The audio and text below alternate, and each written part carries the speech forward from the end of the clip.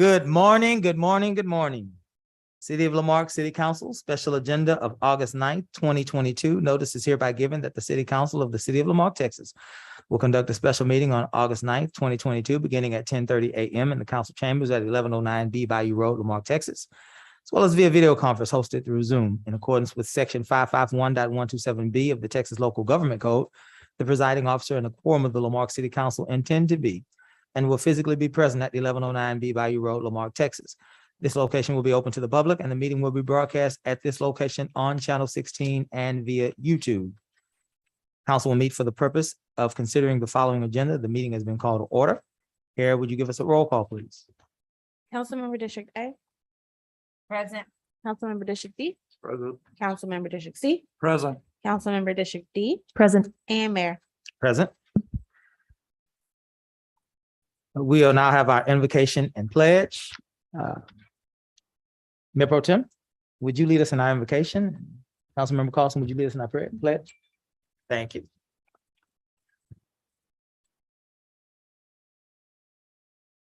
We pray.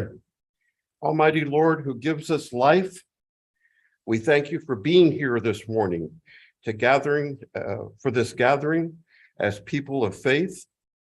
Let us watch over each other as we go about the important business of trying to figure out numbers. And God knows, Lord, me and numbers don't do too well, so help us a lot. Please also bless our families as we face other challenges. People some still are having difficulty paying bills, and we have children that are still hungry. We have challenges, but when we all work together, we can overcome any challenges, as this country has shown many times in its history. So with your blessings, we go about our business today. In your almighty name we pray. Amen. I pledge allegiance to the flag of the United States of America and to the republic for which it stands, one nation, under God, indivisible, with liberty and justice for all. Thank you, gentlemen. We are now up to our item 4, citizens participation. Limited to 3 minutes per person. Comments from the public will be heard at this time. Any person with city-related business who is signed up may speak to the council, limited to 3 minutes. If you wish to speak, give the mayor your name, the presiding officer your name, your address, and the item you wish to speak about. Compliance with the Texas Open Meetings Act. The city may not deliberate on comments. Personal attacks will not be allowed, and personnel matters should be addressed to the city manager during normal business hours. If you're visiting with us via phone, you may press *6 to mute and unmute yourself. If you are visiting with us via Zoom on a smartphone, tablet, or computer, you may press the microphone icon in the lower portion of your screen to mute and unmute yourself. If you're visiting with us in person, you may approach the podium to my left, to your right. Again, give the council your name, full name, your address, and you will be heard at this time. Kyle, are there any persons online wishing to speak? Looks like staff and other associated persons with this budget process. We do have one here today wishing to speak. James Osteen. Welcome, Councilman. As always, name and address. Good to see y'all. Good to see you too, sir. James Osteen, 2012 Jaredonna in Marque. And the item I want to visit with y'all about today is your resolution 2022-0053. And I was looking at this resolution this morning, about 6 in the morning when I got up. It says here at the bottom that this ordinance or this resolution was duly passed by a majority vote of all members of the City Council of the City of Lamarque on the 8th day of August, which was yesterday. I don't recall y'all voting on this yesterday. And I see that y'all gonna vote on it today. You know, dates mean a lot when you're looking at a government document. Mhm. And when this was on the website, it become a government document with a wrong date. What you get into is when y'all pass this today, if you do, we're going to have 2 documents out there with 2 different dates on them on the website. So I don't know who wants to take ownership of this, but in the past, I've seen these resolutions predated, and that gets you in a bind. So y'all might want to instruct your city attorney who, if he done this, or your city clerk, don't predate anything until y'all actually vote on it, because y'all might vote it down. Y'all might not like that resolution, but it's going to be on a website where it passed. Well, thank y'all. Thank you, James. Cesar, would you resolve this issue for us? Certainly, I'll look into the matter with staff's assistance and get back to you on that. Thank you, sir. Very good. Item 5.1, presentations. Brooks, Watson and Company on our annual financial audit report. Welcome, sir. Would you give us your name? Morning, my Please. name is Mike Gross, I'm partner with CPAs, and I'll be presenting you with your 2021 fiscal year audit report. In front of you, you do have a copy of the annual comprehensive financial report, along with our required letters and a summary presentation that I put together. First, I do just want to point out that this is our first year doing the audit, and staffing was an issue for the city this year. It is a little later than we would like, and I think the city would like also. But Susie and her staff did a good job, all considered. New audit firm coming in is going to ask for new information. We're going to do things a little bit differently. It's always a little bit hectic and a little bit stressful. So all things considered, the audit went as good as we could have hoped for the current situation. Okay, so if you don't mind, I will go over the summary presentation first, and then we can open it up to questions and get into detail. Mr. Brooks, just for comfort, if you'd like, you're welcome to sit at the table or stand, either or, which I prefer. I'm going to give standing a shot. I think.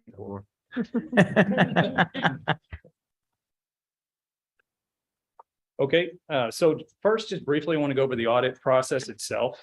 This can be broken into 3 general phases. The first being the planning and risk assessment phase. So this is typically done during the summer or sometime mid-year. This year we started a little bit late, so this was done after year end. But in a normal year, this would be done before we complete our year-end field work. So we're coming out, we're sitting with the city, meeting the different departments, reviewing internal controls, trying to find out what's been going on during the year. Any new capital projects, new departments, where are the risky areas, where are we going to focus our procedures, and put together our preliminary audit plan. The next phase is the bulk of what we do. This is the audit field work. So this occurs after year end. So after the books have been closed for the year, we are coming out and we're reviewing and auditing all material assets, liabilities, revenues, and expenditures across all funds citywide. And the final stage is the conclusion and reporting. This is the wrap up of any findings that we did at the posting of the journal entries that we're required to complete for the audit, and the preparation of the report and acceptance of that report by you. Next, I do want to point out that the city has prepared an annual comprehensive financial report. So this is different than a standard financial report. It is not required, and the city did go above and beyond the standard reporting requirements.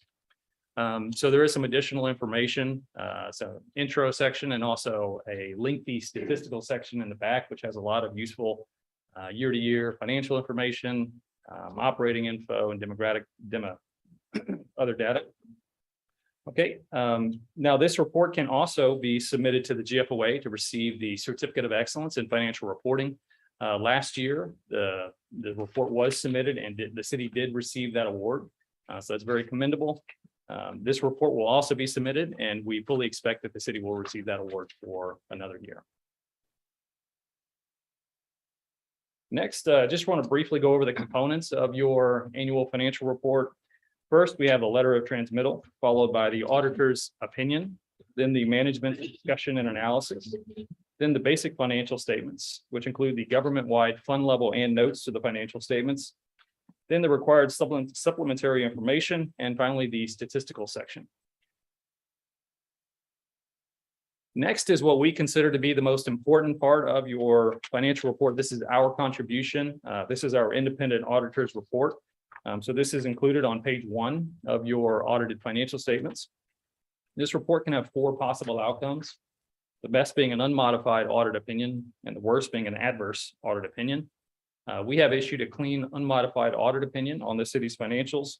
So this is the highest level of assurance that we can give that these financial statements are free of any material misstatement and all footnotes are disclosed. Next, just want to go through a few financial highlights. As of the end of the year, total assets exceeded total liabilities by 27.9 million. The city's governmental funds reported a combined ending fund balance of 11.4 million. This was a decrease of just under 600,000 from the prior year.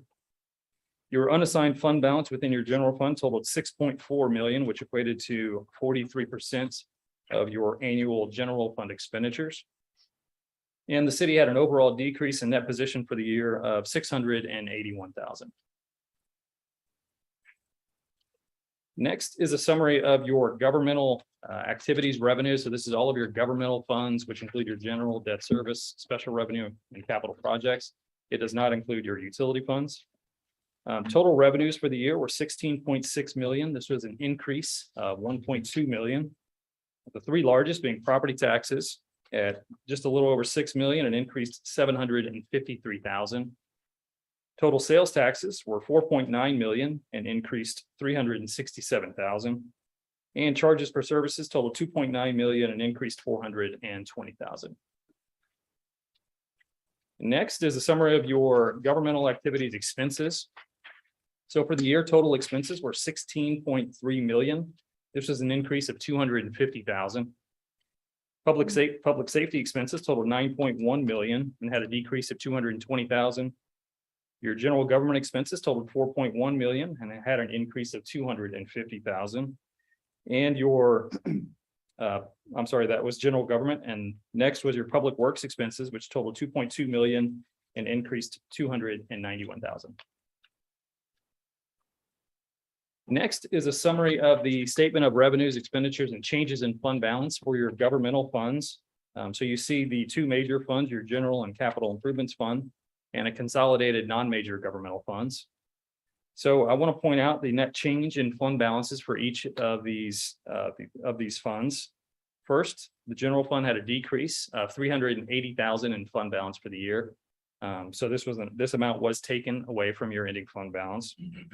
Your capital improvements fund had a decrease of 88,000 in fund balance, and your non-major governmental funds had a decrease of 130,000. The next number I want to point out is your ending fund balance for your general fund. This is an important number because cities want to maintain an adequate unassigned fund balance reserve within your general fund for future unplanned expenditures or emergencies. The GFOA recommends at least an equivalent of 15% of your annual general fund expenditures. So that would equate to about 2 months of operating reserve. As of the end of the year, the city had unassigned fund balance of 6.4 million, which equated to 43% of your annual general fund expenditures. So a good unassigned fund balance reserve and certainly in a healthy position. In addition, the city policy is a minimum of 25%, so you are in excess of your policy as well. Next is a summary of your budget to actual for your general fund. The column on the left is your final budgeted numbers. The center column are your actual results for the year. And the column on the right is your positive or negative budget variance. On the upper right, the city did have a positive revenue variance of 1.3 million, which means the city received about 1.3 million than your final budget. And below that, the city had a positive expenditure variance of 1.4 million. So you expended about 1.4 less than your final budget. That, along with your transfers and other financing sources, equated to an overall positive budget variance of just over 3 million. So when the final budget budgeted for a deficit this year of 3.4 million, so the budget was planning on that being reduced from your fund balance, but the actual results were much better and had a decrease of 380,000. So the difference between those 2 numbers equates to your overall positive budget variance.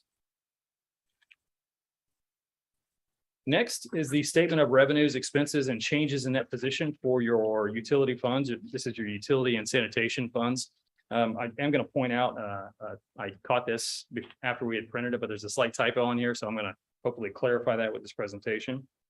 But the difference between your utility funds and your governmental funds are these funds should be self-supporting. So they should have rates that are set at a level that do maintain operations, debt service, and capital improvements. Normally, if these funds are losing money over time, it's an indication that there's a rate issue that needs to be corrected or some other sort of operational issue. So the typo I'm going to point out here is the actual net change in net position is for the utility fund. It's one column off. So the utility fund had a decrease in net position this year of 419,000. It's not that 1.2. And your sanitation fund had a decrease of 187,000. So over the Can you go back and past, say it? I'm sorry. okay. Go back and say that. Yep. So for the utility fund, there was a decrease in net position this year of 419,000. And your sanitation fund had a decrease of 187,000. We were one column off there, so if you just went up on that schedule. Once again, I'm sorry, I didn't catch that. Mhm. Yeah, the utility was what?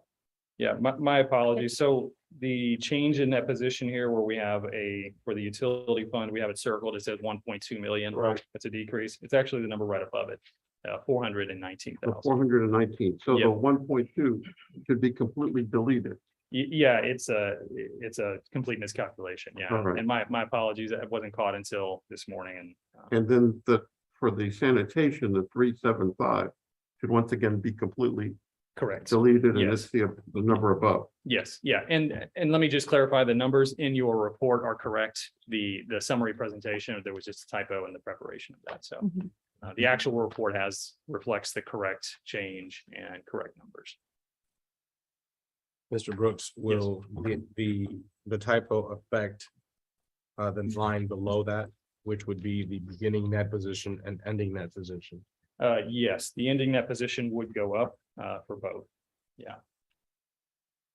And maybe we can go over the actual statements just to clarify. I didn't mean to cause so much trouble with that.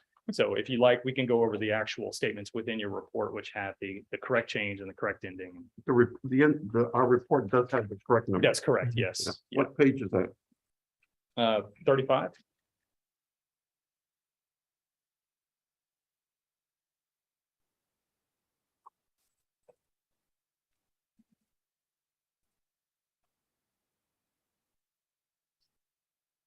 Help us, Mr. Brooks.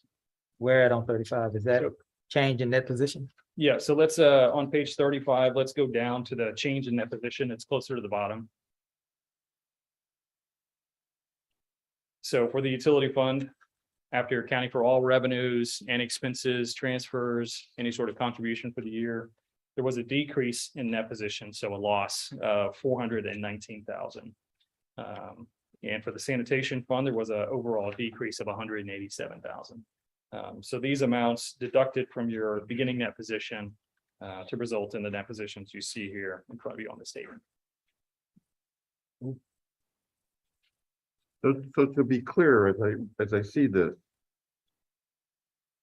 there's not a negative here.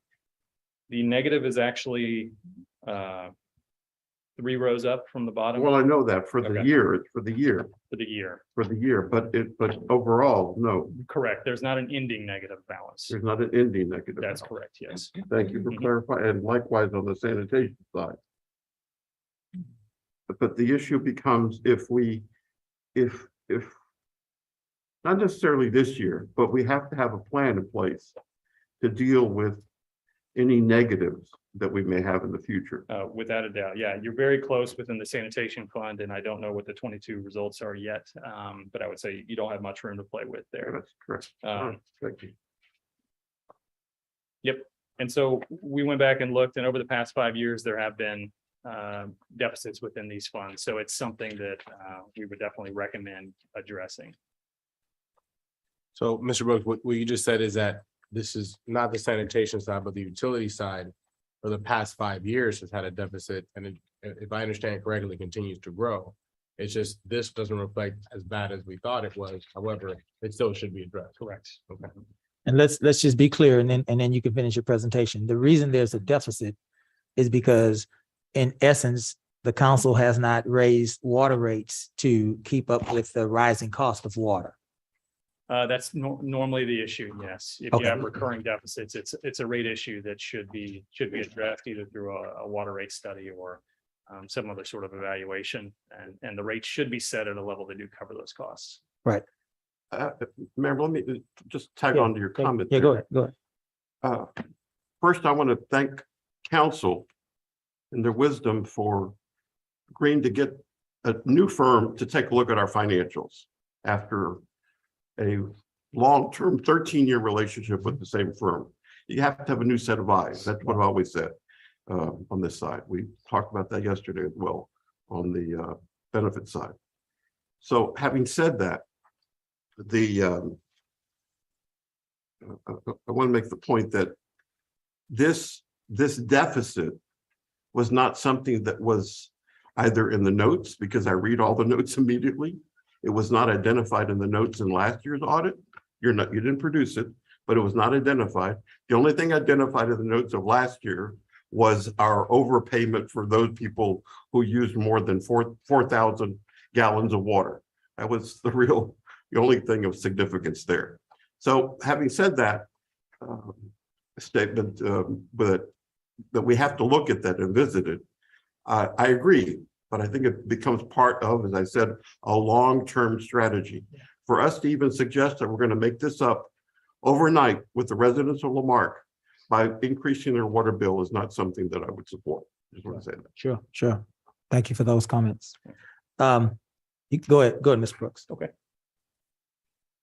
Well, actually, that was the final statement that I was going to go over, so it was a good time. Dang. So let's get into some questions for you. I'm going to ask just a few, and then I want to open it to council, but I want to be clear on some things, and I think Joe started it so that we can help our citizens.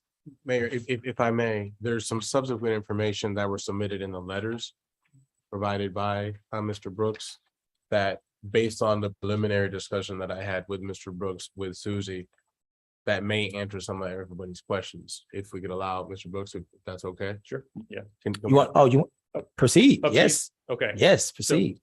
within Thought you were your, done. yeah, I was done, but That's the audit presentation. There was some subsequent requests made based on, in light to some of the stuff that we've been privy to. That we'd like to share. Proceed, Mr. Brooks, and then we'll follow up questions. okay. So in addition to your financial report, there are 3 letters with our under the front cover. 2 are required as part of the audit. 1 includes our journal entries and then the other issues that we had during the audit. The other letter is what's commonly referred to as our management letter, or SAS 115. It has several recommendations that we did pass along. These have been provided to the city and finance, and Susie has provided a response to each of these. So I will not go over each of these individually, but if you had any questions, I'd be happy to answer them. The final letter is something that was requested outside of the standard audit process. So during the audit, we did identify a particular issue of interest related to the property tax rate. So the 2022 property tax rate fiscal year, there was a miscalculation that is written up within your management letter. But the letter I'm going to direct you to is a more thorough explanation or evaluation of the topic.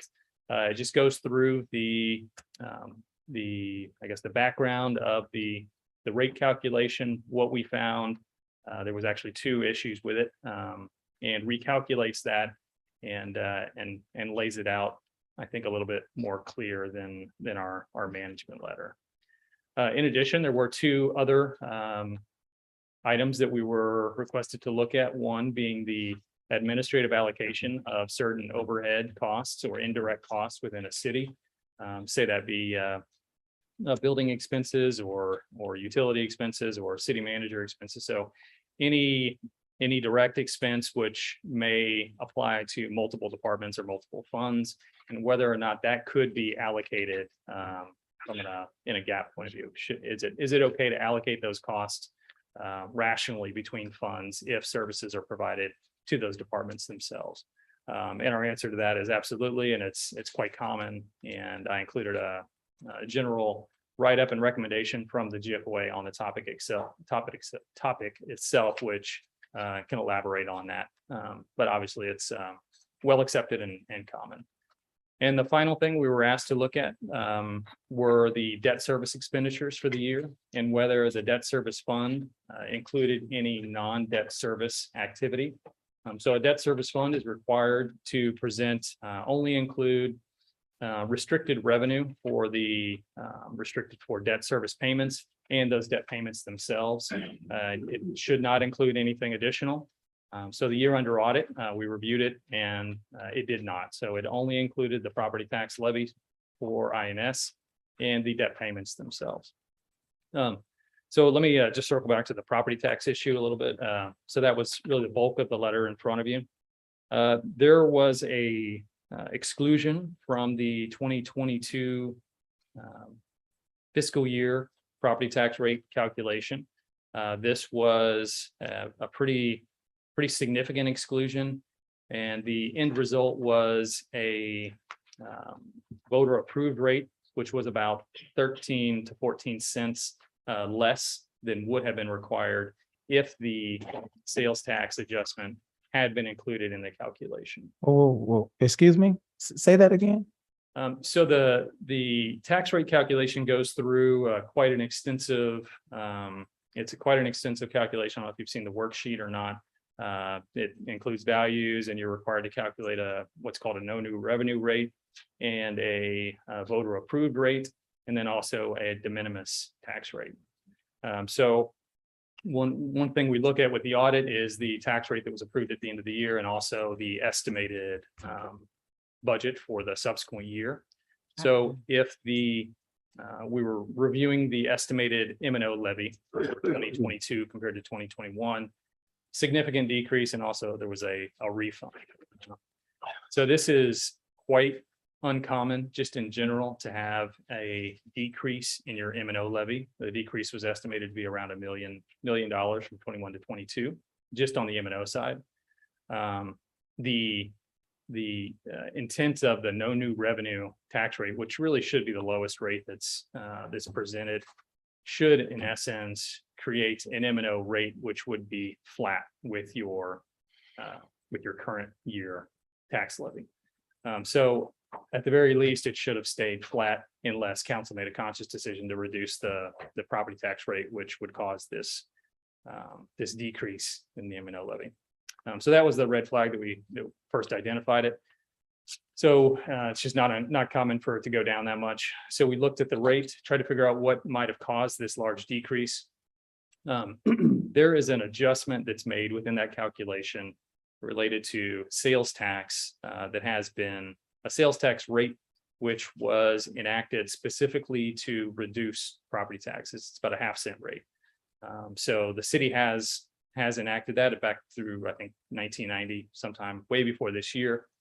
But what the rate does, the calculation does, is takes the prior year sales tax and the current year, nets those together, and you get a small adjustment. So if you had more in one year, more in the subsequent year than you did last year, there's a small reduction, or vice versa. So it just evens out the year-to-year change. And the way that calculation works is it will add back the prior year and deduct the current year. Those amounts were about $1.5 million each. Now the calculation excluded the add back. So we had just a deduction of the current year. This would make sense in the first year of adoption. If you had just adopted this tax rate, you would want to reduce your property taxes by the sales tax number, because those sales taxes should replace those property taxes. But going forward from a year to year, it's just going to be a net change of those two numbers. So the calculation excluded half of that. So it backed off the current year, but it did not add back the prior year. So what you had is a significant decrease in your rate, which would have been much higher had the calculation been done correctly. Mr. Brooks, I'm so sorry to interrupt you. And if I may, essentially what you're saying, for those that may be listening from home via Zoom, and it's a shame that we couldn't have this to discuss yesterday when so many residents were here. But if I can extrapolate what you said to say is, last year, this year, technically, we've faced a recall, excuse me, not a recall, I apologize. Different subject. Rollback. A rollback because the voter approval rate was 47 cents and the council, I guess this time last year, decided 55. to go for 55. What you're essentially saying is had this calculation been caught before, the approval rate would have actually been, rough math here, between 60 and 62 cents instead of the 47. That's correct. So What? I just want to make sure this is very clear that I'm getting a lot of this now, but so this is part of my unpreparedness. That's why I'm asking these questions. What you're essentially saying is that had this been made public before, it would have further justified council's decision to stay at 55 cents, which would have still been 7 cents below what the road approval rate would have essentially been had this mistake been caught before. That's correct. If the rate had been calculated correctly, there would not have been a required petition for the, So let me, wait a minute, wait. So our rollback rate would have been what? it would have been around 62 cents with the INS and the M&O. So it would have been 62 cents. So we stood at 55 cents. This council stood at 55 cents, took heat for it, all sorts of other confusion surrounding this. And you mean to tell me, and not you, I'm sorry, this is crazy. I don't want it to come out at you. But what you're saying to us is if the calculation was made appropriately, not only would we not have had to face a rollback, this council would have been fiscally responsible for coming in at 7 cents under the rollback rate. That's correct. Mayor, if I may, and I'm sorry, I'm gonna just, I want to make sure we're on the same page here. But essentially, okay. Let me just unravel this a second. So for clarity for everybody, essentially, there would not have been, well, I can't say that because the voters are always welcome to request a rollback in any capacity. But maybe the validity of such request would have been further supported on the city's behalf had this been brought to light sooner. Well, just to touch on that, the actual rollback would have ended up increasing the rate because it was below the voter approved rate. So probably. So what? No, wait. He's about to make a point, Mayor. Hold on, he's about to finish that thought. That was just my point, is there wouldn't be no need for the election because it was actually below the voter approved rate as it should have been calculated. So it would have probably not triggered the election, is what you're saying. The election would right? not have worked out in the taxpayers' favor. If there was an election, it would have had, So what you're saying is that if this would have been, so for timeline for everybody, if this error would have been caught at a certain time and voters still reflected a election, it would have actually potentially increased their property taxes above the 55 or further validated that request. that's correct. Yes. Yeah. Jesus, I'm sorry. Excuse me. So if there had been a petition for a rollback and it had been successful, it would have increased the taxes, not 55 cents, but we would have had to go up to 62 cents. That's correct. And some of this calculation is based off the split between the M&O and the INS. So the way the voter approved rate calculation works is the INS rate is a independent calculation. So the M&O rate is based off a 3.5% increase with some other adjustments like the sales tax I talked about over the no new revenue rate, if you're familiar with that terminology. Then the debt that's paid for by pledged property taxes and budgeted for by the city. There's a calculation that would create its own tax levy, which are then added together with the M&O rate to get to your 62 cents. So our city got torn apart. So let me ask you this, and then I really had some questions for you, but then I want to open it to council.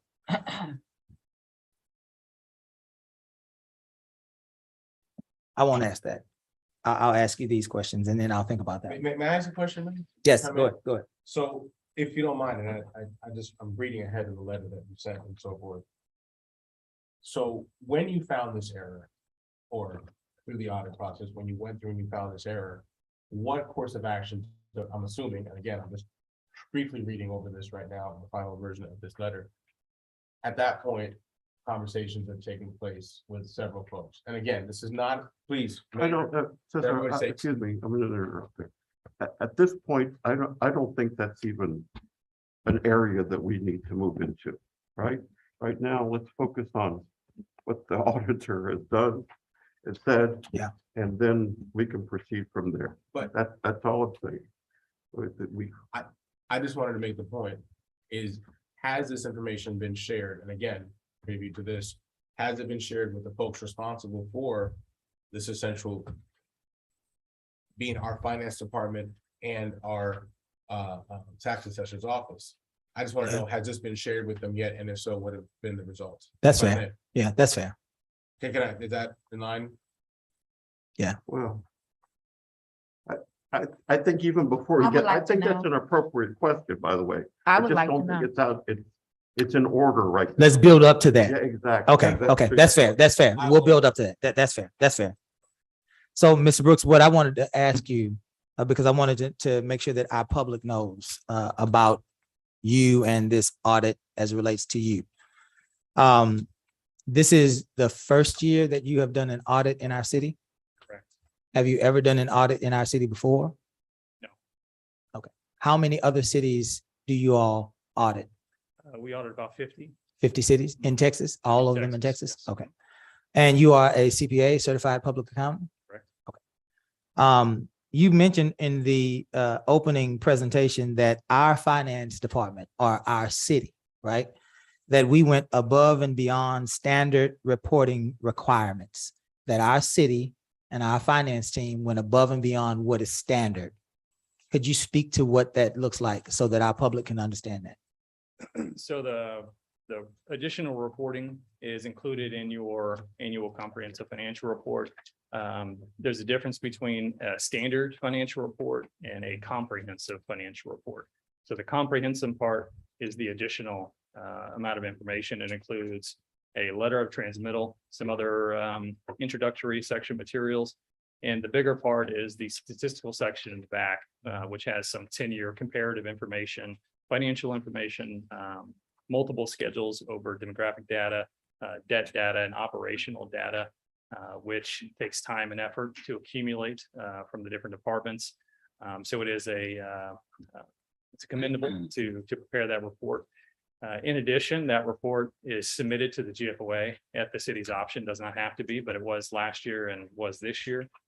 The GFOA will review it and make sure that it complies with their requirements to receive the award.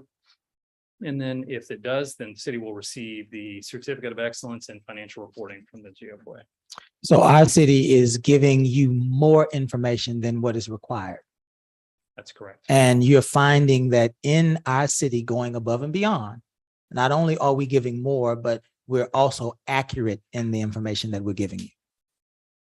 Correct. The information that we audited and issued our opinion on was materially correct. Well. Go ahead, Joe. Let's be clear. You have notes here that are deficiencies.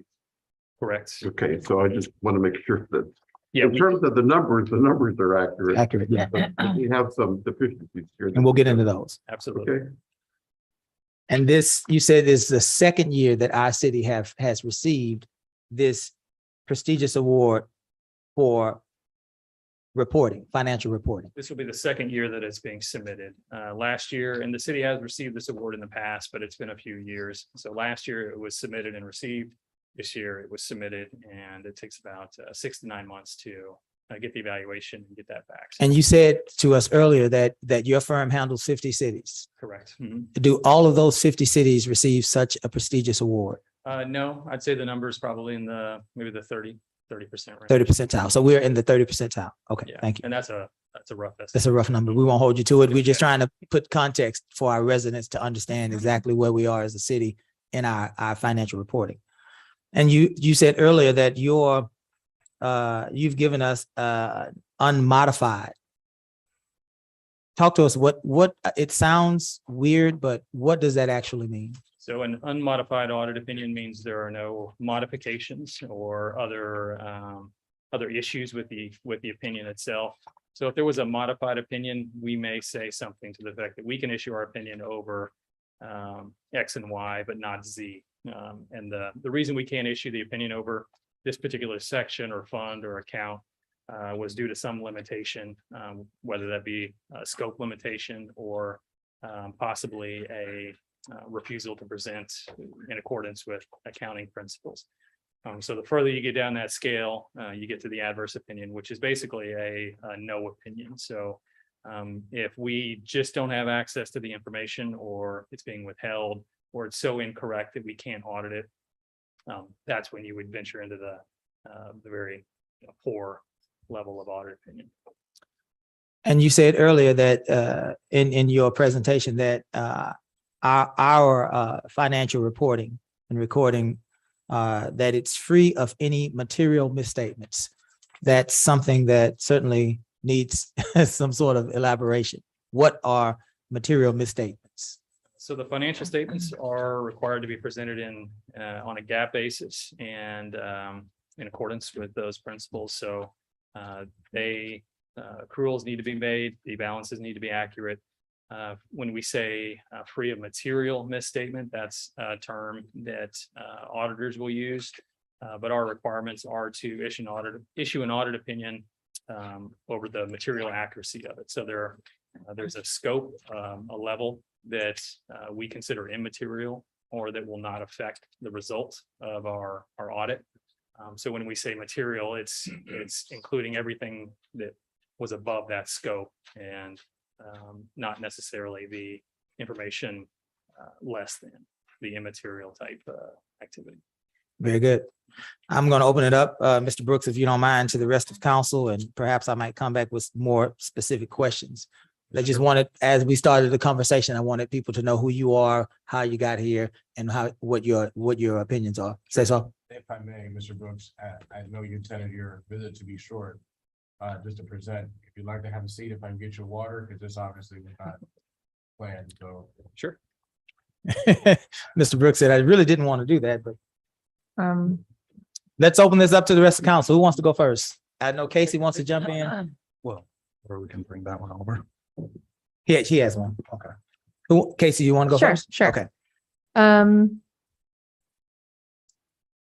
Mr. Brooks. Hello. Hi, my name is Casey. So I would like to make sure I fully understand how we arrived at the realization of this error, and I'd like to try to understand more the provenance of the error, about the recommendation in here about us consulting with legal counsel and hearing what your firm recommends as a way forward. Because I'm going to assume, I mean, SB2 is new. Goodness knows I still have a lot to understand about it, and we obviously rely on CPAs to help us. But I'm going to assume that there isn't a lot of precedence and protocol for what to do when something like this happens because of the newness of SB2. So anyway, I'll start with, y'all found this, as you said earlier, I want to make sure I understand, you noticed that $1 million and some odd difference in that, the decrease. And you went to search where that was coming from. And that's how then you dug into and discovered I forget what the term was, but the $1.5 million, and then it goes back in. And, Right. And that, again, is that something that's calculated by us internally, or does that come from outside? So that's a joint effort Mhm. between the city and the tax assessor collector. So Mhm. the tax assessor collector will take information provided by the city, calculate it based off per assessed rates and the required mechanics of the calculation. So those numbers are plugged in, and three numbers are generated: Okay. the no new revenue rate, the voter approved rate, and what's called a de minimis rate. Okay. And actually, I am just going to move to, because I would love to understand more about like how we get this kind of substantial error. Because as you said, if it's the reality of it means that things should have gone very differently, is what it sounds like. Like we all accepted numbers. We made decisions on those numbers. Citizens accepted those numbers and made decisions on those numbers. And what we're learning now is that those numbers were inaccurate. Is that like That's my assessment. that's your assessment, that's your firm's assessment? Okay. And so I would love to understand more about that. But also the reality is what has happened. So I'm more interested in what do we do now? If I may, Councilwoman, I don't know that that's, I mean, Mr. Brooks can probably recommend some things, but he's probably not. He can educate us on what happened, but, and I don't want to speak for you, but Well, yeah, I'd love to hear that from him. yeah. Because I'm just basing this on what's in the recommendation here. And I know you're not legal counsel, right? That's why it says confer with legal counsel. But my specific question is, what does this say to you? You know, I mean, and have y'all dealt with this in any other of the 50 some cities? No, this is the first time I've seen this. Yeah. I don't know how common it is outside of our clientele or our particular clients. And also, like you mentioned, the SB2 is fairly new. So this may be something that occurs more often, or maybe just goes unnoticed. Don't really know. The significance of it was really what drew our attention to it. As far as what can be done at this point, yeah, we're going to refer you to legal counsel on that side. If there is anything, I don't know if there is precedent or not on that. Internally, our recommendation is that the city re-verify these calculations independently. So if there is an issue, the goal would be to catch it and fix it so it does not happen again going forward. And it was obviously missed, and there needs to be a control in place where that doesn't occur. Right. And is it because getting those final, the certified tax rolls is, as you said, a joint effort between us providing our city finances and then us relying on that partnership with the county tax assessor's office? Am I right in saying it's something that we missed and they missed? Or is it, I mean, I would just love your opinion on that. If you can, offer one. Yeah, I think there were opportunities for it to get caught at the city side and elsewhere. So And elsewhere. correct. Yeah. Okay. So, Can you move the mic closer? Yes. The mic, just pull it up. So, that is really shocking, some of the things that you said, because basically our city has suffered the last 2 years due to miscalculations of property tax rate. And I guess it sounds like that. So the question I want to ask, I think you already answered it. Who is the final check? Is the tax assessor the final check? Is she the one that certifies our rolls? Do we give it to her and she does a final check, or is this a mutual mistake? I guess that's what I'm trying to figure out. Is this because there was a lot of, I'm the neo councilwoman, so there's a lot of things happening right after I got in. And I'm concerned about the protocol of it all. Who is the final check? If I may, I think we're gonna need to maybe yield to different counsel to respond to that. I think Mr. Brooks kind of already responded to that as best as he can, given his delicate situation on the matter. I think, and I don't want to speak for you, but I just. Well, can you find out? Because I think the residents have. I think I will take the direction and do that, and we can do so accordingly. I just, out of respect to Mr. Brooks. Because this is my issue. We've had good people leave and go to other places because we couldn't give quality raises. We've had, it has torn up our city. Friendships have been strained.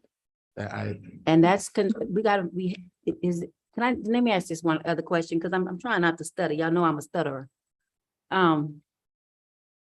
Does the tax assessor has to be the only one to look at to check our work? Can we go somewhere else? To answer your question very prematurely without fully going vetting that process. My first initial answer would be no, but I would ask that you allow me time to further vet that. Again, in light of the fact that we're just hearing this now, but my preliminary answer would be no. They wouldn't have to be the only ones, but I have not prepared to fully vet that. Well, isn't the recommendation that we utilize a third party to help verify?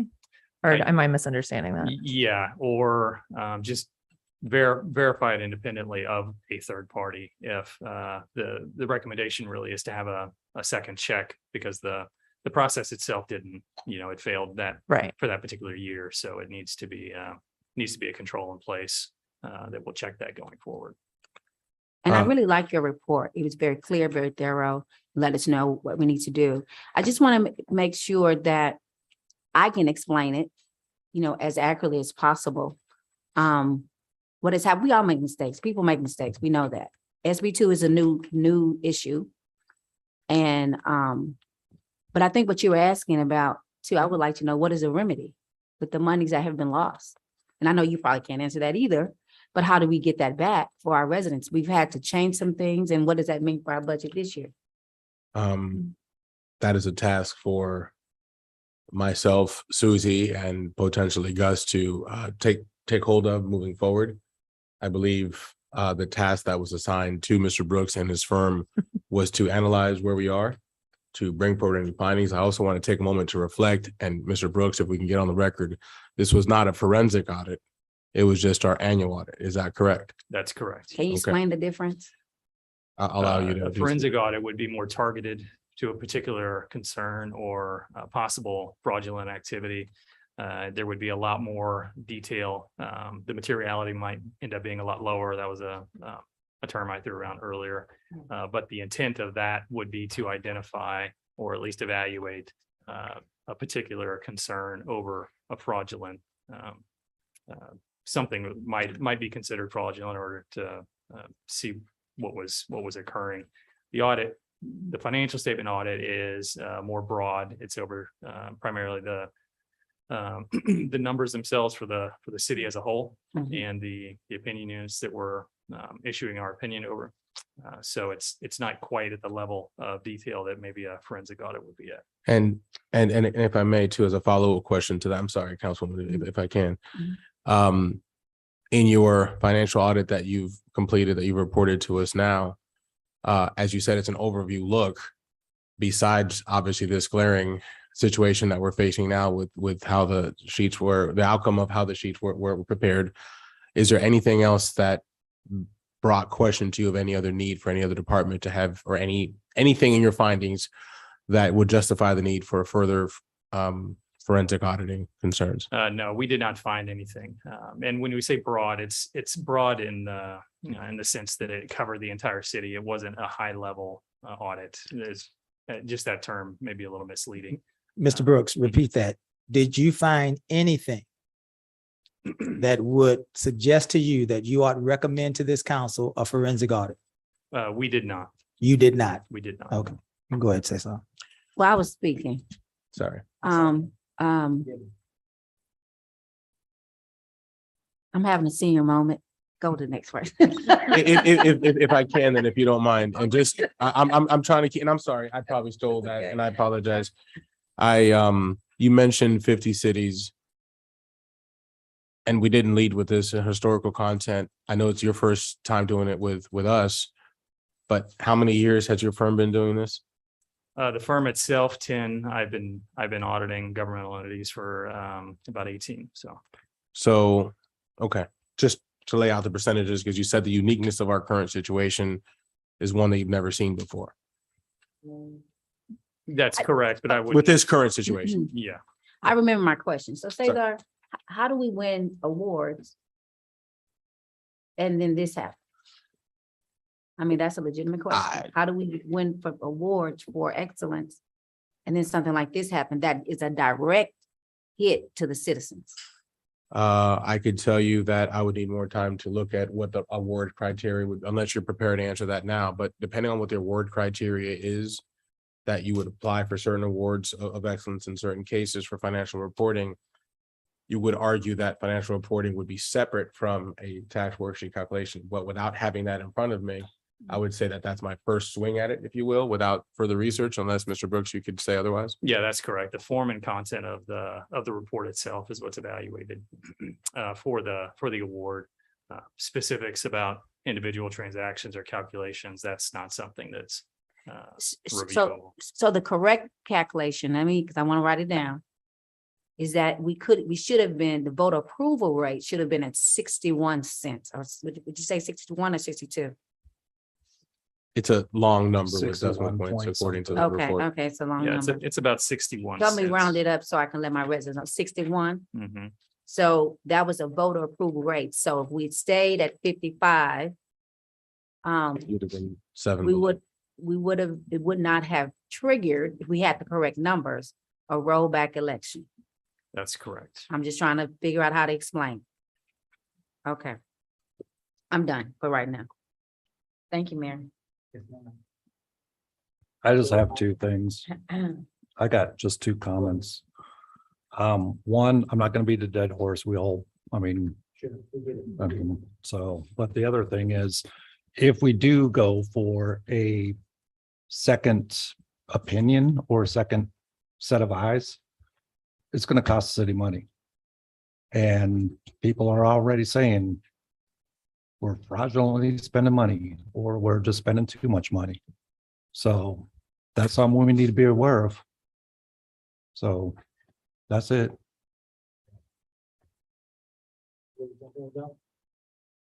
Yes. Yes. So.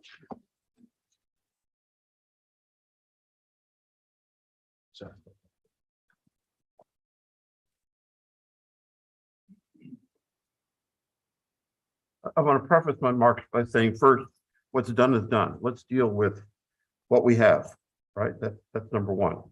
So I'm looking for a 20, make sure it's clear, even though I've got the long COVID symptoms.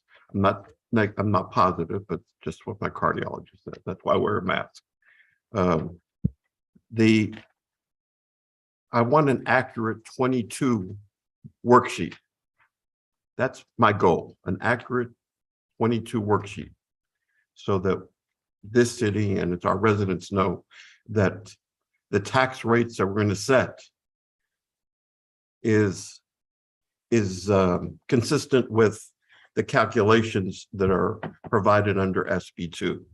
Now, having said that, what your report indicates to us is what I said at previous meeting, that we needed to recalculate the worksheet based upon the 47-cent rate. And there was pushback from the individuals that calculate that to say, no, we're not going to do that. Since I think they've done that. And so that's for the 21 year. And in that recalculation, actually, your firm did the recalculation on your own. And to be clear, SB2 is what I understand. I'm talking about what happens here in Galveston County. The tax assessor collector receiving information from the local jurisdictions has probably a software that's so expensive that we as a smaller city cannot afford. And so they've embarked upon it as a service for all of the taxing entities to do the calculations for the worksheet. And then the county tax assessor collector signs off on it. That's what she did for the 22. She's done that in the past, or her representative, either one. So once again, I want an accurate 22 worksheet. And I also said this earlier.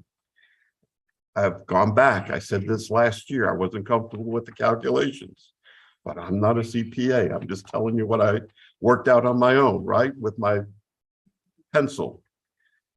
Well, what I'm also saying today is that we're working, SB 2 was implemented for the first year using these worksheets in 2020. In the same era that occurred in the 21 calculations actually occurred in the 2020 worksheet. So I would like it, the errors that the firm encountered in the 2021 worksheet calculations actually occurred in the 2020 calculations. Is that true? Is that I correct? have not looked at the Okay. 2020. Uh, That's prior to our May I, engagements. Mayor Pro Tem, just to kind of help answer that, essentially for the clarity. In order to get an accurate, let's work backwards to present time. In order to get an accurate worksheet for 2022, correct me if I'm wrong, we would need an accurate worksheet for 2021. Is that correct? 2022 fiscal year, yes. Mhm. Correct. So to answer your question, in order to have 2021 to be correct, we would then need an accurate 2020 sheet. And here's the 2020 sheet. Okay, And so I'll show it to you. Sure. Councilperson Yancey, it's there. Okay. And I've shared this sure. as well. So regardless of what the third party here, which is the tax assessor collector's office, and I believe we have this authority, Mr. CPA, is I believe we need to go ahead and recalculate the 2020 worksheet, which will impact the rates in the 2021 worksheet. You're going to rerun those again. And then that will give us the accurate numbers for 2022. I'm not an accountant, but that's consistent with accounting principles, sir. Is that right? Well, just the way the worksheet works, yes, that would have to occur if you weren't capable of going back in time and redoing them to see what theoretically it would have been today. Yes, it would need to be a multi-year evaluation because it flows through. And exactly. And that's what I'm trying to correct now. And urge us that we correct now. Otherwise, we're going to be working under these wrong assumptions at infinitum, right? Till whenever. So that's number one. And if we need to get legal counsel involved, then unfortunately we need to, right? Let's correct this. And you said it. This is a case of first impression in my world. I think Gus is on the line too, but it's a new law. And I think that we shouldn't be confrontational. Right, Let's get the issue corrected that's correct. for the benefit of us, Right, sure. So having said that, when we talk about, now I'm going to go to your notes. So your notes.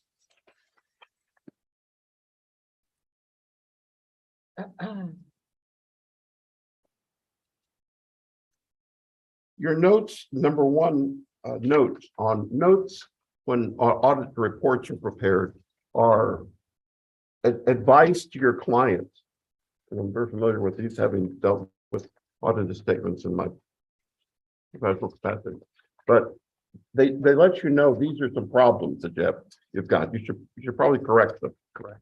And so one of the first things on the notes is that we probably should have, there's some controlled deficiencies exist when the city does not have controls over preparation of the financial statements, which would prevent or detect a misstatement in the financial statements. This is where I've said this publicly too, to some extent, council, Lamarque needs to have somehow involved working with Susie, a CPA, even if it's part-time, and it's not our auditors. They have to maintain an independent relationship. It's an arm's length relationship. So that's number one in terms of that particular point, and that's my hope and desire. We've dealt with the property tax calculations. We need to make sure that in the future, as I said, my hope is that we go back and do the recalculations for our own purposes. Let's get accurate numbers so that we have a 22 worksheet that is accurate. The other item, the city utilizes a pooled cash account.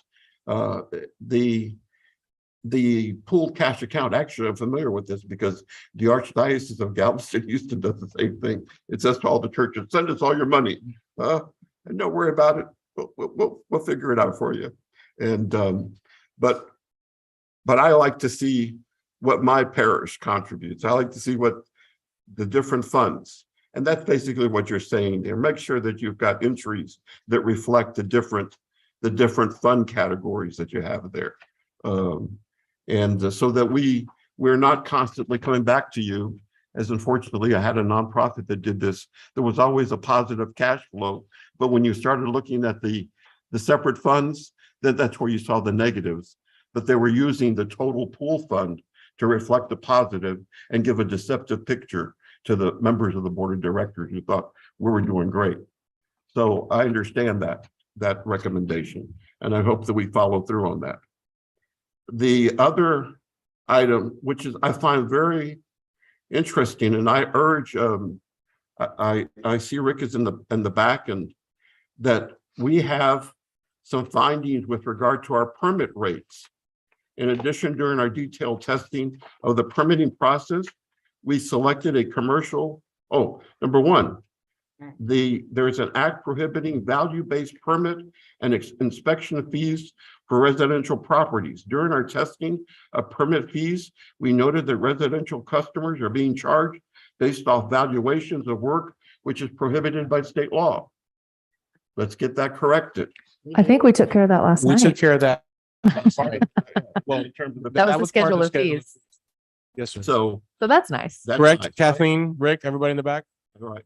And that also is the commercial sign permit as well too, right? Kathleen, that also dealt with this issue on the commercial signs. And Mayor Pro Tem, for the record reflect, we found that ourselves All right. prior to that. It is included in Mr. Brooks's report, but staff was very diligent in bringing that to our attention, which is why we wanted to bring forward the schedule of fees when we did. Very good. Well, thank you. Thank you. And correct me, thank you for my mind sometimes, so for reminding Correct. me of that. It's something Number of note. 5, so it's important. The city's accounting software is not updated. Let's update the city's accounting software. Find the funding. You'll be hearing that this afternoon as part of finance's documentation. We have also noted that it needs to be done. The current software is about to be outdated, and Susie has that presentation ready for you this afternoon. It's all moving. And then let's make sure that we follow, once again, this is the CPA telling us the Texas Open Meetings Act requires government bodies to record meeting minutes. We recommend the city complete minutes of any meetings missing and upload them to the city's websites. Let's follow through on that. There's an issue with bank reconciliations. And that's beyond me and my understanding, but let's review the outstanding checks and escheat them to the state controller if they're checks that have not been cashed. This is item 9, Public Improvement District 1. The city does not have a current accounting of total unpaid assessments or amounts owed to the developers, and this is with regard to the Lamarque Public Improvement District number 1. So they recommend that there's a third party created to make sure that there's an accounting of all unpaid special assessments and developer liabilities. And these schedules should be updated at least annually. And then when we talked about this, the issue of our comp time balances, that's something that we do need to visit on. And of course, we discussed those things. We've discussed These it are all- preliminary more. We follow through. And I close, I just want to say once again, thank you. Thank you for being diligent and providing the types of services that this city needs in terms of accurate accounting. And I'll turn it back to you, Mayor. Hey, Mayor, I have one general question. You Just, thought about something? I did. The Well, you go hamster- ahead, Mike. hamsters on the wheels ring. Go ahead, Mike. Just, wasn't the tax assessor, wasn't she on the team that drew up SB2? That's just my question. General question. I'm not, like I said, I'm not Yeah. being a dead horse. I I sounds just like, I think she refresh my was. memory. I think she was. Okay. Thank you. And I want to say this too before you speak, Mayor. Back to what our councilman Compion said. I do remember him pushing back on that. He did. I do remember, because like I said, I was new. And I do remember us asking those questions about the numbers. He did. And We were yep. told, we were pushed back on. Yep. So I do want the record to reflect that this council did ask about certain items. Yeah. And we were told that this is what it was. And not only this council, but Susie as well. I sat in a meeting with Susie and phone conversation with Ms. Johnson. And so certainly there was always, to Mayor Pro Tem's point, there was always question from our side about the accuracy of these numbers and our role in making these calculations. I wanted to ask you some rapid fire questions, and then I wanted to kind of end back where we are now. Sounds like you said to us, first of all, let's stipulate some things. You said to us that the year that you audited us, that we spent less money than our budget. Basically, we had budgeted for a certain amount of money to be expended, but we actually spent less than those monies. That would be true, yes. That's true. So the council is not excessively spending. The city administration is not excessively spending. Is that what you're trying to say? Let me just correct that. And that's, that would be true for the final budget. So there were amendments.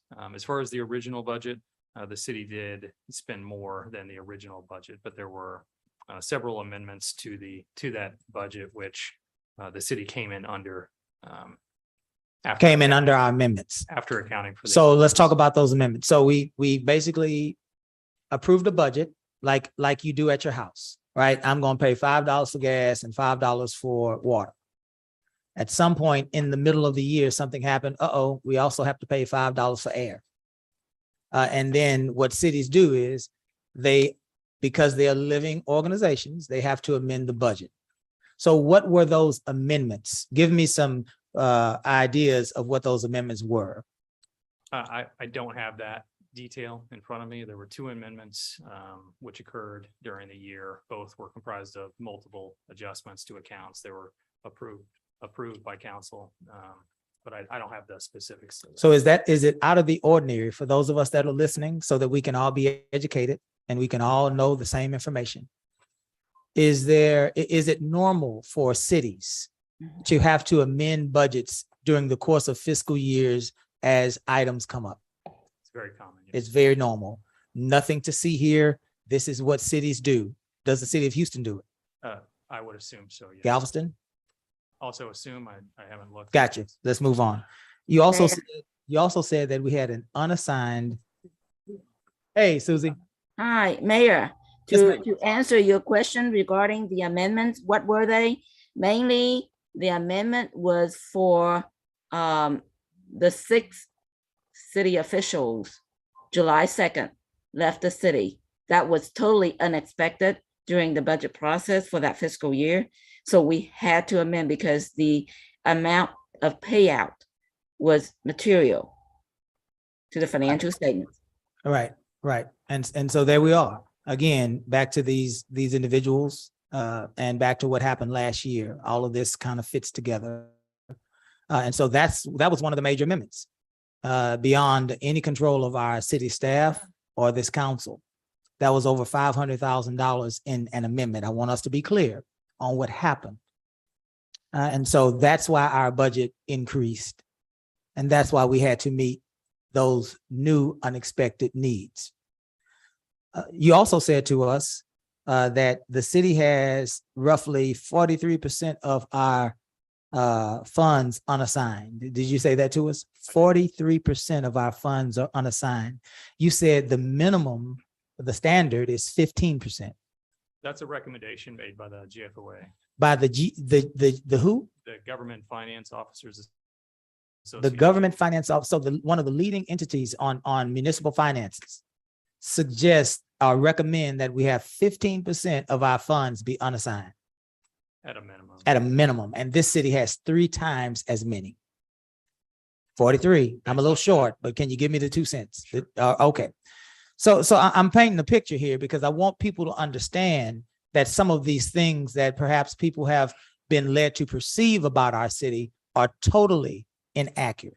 So we are more fiscally responsible in what we do. Let's move on. Let me move on to some other stuff because I want to clear up some of these things that we all have heard. We just talked about the $563,000 that you talked about, the amount that was taken away from our reserve fund. And we also understood that that is, again, that payout. Remember, we had this city manager and these folks that walked out, and that was the remnants of a payout. We won't get political and talk about that. We were just saying that's what that was about. Now, let me ask you, let's move to another area of question. How much grant funding in this fiscal year that you audited, how much of our funding came from grant sources? I can look that up. I don't know the number off the top of my head, but While he looks that up, I wanted to also, Mayor, if I can, remind everybody, this is an audit of our fiscal year 2021 and would not reflect the effects of the rollback in this. That would be on next year's audit. Right. For clarity for everybody. the year under audit here, it was about 940,000. $940,000 of grant funding we received for that fiscal year. Did you find anything alarming or concerning with those grant monies and how they were received or expended? No, we have not yet. You have not. Okay. Just going through. You also said to us that the debt service fund was you said that it was not doing anything. Let me see if I get it right. It didn't have any non-debt service activity. So the fund that we use to pay our debts didn't have anything going on in it other than paying our debts. That's correct. There weren't any people stashed in there. There weren't any gas or lunches or overnight stays at the Hilton. None of that was in there. The only thing you found in there were folks paying bills. Okay. All right. Let's move on. Item 5. Mayor, if I can. Go ahead. Jump in when you want to. Cesar. Before we summarize, we move to the actual acceptance, which I'm assuming that's where you're going next, 5-1. No, I'm going on based on some notes I was taking while he was talking I and some, apologize. yeah. Okay. And some of the other council members were talking. I'll wait, sir. Yeah. I have a couple more. So the utility fund, how familiar are you with the utility fund in our city? Familiar. Did you find any illegal or inappropriate activity in our utility fund? No, we did not. You found no illegal or inappropriate activity in our utility fund? No. Did you find any employees in our utility fund? Yes. You found employees in our utility fund. Did that strike you as illegal? No. Did that strike you as inappropriate? No.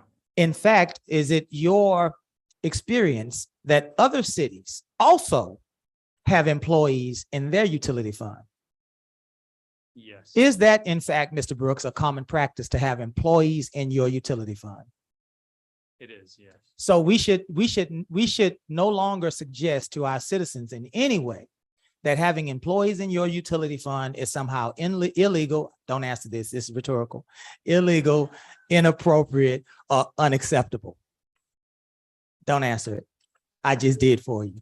Mayor, actually, can I chime on that? Please moment jump for a in. second, if I may. And I don't know if you've done this because Susie's already brought it to our attention, but I want to take a moment and point of order something that was brought up by a resident who is not here right now, Mr. Mistich, about our use of funding out of general funds, some of those utility funds. Ms. Susie, if you could please chime in, because this is part of her presentation later that we prepared. Mr. Brooks, is it to further Mayor's question, if I may, is it also commonplace for any portion of any staff that may be conducting utility activities for a portion of their funding to come out of the utility fund? Yes, that's pretty common. There's and that was one of the bullet points we talked about within the letter, indirect and overhead costs that may be shared between funds or departments And can be allocated. And at current state, there are some folks who are part of our utility fund who are not proportionately placed between general fund and utility fund. Hence why we have projected in next year's budget to try to fix some of that.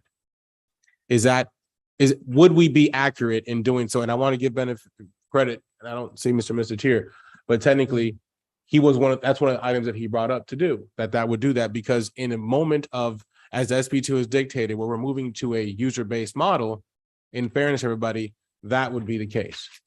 And hence why our current water rate, and I hate to go back to that, may be deemed to be lower, thus our property rate higher, and thus that balance would have to occur. Would that be common practice, and would that further justify that need? Given those facts, that would be acceptable.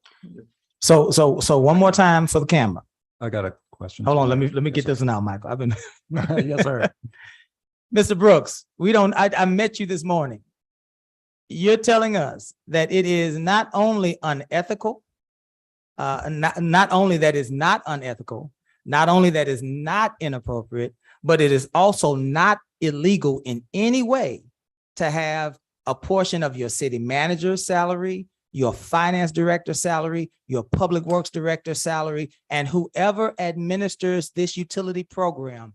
Not only is it not illegal, not only is it not inappropriate, not only is it not unethical, but you're telling me in your 18 years experience, 50 cities that you all audit, that this is indeed common practice. If those services were deemed indirect and did provide a level of service to multiple funds, it could be allocated, and that is a common practice. Common practice. Encourage that. Nothing to see here. In fact, it's encouraged. So let's dead that rumor right now. Now, I want to get in. Last thing I want to ask you about is this worksheet.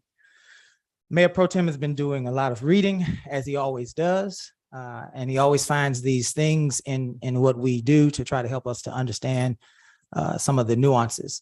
He's been working at this worksheet idea for a couple of years now. Whose worksheet is this? Is it our worksheet? Is it the City of Lamarck's worksheet? It's just a worksheet. It could be anybody's worksheet. The rate is how it's a tool to be able to use to. So in this case, it could be anybody's worksheet. In this case, the worksheets that the Mayor Pro Tem is trying to understand, who created those worksheets? The Texas State Comptroller, I The believe. Texas State Comptroller. So this is not something that the City of Lamarck has generated. No. So one of the other questions that I had was Mayor Pro Tem also spoke to us about the idea that SB2 is new. Like this is new, it's being implemented. So that means across this state, cities and finance departments are trying to understand this.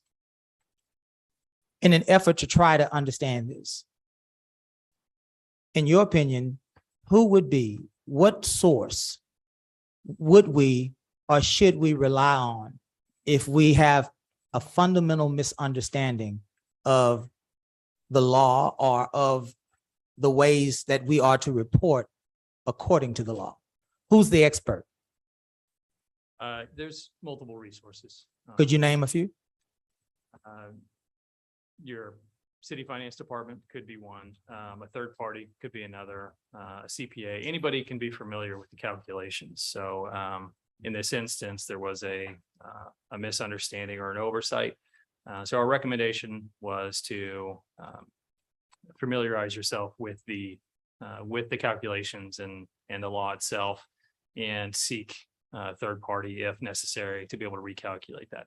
At the end of the day, our recommendation is specifically focused on what can the city do to put a check in place so this doesn't occur going forward.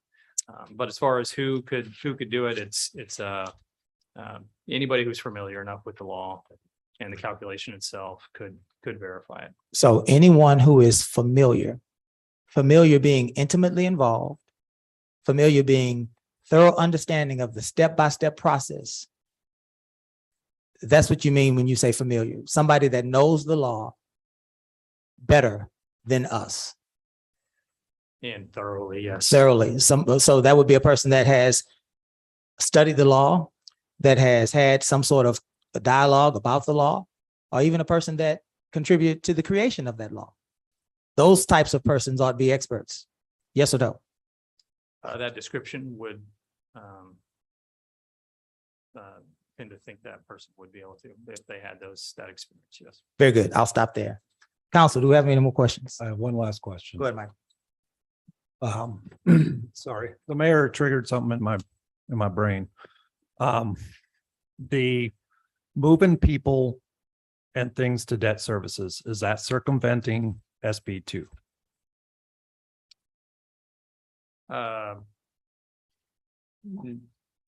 guess I need more information. Well, if I can, just to Yes. clarify. I just want to make I will- sure. in I my will, I will mind. ask that question Okay. if I'll answer that, because we kind of already addressed it prior. The findings from Mr. Brooks has been that there are no salaries incurred through our debt services. Please confirm that.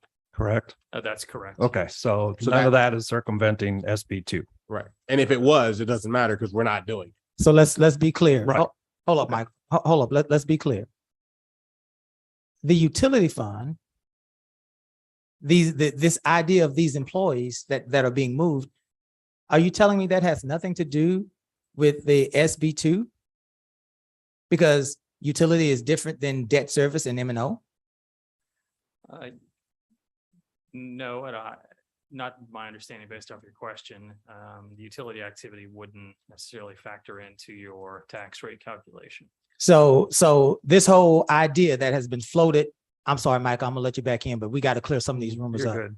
This whole idea that's been floated that somehow this city, this council, this mayor has circumvented SB 2 by moving people from M&O into utility is impossible because the utility fund isn't even considered in this in this tax calculation. That's correct. That's correct. That's another rumor we can dead right here. Go ahead, Michael. You're good. I got the answer I wanted. So I just want to, I know there's been accusations that we've increased our debt services and that's circumvention of SB 2. So you're saying we haven't.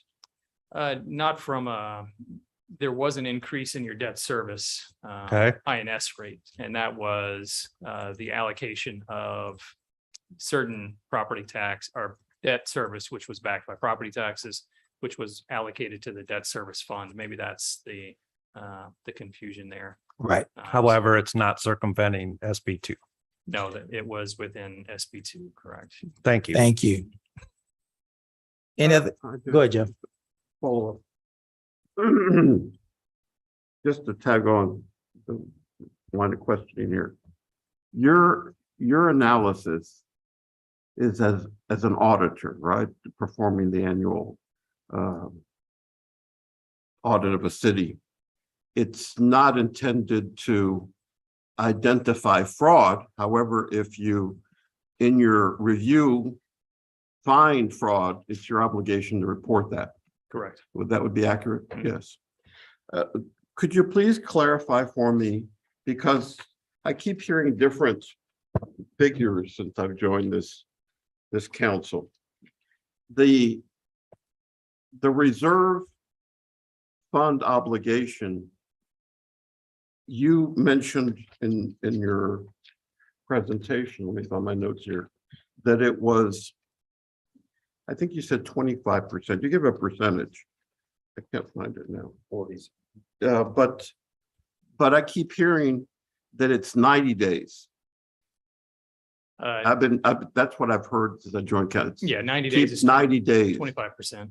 Oh, so that's the 25% you're referring. You've put a percentage. Yeah, 3 months out of 12. 3 months out of the 12. And for clarity purposes, perhaps if I read this section, this is so that we all understand as we're discuss this very complicated issue of SB2. The tax worksheet, the tax calculation sheet is not produced by your firm. It's not produced by the city. It's actually a form that is promulgated by the state comptroller's office. You find it at the state comptroller's website, and every municipality utilizes that for purposes of the tax rate calculation. Now, and it says the comptroller's office prescribes the tax rate calculation forms taxing units are required to use in determining tax rates. The taxing unit's designated officer or employee may not submit the no new tax revenue tax rate and the voter approval tax rate to the governing body of the taxing unit, which is us in this case. And the taxing unit may not adopt a tax rate until the designated officer or employee certifies on the tax rate calculation forms that the designated officer or employee has accurately calculated the tax rates and has used the same values as the values shown in the taxing unit certified appraiser rolls in performing the calculations. Now I read that just to give some historical context or what happens in this county. For whatever reason, I don't know, but with the implementation of SB2, and you can go to the tax assessor collector's website on this, they have provided this service, for all of the taxing entities in this county. And their office does the calculations for all of the taxing entities. Now, I'm sure that larger cities like League City, who has CPAs on their part of their financial team, reviews it. We don't have that, right? And that's the standard that you're looking for. But the tax assessor collector's office does it. I suspect because it's a software that they have, and it's easily one that we couldn't afford if we were doing it as a poor city. So they do this as a service for everybody. And then the role of the tax assessor collector is then to provide us the final total appraised and taxable value of property in the taxing unit, the total appraised and taxable value of new improvements, and the total taxable value of property annexed since the prior year. And so that I just want us to understand how it happens in this county with regard to these calculations. And once again, I urge us, if we're going to have we go back and recalculate on our own. We have that privilege, I believe, to recalculate the 2020, because we're not impacting what the tax assessor collector has certified, which is the tax roll. That's not it being impacted by recalculations. What we're using is using numbers that were not included in the original calculation. I just want to make that clear. We're not infringing upon what she's or what that office is required to do. It's neither a he or she thing, it's what that office is required to do. That's all. Thank you. Mayor Pro Tem, just to kind of follow up with that question, Mr. Brooks, is that something your firm could assist us in doing? No, Even though it's no. They're independent. I would not even ask them. And if I may, corrections to the roll, what we're talking about is the audit. If we're going to talk about corrections or tax rates, we need to do that pursuant to a duly noticed agenda item. So we need to, if we could, please stick to the agenda. We'll do that. We can do that in item 2, right, Gus? Yeah. Cool. To summarize, just real quick on the audit findings, we've found that there was a mistake in the 2021 worksheet. That the request by council for us independently of you to look into the 2022, 2021, and 2020 worksheets to look into possibly getting redone again, not by you, but just in general. The fact that there are no salaries in our debt service that have been found, that currently right now, according to Susie and I guess through you, that not all salaries that are tied to our utilities are currently coming out of said fund. So that's a finding that we need to correct during this budget process that we're doing now moving forward. Yeah, currently there are salaries that technically could be tied and should be tied for service delivery as the residents have requested, that are tied to general fund that would need to essentially be shifted to utilities. Utility fund, yeah. Okay. So that's a finding that was just found, correct? If I'm not mistaken. That is a common and encouraged practice for that to be the case, especially under SB 2, where governments are reacting, right, to the whole SB 2 situation. But that's common encouraged practice to place those expenses in utilities moving forward. Maybe it should have been there all along. Regardless, like we said, we're not placing blame. We're just saying the way it should be moving forward. Is that a synopsis or brief summary of your presentation?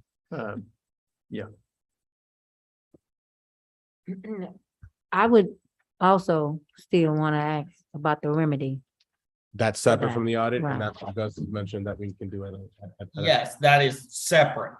That will be separate. For the sake of time, I know Mr. Brooks was probably not expecting to be here this long. It was a 10-minute presentation and we've taken it longer. If I could please, if there's no other questions, if we could Send him back to Houston. Thank you so much. Mr. Brooks, thank you. Mayor, Thank Hold on, just just a for minute. clarity, so I want to follow up on the recommendation. This audit, how soon will it be posted online? It is. It already is. Ms. Susie posted it during the presentation. So it was posted already, so it's available for our residents Who posted it? online. Oh, Miss Susie. Oh, okay, gotcha. I thought you said Miss Eva. I was like, what? As It's like, it's common practice. You work fast. As is common practice now by direction of council and just current phase of doing things, whenever we do presentations, we like to present them immediately following a meeting. In this case, we did it during. Very good. So Good deal. For the Thank you, city Mr. manager, I just have one administrative note. If we could get this information before the meeting starts, that would be great. I apologize. We were waiting. Matter of fact, I think the final letter was finished probably this morning, Mr. Brooks, probably by the time you're done with your last bit of findings. A preliminary letter was done and was shared with me a few days ago. However, in light of the situation that we've encountered, I asked for subsequent information, so I apologize for that. Hopefully in the future, we won't have that situation and you will receive it ahead of I time. appreciate it. Thank you. I just like to do my homework ahead of time. Certainly. Thank you, Mr. Brooks. All right, gang, we are at 12:30. Kiara, what's the deal? Lunch is ready? Let's see. Say so, what's your Address plan? any direction, any questions? Well, technically, you need to, if you're going to accept the audit as item 6.1, Okay.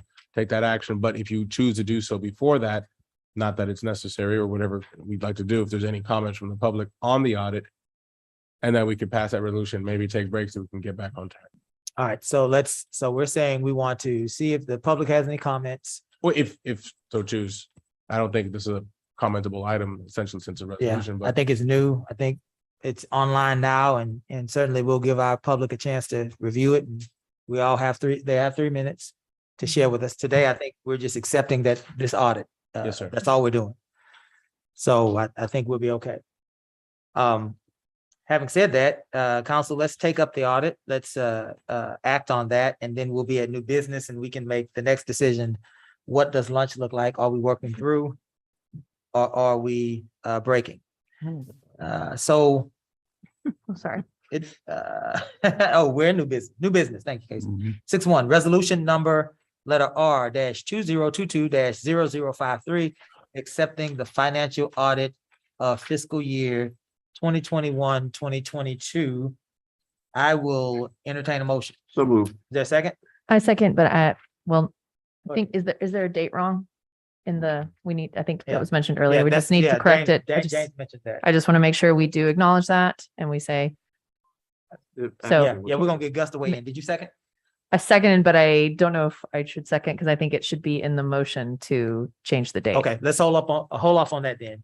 Could you withdraw? Classic confusion. Could you Sorry, withdraw? withdrawn. Joe, could you withdraw? Yeah. All right, Gus, how do you want us to proceed? Is that something we can on council correct, or is that something that we have to wait for a period of time? No, council can correct that. The mayor, whoever makes the motion can make the motion with that amendment, or they can make the motion unaltered and accept it, should they wish, accept a friendly amendment from the seconding councilman. Very good. You good? However you want to proceed.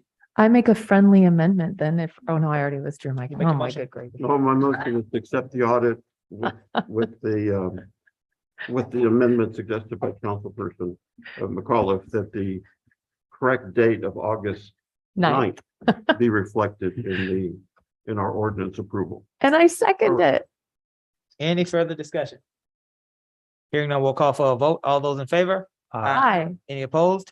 All right, we are now at a stopping point. Kiara says lunch is here. Council, are we wishing to work through lunch? Do we want a shorter lunch or do we want to take our full hour? Doesn't matter to me. It's up to May I recommend that we just take a shorter lunch? take a shorter If lunch. that's okay, just to keep us on track so we don't stay Okay. here so late. Let's take 30 minutes, council, to eat lunch and get back to work at about 1:05. We stand in Yeah. recess. 30 minutes.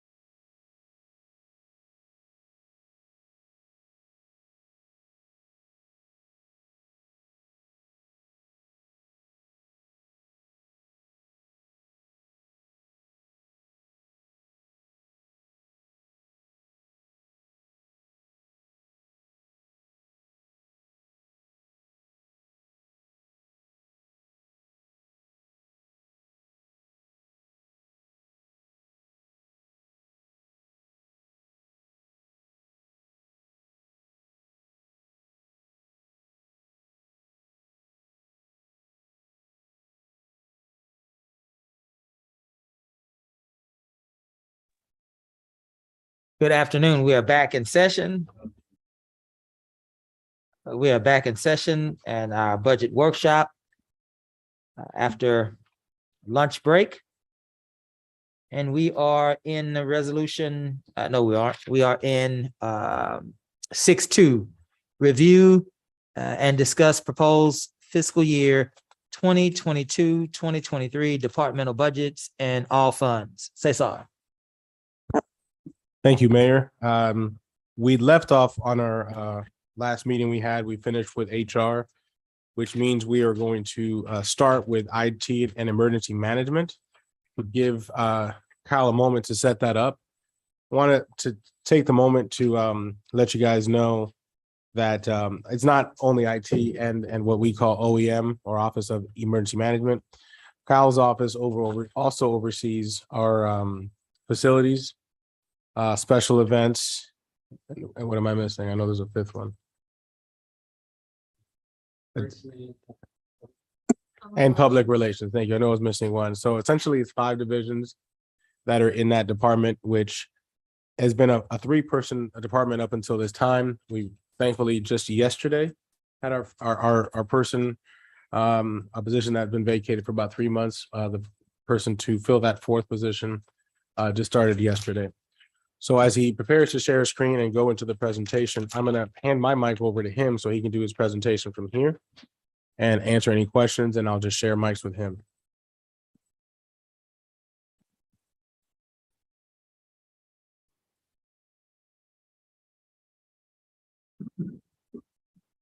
Yes. Please go to page 110, everybody, page 110. In your budget books. 110? Yes, sir.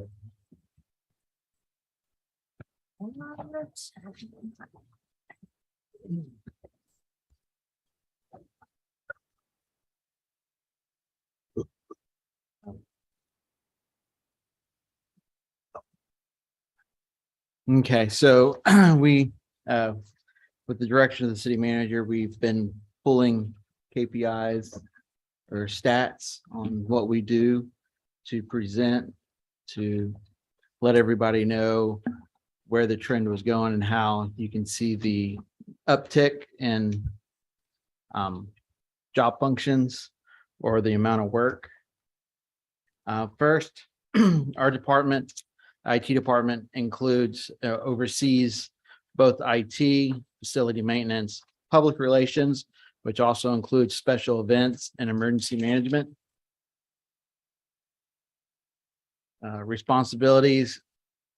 We basically, if it plugs into a wall or if it's on a wall, we maintain it or take care of it in some form or fashion. That's kind of the department's motto there. If it needs to be done, we'll do it. Not my job is not in our vocabulary. We also maintain all the electronics, cameras, security devices, social media accounts. We work on developing new technologies or better ways to present information to the public on our website. Our public relations department makes the pretty graphics and videos to help educate the public on what's upcoming, what's already passed, giving a synopsis of information that we've been requested to release or to put something together on. Here's our IT stats. As you can see, in 2019, 2020, our help desk tickets were about 1790. And this is from staff-driven help desk tickets. Help desk is where staff can submit a request for an IT issue that they're having to be repaired through an email. It goes into a help desk software system we maintain. As you can see, 2020, 2021, it did go up, and as far as right now, we're already coming close to what 2019 was. Ironically, COVID didn't really lessen help desk tickets for IT because working from home created a new technologies that nobody was used to using that we had to remotely support. so that our staff could be COVID safe at the time outside of our buildings, and we still maintain the security that is required. Email stats, that's something new, a new software that we started to get that allows us to monitor and see the amount of spam and viruses and things like that on a daily. I think it's on here, but on a daily, I'd say we get about 5,000 emails into our system, and maybe 300 are good. So it's filtering out that much advertisement, spam, viruses, etc. Our current resources that the IT department maintains, we have about 10 storage servers, which is about 165, give or take, terabytes of data that we have to maintain and make sure that we keep a backup copy. That's everybody's documents. That also includes PD stuff. So that's certain body cameras and things like that, that by law we have to maintain. As you can just see up there, just briefly, 67 cameras. We have over 19 network devices. We have about 145 desktops or laptops, about 90 mobile devices. Once again, that will include items that the fire department and PD does use. So that's why sometimes that number is a little high. Our internet, I just wanted to show you our internet stats. We roughly have about 500 devices on our network a day. This year, it's went up to looking about like 600. Some of those could be staff devices, or some of them will be staff devices, and some of them are public devices, since we do have Wi-Fi at one of our parks, and at all of our city facilities, we have a free Wi-Fi that citizens can pull into the parking lot to get on the internet. I'm also over facility maintenance. That is a relatively new position we hired right at the beginning of COVID.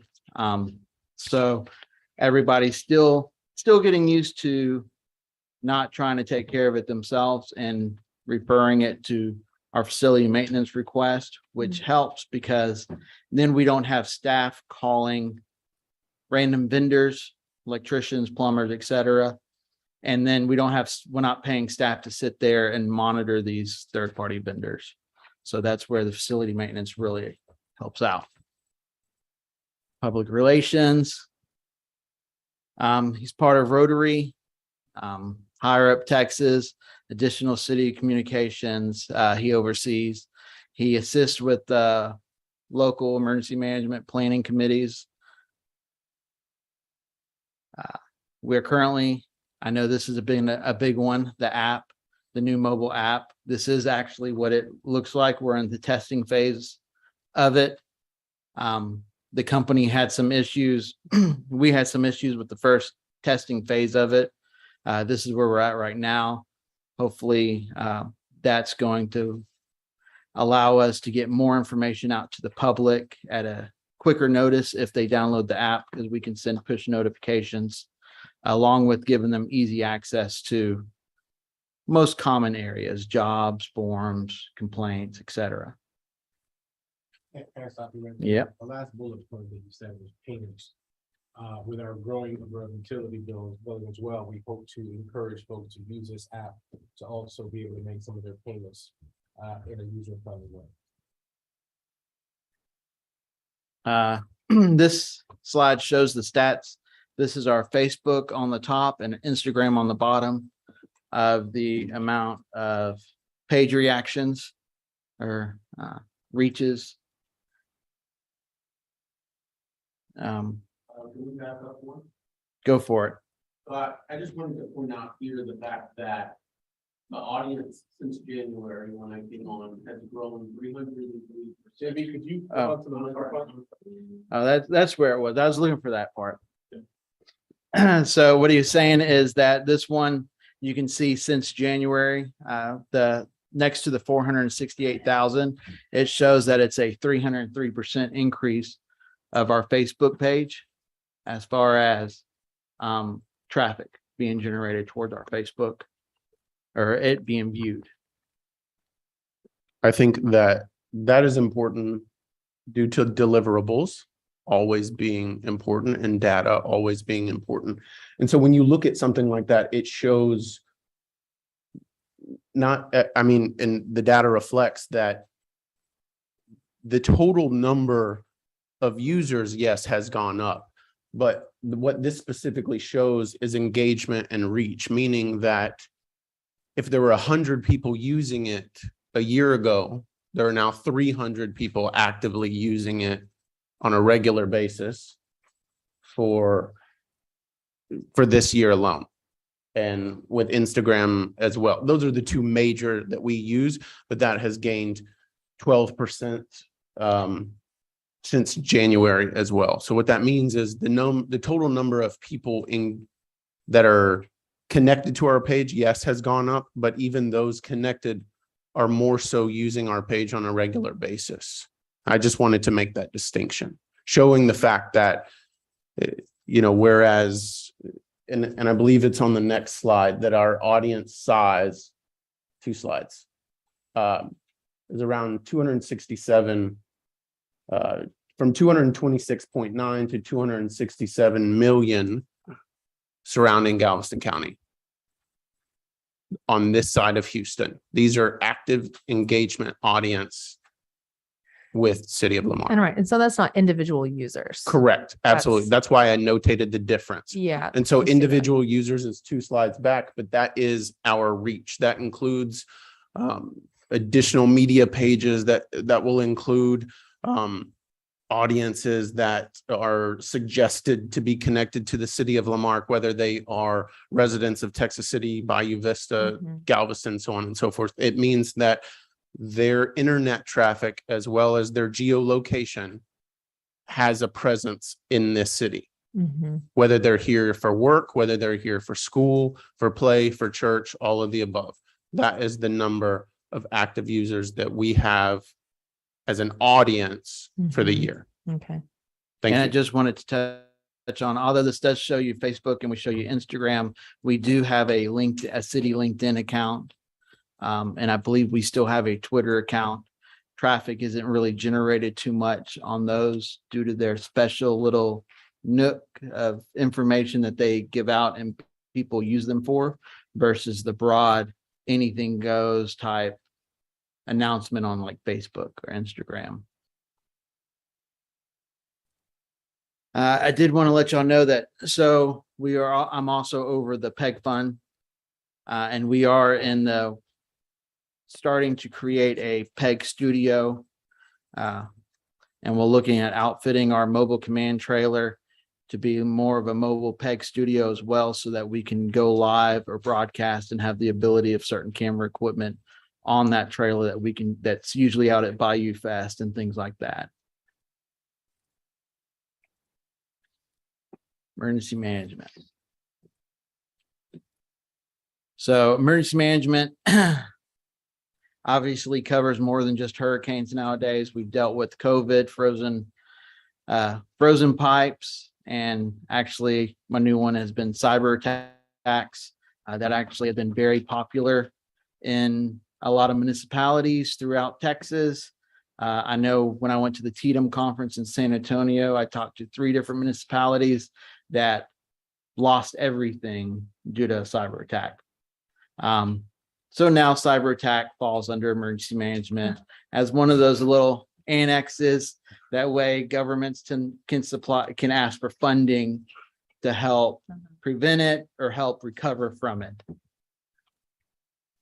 This is just a little historical timeline of certain major events between 1980 and 2021. As you can see, in the last 10 years, we've had, let's see, 187 named storms. So, emergency management, the threat is very real as far as hurricanes. We all know that. We've all probably been through 1 or 2 of them around here. I just wanted to let y'all know this is the 2022 outlook that Dan Riley at the Weather Service. This is this is actually his slide I took from his presentation, but special events, we also cover special events, help coordinating them. As you can see in 2020, we didn't have as many as we do today. 2021, basically stayed the same as 2020, but 22, we seem to have one almost every month. Some kind of city sponsored event. The city put on the event. And that all coordinates with the advertising, the workload that goes into it. There is actually a lot of work, a lot of planning, a lot of logistics as far as what's the needs, how are we going to pay for it, how the sponsorship money comes in, how it goes out, how it's tracked. So between JB, myself, and Mr. Garcia, we've kind of been working that in our spare time on some of these events. Does that even actually include all of the special events? It does not. Feels like, I was gonna say No. I feel like there's at least several that are not on there. So there's- lines underneath them. Sorry, Cal. There could have been lines underneath them to show all the other ones that have come up. Because this only includes city special events, if you will, not inclusive of obviously the increase that has occurred post-COVID in the public wanting to have these special events. Yeah, so And the ones notated on there, Councilwoman McAuliffe, are pretty much, we tried to limit to mass gatherings of at least 150 people or more. Okay, cool. Thank you. here's a list of some of the events that y'all might have seen or that y'all know of. I know KLMBC puts on a lot of events. That's still a, city function event that we help Mhm. coordinate some of that their board does put on and do, but usually needs some oversight or staff Mhm. assistance. So that was this list. And as far as department needs, due to, the rollback and budget cuts, we knew that this wouldn't be possible, but I did want to bring it up to council's attention because that is my job to at least let y'all know that, I feel that our department needs at least 4 new staff. Mhm. Here's a bullet list of just a few things that are coming down the tailpipe that we will have to deal with. Now, I joke around. I've been a department of 5, over 5 major functions, and I only had 3 people for the past, 6 months or so. Mhm. We did just hire a new IT tech. However, there's a growing period, So these 4 staff members will help with special events.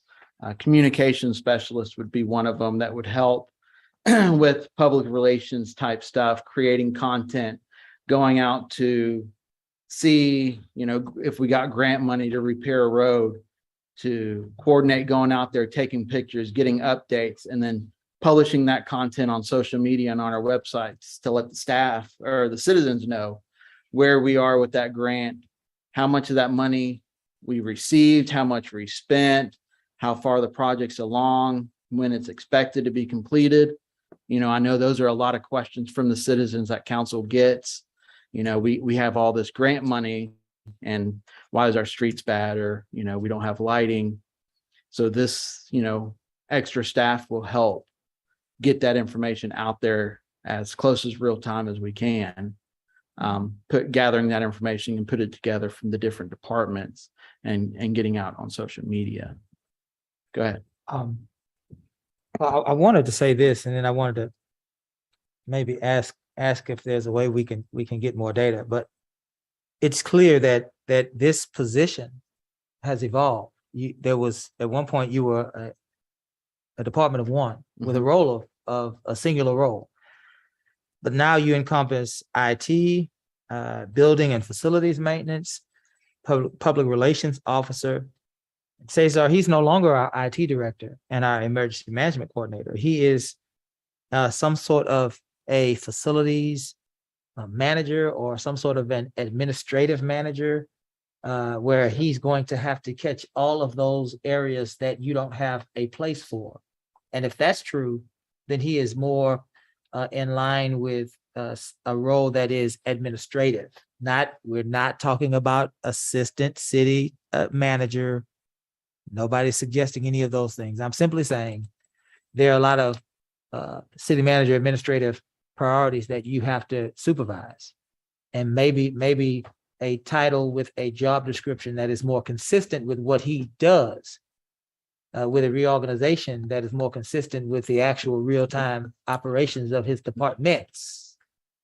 That might help us bring clarity to and streamline the role that he's playing in our city.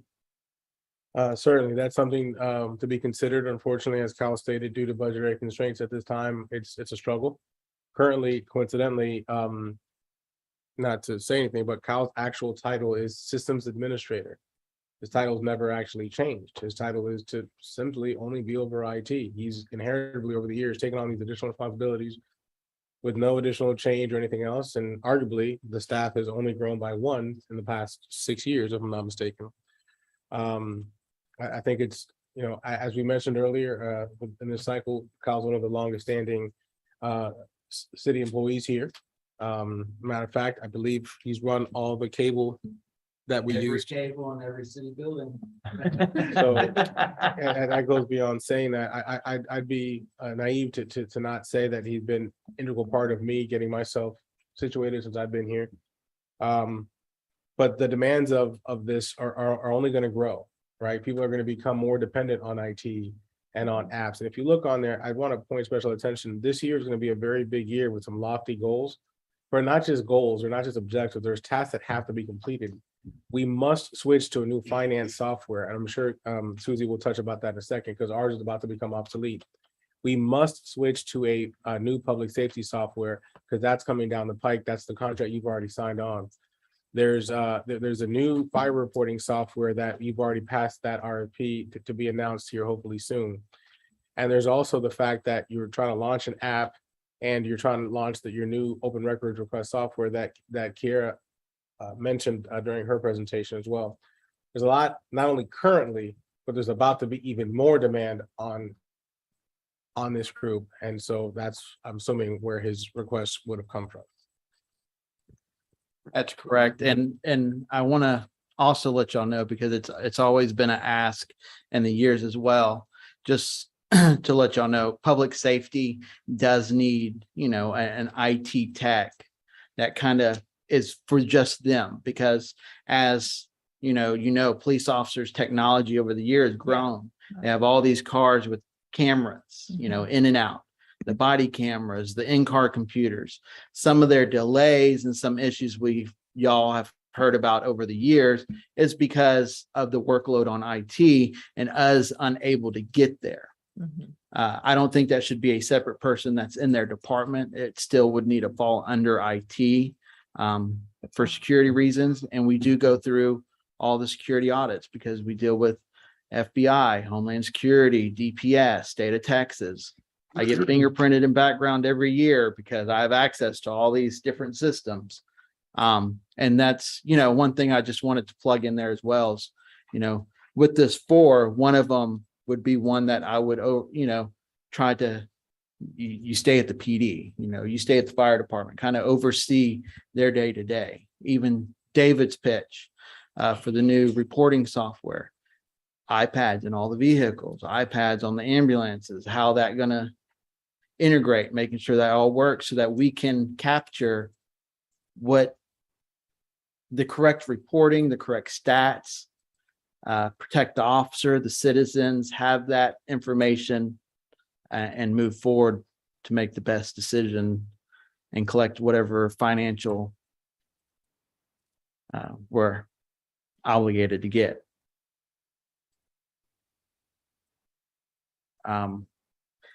Other than that, I would say, as far as my budget and what's in the budget book, it is pretty bare. There's What page, Kyle? It starts at 110, but the nitty-gritty starts on page 113. And to that point, during the city manager's budget, review that we conducted earlier in the process. One of the positions that I did not mention that has been lacking for a very long time due to the legislative process, and that we should have some representation. The city does not have a lobbyist. To my understanding, there is no actual lobbyist, nor do we have anybody to assist with intergovernmental affairs. To my knowledge, unless somebody could educate me differently. We have nobody petitioning for us at the legislative sessions, stating, hey, this is what, Lamarck needs. Hey, here's Lamarck. Who's doing that on our behalf? And who's serving as that liaison in that facet so we get that legislative support that we need. One of the initiatives we've even discussed, which is practice that I've, exhausted before, like in other locations, has been having some of those legislators have satellite offices within our city hall to hopefully strengthen those actual relationships if that's possible. In light of hopefully getting their constituents another spot that they can meet with them locally, that they would set up some type of flex space or office room to do that, because it strengthens that involvement in doing so. So a thought that I think we should consider, because there are dollars being assigned out of Austin. And to my knowledge, they've never been assigned to Lamarck. And one of the main reasons is because we've never, one, known that they were there, two, knocked on the door enough, and three, had a relationship of knowing whose door to knock on. And that's one thing that, whether it came under the city manager's office or under PIO through Kyle or whatever Marriott you represent, if not this budget year, I'd like to plant the seed for that to come up in the near future. Let me speak to that. Sure. And Gus, I guess you're still on, right, Gus? Yes, I am. The ability of a city, especially a small city like Lamarck, is restricted in terms of its lobbying activities to the legislature. We cannot hire a lobbyist.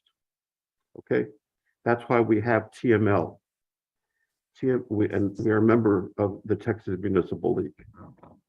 So, and Gus can verify in the details, but there's restrictions with regard to, quote, hiring a lobbyist.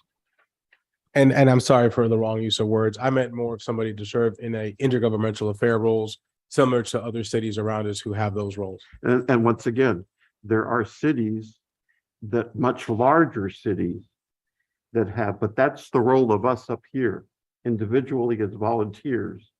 We are permitted to go and visit with our representatives or senators, whomever, both at the federal level and the state level, and articulate our needs for our community. And which I've done, by the way, period. And I continue to do that. Gus, And, I'm sorry. One other thing, if I could, and I don't know if Yeah, there's I was just a- gonna get Gus to clarify Yeah. that. for the public. At some point here, and this is permitted under our agenda here, under a continuation of your particular area, I would ask us to recess this meeting and give me about 10 minutes in executive session under the deliberations about security devices, section 551.076, under the Texas Open Meetings Act.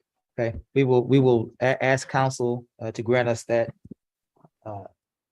courtesy. Certainly, I could enact that, but we'll definitely ask council to grant us that courtesy after we get through this round of questioning. Yes, sir. Okay, okay. The only thing I wanted to try to add, Gus, is just so that we can get some clarity for our folks at home. There is an idea that someone may be able to represent the city in certain ways. Let's bring clarity to what the law says so that our community will be aware of what we're talking about here today. Sure. So the city could, the city could, in theory, municipalities do hire lobbyists. There has been, I believe what the Mayor Pro Tem is discussing, there has been a large push in the legislature recently to restrict municipalities' ability to use taxpayer funds for lobbying.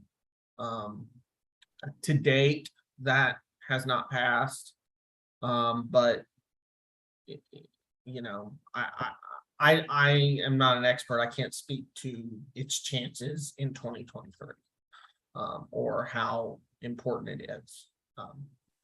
So, Sure. but to follow up with the city manager and the mayor pro tem's comments, of course, the council may contact representatives and the city through its membership, not only in TNL, but the Gulf Coast Coalition of Cities and other entities does enjoy, or one of the perks are lobbying efforts on behalf of similarly situated entities who are members of those groups, lobbying efforts in Austin, both during the session and during during the rulemaking processes before administrative agencies.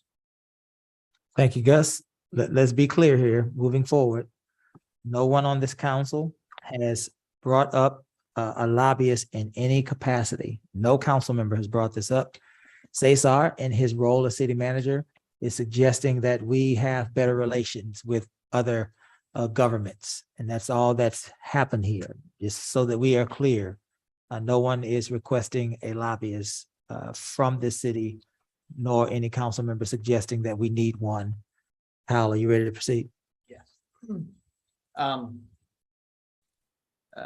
Working with the city manager on budget cuts, we trimmed the IT budget.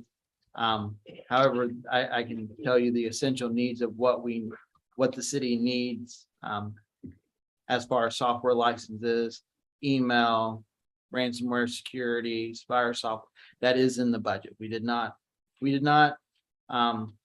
remove anything that would be a security risk, or cause any issues down the line.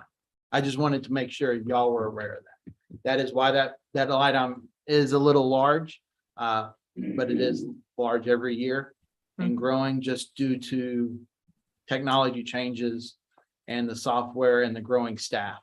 Mhm. And I'll entertain any questions y'all might have for me. Any questions for Kyle as it relates to the information technology budget? No, not for me. Looks pretty straightforward. Not for IT. I Not got for IT. questions for EM. Okay, Kim, you good? All right, council, we can stop here, or we can allow Kyle to finish his entire presentation and entertain Mayor Pro Tem's request. What do we desire? Do you want to let him finish first? We can go to executive session. Wait, so what is it? Can I speak to the executive session request? Please do. Sure. So while I understand there is a mention of security devices, I would advise that if the council is going to recess into executive session, as we do in other instances, that we specifically notice that. It is thrown in at the bottom, but I advise against. I do not believe that is properly noticed to go discuss a specific security device, and I do not suggest doing it. Very good. If you don't suggest doing it, I think the Mayor Pro Tem, unless he wants to push back on it. Well, my reasoning, Gus, that but I mean, I'll defer, is it's properly noted as a discussion item, this particular discussion, and consistent with the language that we have here, that the council may At any time. adjourn, reserves the right to adjourn into executive session. We've discussed security in general, and I want to follow up on that as a specific item that is permitted under the open meetings rule as a executive session deliberation about security devices. That's my thought process, Gus. Yeah, I understand that, and again, my advice is unchanged. We're meeting on the 15th anyway. I would suggest doing it then, so that we can. Listed as the item for the 15th. Yeah. Okay. But once again, remember that it's a discussion, so we're not specifically listing what the discussion is about, because it is You understand? I do understand. Okay, Yes. all right, very good. And we can get together with Ms. Nance and make sure that we come up with language that is. All right, thank you, thank you. You good? Jeff? Absolutely. All right, thanks, Gus. Sure. I guess you want to entertain any questions as far as the emergency management budget? Yes, I have two questions. What page is emergency management? I had a question though on this. You had a question about information technology? Okay. 110, and then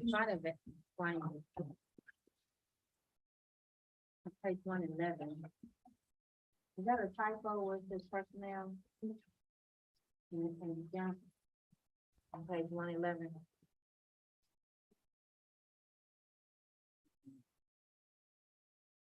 And where it says personnel request 2023, and then it goes city manager proposal. I just was looking at it in the jump. Is that a mistake? Technically, because in the past, in previous years, I understand the PIO was not part of this budget, Oh, if I'm correct. You know, it's down at the bottom, there's 50,000 of that is funded by the EDC, but it still does not constitute the additional expense that now occurs out of this account that before was never funded at all. When this position was all one position that did this and what was done for the EDC. Right, if y'all remember last year, EDC came and Mhm. offered up 50,000 towards the city getting their own, Public relations. yeah, Mhm. PIO. Was that, just to clarify, that was just 1 year or continued? Continue. Oh, continued, okay. Better. If we could switch to the next page and discuss Office of Emergency Management, page 117, 116, the org chart states 117 and just your breakdown and what your costs are. And essentially, as a common theme has been, we've had to drop slightly in hopes that we can survive this upcoming budget year.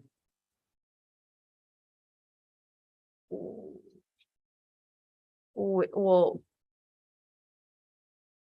how does this position get paid? Like, what's the rate? This position is absorbed by COP. Right, but,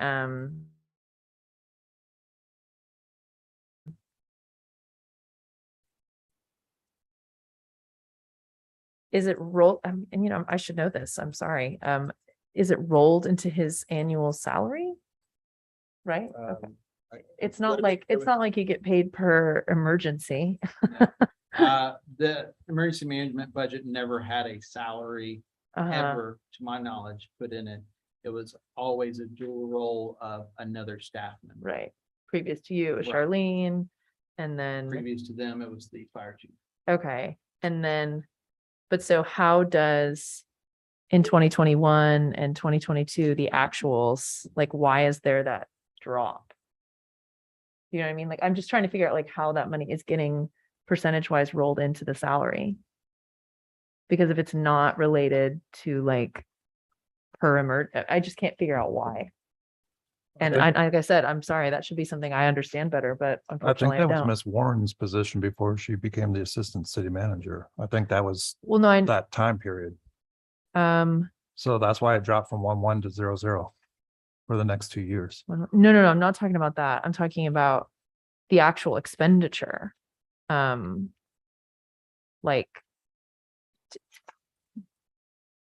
do y'all know what I'm trying to ask here?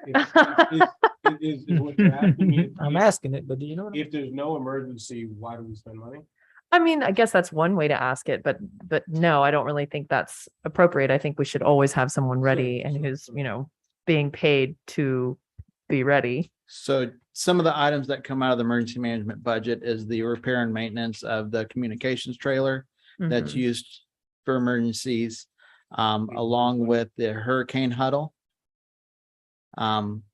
The advertisement and some of the giveaway supplies that we do for the annual, you know, it used to be a hurricane town hall meeting. And then a few years back, we converted it to the hurricane huddle where we have that Mhm. half a day event out at the fire department. Mhm. Um, And so, some fees and registrations, along with some conferences is usually what comes out of there. Sure. Okay, Is it, sorry. no, go ahead, Joe. Maybe Casey, this will help also be out. Isn't it a bit inaccurate, if I'm reading this correctly, to show for the 22-23 budget that it's 0 staff for the emergency management coordinator? And because what we've recognized with you, Kyle, is that you're taking dual roles. And we talked about, just like in utility services, there's different proportions, right? And Yeah. and so I think, to be accurate, so that we understand what we Part have of here in the yourself. public, there should be a position listed there for emergency management coordinator. And with the note that is split, Yeah. you know, his work is also as IT director and things of that nature. Systems administrator. A fee based on, or a number based on the amount of time perhaps that he spends in that role? If it's 1% of his time, 0.5%? Because I think it's gonna be important that we have that officially listed, Mr. Garcia, when and if we have a declared emergency in order to give reimbursement Yeah, for certain it expenses. does just seem that, that seems very legit, which I would assume you guys understand wholly, but also it just doesn't tell the whole picture. You know, I know I don't want to go too far into. I think we all agree, even though this is a difficult year, salary wise across the board, it's just not appropriate, I think, for us to continue seeing people, and we've talked about this like in the fire department in the past and other departments, where when someone is serving and filling that role, and in Kyle's case, multiple,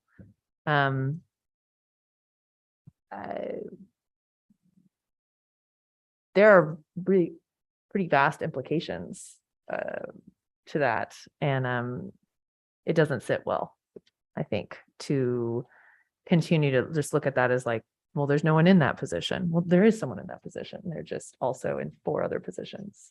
So when the recent Powerball came, the one that was most fearful of winning it was Kyle. Because I figured that would be a pretty significant blow. And I say that kiddingly, but the truth is that he's got big shoes to fill. So with respect to him and all of our staff, yes, we wear multiple hats. Yeah, No different than any presentation you've heard to this point. right. Everybody's wearing multiple hats. And taking on additional duties. Yeah, I know. But so I guess what I'm hearing too is that it seems like it would make more sense. And Susie, I'd love to hear what you have to say, but just from a like logistical point of view, from us reading it, I don't know if it makes sense, if it has implications that I'm not understanding, but it does seem like we should have someone listed as filling that role here. May I speak? Yeah.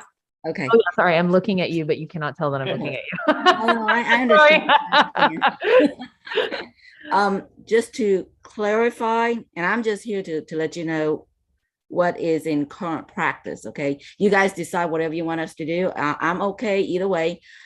Currently, the emergency management responsibility is already included in the job description for Persistent. Kyle's position as IT director / emergency management coordinator.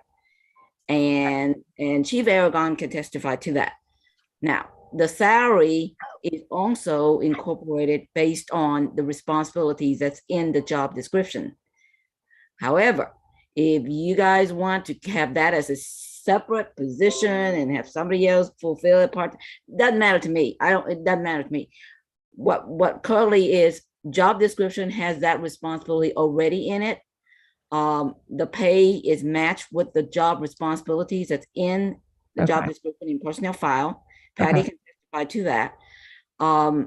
As far as put a box in the emergency management section, that's easy enough. We can do that too, to reflect IT / emergency management. So I just want to let you know. Okay, no, what we have now. that's good to know. I think it's for more just being like, if Kyle was to win the Powerball and go away, would it be clear to us? Would we have a clear way forward of knowing that person's gone, that means we need to fill this position.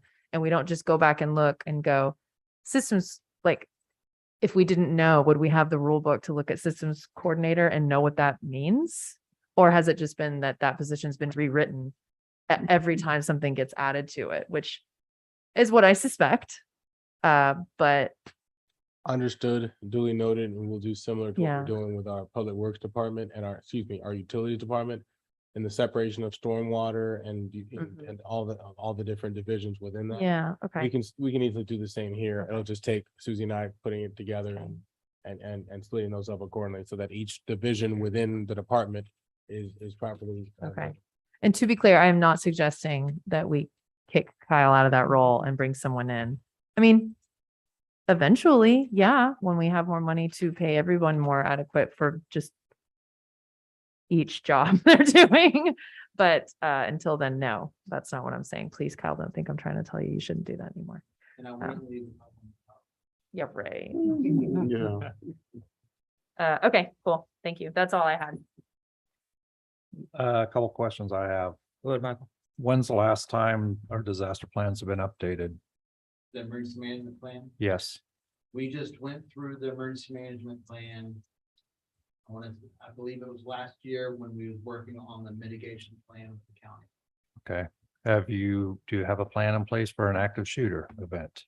So active shooter plan is actually being worked on in conjunction with Texas City ISD and their plans. I Okay. met with their head of security and his second in command at emergency management meeting, and we discussed it. And they have our contact information, and it invites us out to run their drills with their schools that are in our city. So that our police department has that relationship and that we have that plan, preliminary plan basically drawn up. Okay, so you are working on that. Yeah. one. Okay. Galveston County Advisory Council and Emergency Management. Again, to Mayor Pro Tem Compion's point, without releasing security, they have planned all of this and brought us in. Okay, to as the long as side. we have plans for that stuff, because it happens a lot more than people believe, and it's not just that, it's also, we got gas and petrochemical plants. We got to worry about, we got the water treatment plant that has chlorine that we need to plan for. Because chlorine, I mean, most people know chlorine doesn't rise, it sinks. Yeah, and So- we also work on the security plans for the well sites. Okay, I just want to make sure we encompass a complete plan. So, but And- if they've been updated last year, I'm happy with that. Councilman Carlson, and to your point, during this meeting today, there was a leak that was reported next to Haley. And through our diligence and planning and so forth, even though while we're here, our public works department was able to address that and assess that. So that's part of our disaster plans, even to the extent of even including things like water, electricity, and so forth. Okay, So we're expanding our plan. It's a living document. We'll always continue to update. And similar to our other plans, we'll look to update them every 2 years. okay. Have we done any tabletop exercises to make sure they're valid and reliable? I mean, I'm not talking, I mean, because a full out rehearsal of our plans is going to cost money. But have we tabletopped them? Have we, I can tell you the last tabletop exercise, unfortunately, has probably been about 8 months ago with the county that the county had in Texas City, where it was an all-day event. okay. Okay, that's something to consider, just making sure our plans are valid. So. Okay. Appreciate it. Thanks, sir. Anybody else on emergency management? Go ahead, Kyle. Does anybody have any questions as far as the tech fund, which it's just any questions about pay? I guess I can answer, the tech fund is actually a revenue fund that Susie moves capital projects from the revenue side to the spending side. That gives your number in the budget books. What page? It's on there. Okay. Give me 1 second. On those special. That'll be 168. 168. Feel like I'm on a bingo hall. Hey, See, but if y'all have any questions as far as what that, fund spends on, earns on, or projects y'all like to see. What do we have so far that we've, for that fund? Have we bought cameras, trailer, So- green screen, whatever? Yeah, so we have purchased, one of the reasons also that, public relations officer falls under me is because I've been in control of the PEG fund and expenditures, and a lot of his equipment can be purchased and has been purchased out of that fund because that equipment is to create videos and generate content for our channel 16. So we've purchased cameras, laptops. What are you guys still, excuse me, when I say guys in generic, what are y'all still wanting or needing for? So that we PEG are funds can- currently working on a project to create a PEG studio out at our EOC on the other side of town, which will also give us which will have a dual purpose because it will also give us another meeting room that we can use Zoom meetings other than just this one for certain boards or commissions if needed. But we're looking at the construction and equipment purchasing to like the cameras that we have in this room so that we can do that to that room over there. That's one of the PEG Studio projects that we're going to work on. We're also looking at more of these cameras basically because we came pretty good at using them for our mobile command trailer, which will help us go live or do interviews if we have the trailer out at an event, if we needed that space to do it. But when you plan on getting the trailer? So we have a mobile command trailer already that's under emergency management that was purchased actually before my time. So before 18 years, it's been here longer than me and it's still working. But we're going to do some slight modifications and remodeling it so that it can serve both purposes. Yeah, one thing that's unique about Lamarck, we have like, 4 different school districts that Mhm. are in the city limits. Now it'd be nice if we could do a tour with the mobile command center and just kind of let people know, hey, your school. I know when I went to Dickinson last year for their convocation, City of Dickinson, they were like, what are you doing here? And I was like, you have kids that live in Lamarck that go to Dickinson. It's like 2 streets, but it's in my district. And they were like, oh, well, I'm like, yeah, it is. Our Joe's district, one of those. But I went there to show them that, that's our uniqueness, is that we have all those districts. So yeah, that would be fun to do something like that and then show our uniqueness through the video with all the different times that you guys went out to the games and stuff, Right. just for yeah. some community unity, so to speak. This is maybe a question more for JV, but we use like a social media scheduler, I'm assuming. Yes, ma'am. Which one do we use? Hootsuite. That's Hootsuite. sweet. Okay. What's it called? It's called Hootsuite, It reminds you to post. Mhm. Well, like with an owl. does this one do more than remind you to post, or are you allowed to Yes. schedule out and like Absolutely. have it, have the same? Mhm. Okay. I was just So saying, one of- surely we use Yeah. that, but okay. To Councilwoman Yancey's point, those type of ideas are really what we dream of. And this isn't a middle of the day thing. We got in trouble Friday at about 3 p.m. by the city manager saying, why are y'all still here? Do you like being here? And we both communicated that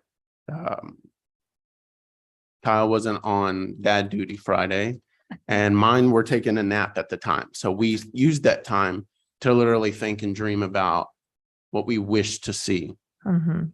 It being not just, I think the unity in the community that you speak of is what is mostly needed. Our department uses an old Greek proverb that to see true greatness in society is when men plant trees that they don't ever plan to sit in the shade under. Nice. Meaning that it goes beyond us to our generations. Having been in the industry that I have been in for this many years and seen the trend of growth that it has, more and more young people are inspired by digital assets. It's become second nature or a sixth sense to them. As we've sat here, I've got a follow-up email from the Texas, I'm going to make sure I say it right. But it's the Texas Blockchain Council. And this is the same council that gave Fort Worth a large, substantial grant, as well as equipment to mine cryptocurrency. I realize that I stick out like a sore thumb in the Marque, and not everybody wears pinstripe suits, but it is due to the fact that technology does change people's lives. Technology does change financial brackets and so on and so forth. So if you were to sit here and ask me the dreams that I have, it would be to use digital assets to create revenue streams so that if we get hit by a hurricane and we have to spend part of our budget for that, or we have a ransomware attack, because it happens constantly. Every single digital asset that our city has is under attack on a regular basis. Now, we handle those attacks because, hey, that's what we're hired here to do. We're here to be servants for this city and its residents. And so I think when I think of things like that, we have to have fresh expressions. We have to have new ideas in order to show the growth that Lamarck is already seeing, but also to be the change we really want to see. And I think that, we sit and we plan on how, hey, we have to do emergency management and we have to do this and we have to do that, but rather we get to do this. We get to combine the resources of emergency management, because this trailer, when a hurricane isn't coming, can serve as a point to be a teaching point for interns while they were here over the summer and so on and so forth. And so these resources and these assets, whereas they're defined as a line item, myself included, really strive to be beyond all of that for a better Lamarque tomorrow. That's what I was saying. That's you teach. That's fine. May I take a moment, please? Just a moment of privilege. You've seen this command trailer out at our special events. Anytime that we're doing something, planning road plans, what have you, the drone is being flown. JB is a certified drone pilot. Different facets that we have that we can utilize the trailer for. I want to also take a moment and say that this idea that JB has pitched today, very briefly, is something that I am very novice to and don't know enough about. But I want to commend staff for having the innovation and the thought process to think outside the box and say, hey, here's something other folks are doing. It might be an opportunity for us to look at that. So yes, there are cities who are now venturing into mining cryptocurrencies as a form of revenue to either increase their general fund and or reduce the tax burden on the property taxpayers. So to that extent, the world is changing. Technology is changing very quickly, and something that I'm not versed enough to know about, but I commend staff for being more versed than I and bringing that idea to our attention. I do not have figures on what that would cost if you guys would like to pursue that, but I'm sure that JB could probably speak to that further. Let me ask you this, JB. Yes, sir. We've made tremendous strides in our ability to communicate with the public. Certainly before you, we had Colleen Martin did a great job for us in that area. You are now advancing our ability to reach members of our community and beyond, and I applaud you for that. But there seems to me to be two areas of opportunity, and I wanted to ask you about your plan for those. Sure. Today, most of our information flows through social media platforms, and I believe that we have advanced in that area. The issue is that there is a significant portion of our community that is senior, and we don't necessarily mean 55, right? Yes, sir. because that's the lower level of what we consider senior. But we're talking people that are in their 70s and 80s and even 90s and beyond, and they simply don't, or maybe they're not familiar with social media. Is there a plan and strategy? I know we have CTY and things of that nature, but could you articulate for us a plan and strategy for them to be made aware of some of those things that are happening in our city, not just emergency alerts or boil water ban notices, but some of the more important things, festivals, meetings, workshops, and things of that nature? And secondly, have you and Kyle thought about an opportunity to have college interns from this region come and be a part of our communications team, so that we would then reach some of the younger citizens of our community that are on social media that see you and me and whoever the city covers, right? But they still don't fully understand everything that you're saying. So is there an opportunity for us to get younger interns in here to shape our message in a way that the younger members of our community will understand what's happening also? If you don't mind, I'll go out of order. To your second question, yes, sir. So for the younger or the youthful side of our city, those residents and citizens or children, and I think that quote speaks that I used. It's an old Greek proverb that speaks to that. I've been asked a lot of times why I'm here. And that's the reason. I want wherever I am placed or located in God's great plan of where I live and reside to be better than when I arrived, and to be much better after I left, whether it's a Powerball win or get hit by the proverbial truck.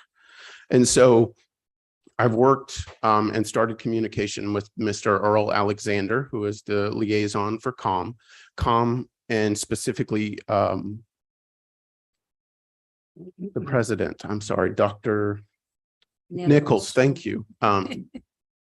There and COM is a fantastic resource and advocate that I have got to speak to at Galveston Advisory Council meetings. It's something that I attend regularly. I do that because COM is developing a fantastic multimedia program, assets. I want to go play with their stuff because they have multi-million dollars worth of teaching tools. Now, those are teaching tools that we don't have, but we can utilize because they are in our backyard. They're part of our community. And I think that I've heard from this council since my tenure started here, you know, we want to build from within. I think it is important for it to be, that coin to be two-sided. I think I spoke to, I'm not from here, but again, I strive to make a great Lamarque today and tomorrow and the next day. And so, yes, sir, though, to answer your question directly, Mr. Alexander and I have already been discussing, we've talked over the summer that due to when the fall starts would be the best time in order to get into those programs. I've already spoken to some of the professors or adjunct teachers that are at COM teaching some of these multimedia assets, whether it's web design, video creation, photography, app creation, all the things that we do on a regular basis. And according to the interns that deemed me the selfie guy, which made me feel older very quickly. But Kyle and I aren't the youngest in IT anymore. And that doesn't put us down. It excites us because then we can train the next ones who come behind us. And to your first question, I think that it is detrimental to society to forget a certain part of it, whether that be young, disabled, older, forgotten.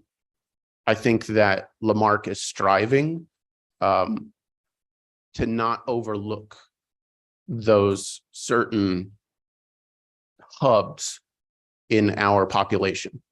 So with that, you can't say, oh, well, how come you're not following me on Instagram? It doesn't matter if you're 85. Councilman Osteen told me that he does not follow me on Instagram. Now, he's not 85, but I know that that's not the best way to communicate with him.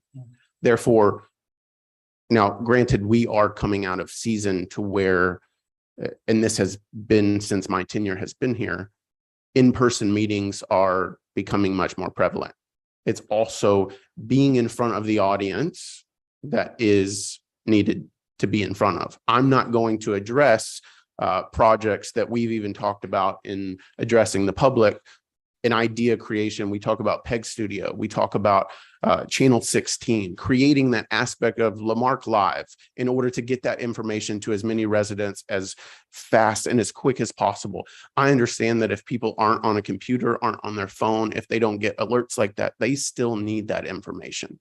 So we have started to create relationships with our assisted living facilities. We've started to create relationships with certain members in the community that have a group that is of seniors that we can connect with. Now, whether that be the VFW, the American Legion, and so on and so forth, I have no problem going. What we would have to do in order to cover our basis is make sure that even as I sit here before you and my phone rings from media questions or even some of the concepts that we've talked about today, that we don't leave our home base and leave it to be put at risk. May I add to that as well? I think one of the things that we've done that COVID has taught us, regardless of age, is that there is an urgency to move towards a more electronic form of doing business throughout, not just from a governmental perspective. We all realized when we went out to eat that there were no longer menus. Regardless of age, you were told where the menu's at. Scan this little box and all of a sudden the menu comes up. Well, a lot of folks have, COVID's now changing and evolving and so forth. Well, some people are just not gonna have menus anymore. They're gonna create the QR code as well. We've leaned on some of that technology and some of that ability and some of the things that we've done. And we're even trying to put that even through our apps, through our utility bills, to try to encourage people to use those forms. It's gonna take a lot of education, it's gonna take a lot of patience, it's gonna take a lot of time. But the thought process is in arguably the next, since you mentioned 55, let's just use 85 as that gap for the sake of conversation, it's going to be a 30-year cycle. And we're going to be challenged to catch up to that 30-year cycle from the back end. So we're not going to catch all of them, but with the increased demand, also with the increased demand of video content that we as a society have evolved to. It's not what it was before. You could do a video collage or whatever and just put little music in the background and then that was it. It was done and over with. Now, society is more of give it to me now, show me what's pretty, what's cool, what's different with the graphics, everything else, and that takes time. And that's something that is also cognizant to everybody on here and also from public who ask for different things. I am not a video editor, nor do I, strive to be, because I don't think I have the technological patience to do it. So I leave that to those that do, but that does take time, right? That does take time. And I think that's something we got to be cognizant on when we make some of these different requests and respond to certain things. Yeah, but it's clear, it's clear the past year that many of our residents aren't getting the message. They aren't getting the truth about what is actually happening within our government.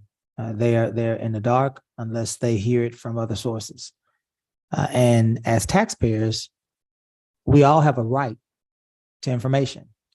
And 19,999 of us could be on board with going toward a purely electronic form of communication. But if there's one of our residents that would prefer to receive their information in a different way, we ought to consider that. Now, as the cycles go, those will become less and less. But I really want to encourage us, and I'm being serious in this, Cesar, Kyle, and JB. I think we need to find a way to provide mailers to our residents, at least on a semi-annual basis, just to simply say, here are the things that the council, that the city has dealt with. Just plain old, this is what has happened. Take it from the minutes of meetings or the actions that council have taken. Just facts on what's actually happening. When do we pass a budget?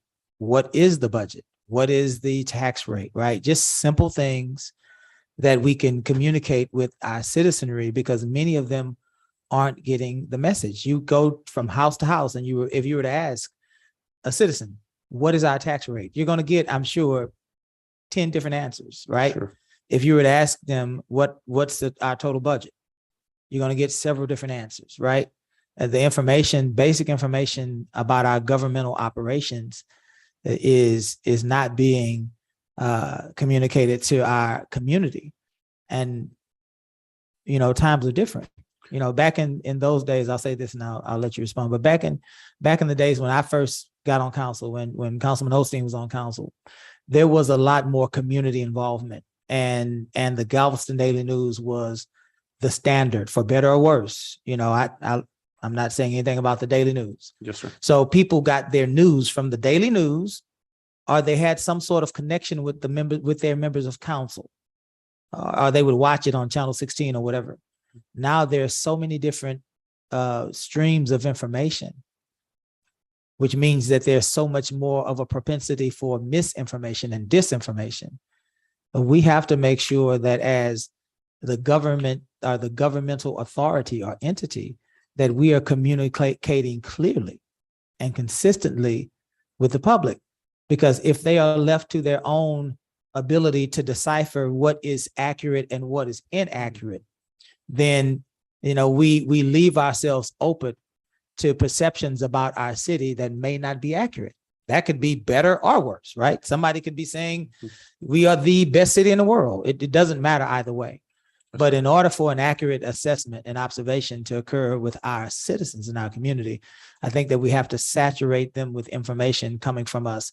Social media is one way. We have to figure out what the other way is for those that don't receive their information via social media platforms. And I'll let you respond to that. So one second. So to help you, or to let the public and everybody listening or online know, we have been trying to combine a lot of our resources as far as the social media, the online streaming. Whatever is on Channel 16 is also streaming 24/7 on YouTube. Okay. So we've combined that if you don't have Comcast cable, or if you're like me and you're out of town in San Antonio, you can still pull up YouTube and look at our Channel 16. So we're starting to update all that content to be more up to date than just some of the old videos that play. On top of that, I know we do have the Inside Marque, and since Josh has been here, he's been assisting the EDC with the content creation of that magazine, I believe, right? Yes. Yeah, so I didn't want to misspeak. And I know that goes out, Four times a year, I believe, once a quarter. okay, so So we could put an insert maybe. Sure. we can start driving that magazine or having extra pages, adding pages, Yeah. whatever it is, to kind of do an update. Right. Which we also will convert and drive into video content that goes on Channel 16, which then goes on our YouTube. So that we're trying to attack all those, we're trying to connect the dots on all those miscellaneous platforms, so that no matter if you're on, YouTube or Facebook, or if you have our Channel 16, or if you just go look at our website, Or if you're Art of Coffee, getting a cup of coffee. there you Yeah. go. Yeah. We, All of we our talk about these information, things. right? Yeah. All of our information Consistent. is being broadcasted on those channels combined. And I think for one of the major things that really goes into the plan, and we've talked about this internally as well as kind of from an operational standpoint with the city manager, but looking at how we release that information as well. I think nowadays and honestly, I could get into the weeds about big words like algorithms and, how that affects things. But the point is if we need to create written content with a picture that says that it's a message from the mayor or a report from the city manager, something that we need to release on a monthly basis, I think the key to something like that is to not be reactionary to, what we talk about right here, Yeah. but to be proactive in pushing that information to the masses. And then again, that same information, as much as everybody hates when JB walks in with his camera, to be in front of it, we have to put that information out there. And I think one of the major things that in our hopes, and we talk about dreaming, and I kind of let the cat out of the bag a second ago, is this idea of Lamarque Live. That's something that cost us next to nothing to grab and potentially trademark and so on and so forth. I don't care to build things like that for my own personal gain. Yeah, I could have done something like that and then, oh, my business owns it and so on and so forth. I don't feel like that's right. I don't feel like that's ethical. And I don't feel like, I think that, again, for a better Lamarque, we have to be the tip of the spear. So for something like that to be and again, this is just a brainstorm, but a Good Morning America for Lamarque, so that once a week or once a month, they can see the different aspects. They see the litter bus going out. They see Keep Lamarque Beautiful doing their cleanup. They see the Parks Board and what that group does at each and every single one of our facilities, I think can not only communicate, and again, we're putting it on TV, we're putting it on internet live. They can watch at 11 o'clock at night. We've already attempted to create a schedule so that if somebody says, I don't do Facebook and I don't really, I don't get your emails, your text messages, but I can turn my TV on. And if I tell you that every day at 12 o'clock, you can watch a 30-minute segment and it will give you the information that's needed for the next 2 weeks or the last week and the week in the future, that is going to be the best way to communicate that information to the masses. It's not going to, I'm not going to sit here and tell you that if I put that information out on the internet, that I'm not going to go and have coffee or go to an assisted living facility where we can have outreach events, or schools like Miss Yancey or Councilwoman Yancey mentioned, because Texas City ISD, that is our youth. That are the same ones that are going to get older, go to Lamarque High School, potentially go to COM, potentially be interns for us here. I think when they see the wheels moving in government, that not only represents, but stands upon a constitutional republic that we are, we can achieve greatness. Yeah. If I can chime in on that, and to JB's point, no different than how we're trying to get the fire department into the schools, the police department in the schools. We're also trying to do so with all of our city staff. But to that point, I want to mention, we've already started along those lines. We started recording our fire chief, who reluctantly probably doesn't prefer doing that, but he's done so willfully. You love it, to- Merriman. To report his a bi-monthly report. The same with police. So we're not just up here saying these things that people don't want to see or don't want to hear, because it seems like it's just we're reading off a paper, but we're giving it a voice coming directly from that person. And we're trying to change that aspect of how we look at it. So we are adapting to that. The other thing that I think goes on mentioned for this division, this group, is they've also given you the power of having things on demand. Because not only are all these things available as was mentioned, but if we wanted to reference that somebody wants to watch this meeting on demand, well, soon it'll be on our city's website that they can go click on it and watch it at their leisure as well. Where we're missing the link is communicating that and educating folks on how to do those things. So there's channel 16, there's YouTube, you can listen in on Zoom or what have you. And in addition to that, there's on demand that you could do, whether if you have a smart TV or through laptop, computer, whatever. And a good chunk of this time up to now has been making sure that we are, one, compliant, but that we are consistent in that. Because if you do it once and I tell, Miss Livy that, oh, well, you can find that report here, or it's going to be on the YouTube link mentioned.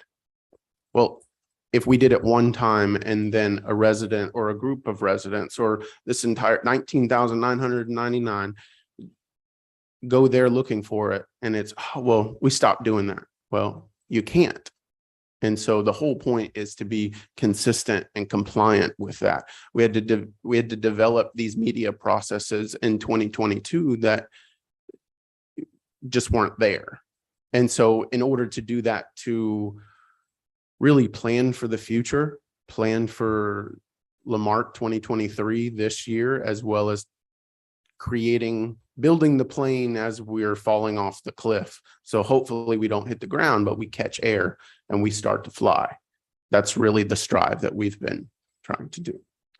Very good. Last thing, just because it was mentioned, kind of teased, I just want clear direction on one thing that was mentioned. JB mentioned potential grants to look into cryptocurrency mining for potential offset. Is that a direction you'd like for us to, discover or look into further? My opinion is that's something you need to clear through Gus and have Gus communicate that to the council before the council even answers that question. That would be the first step. The council, does anybody on council have a different opinion of that? Well, I think Gus as well, but I would like to hear from a CPA on The that. CPA? There you go. That's.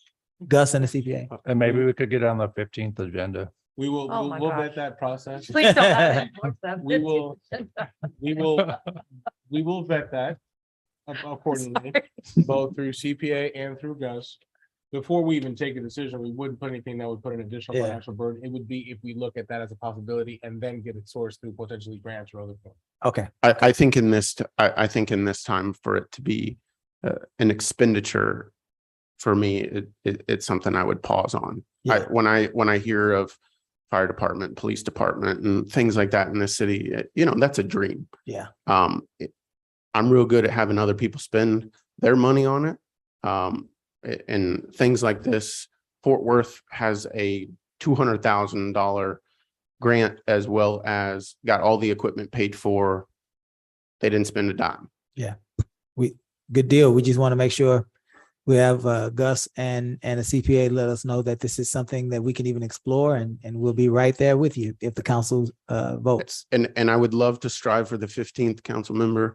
But I don't know if we'd have all the information by then. So for council member McAuliffe, she might be a little bit at ease for something like that. 'Cause I think to have all of that information prepared for you. I don't want to present anything to you that's half-hearted. Very good. What else you got, Kyle? Thanks, JB. I got one last question. Oh, I'm sorry.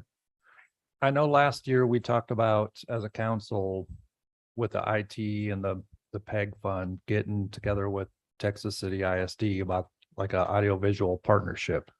Have we made any strides on that? Or I know Kyle's about the only one that's been here since last year, so I didn't know if we took any steps forward or no. Short answer, no. Okay. We started developing a relationship with the Tech City ISD staff so that we can get our foot in the door. They know who we are. School's out. as of right Personnel now, change. obviously. But we just been short-staffed, really. Gotcha. And all these great things that we talk about, it's staff time. So that's sometimes why things take longer or we fall behind a little bit to, develop these relationships or create these programs. We want to do it. It'd be fun for us, but it's the staff time. Okay, I just don't want to, I'm big on to not letting things fall off the wayside, so. No problem. Thank you.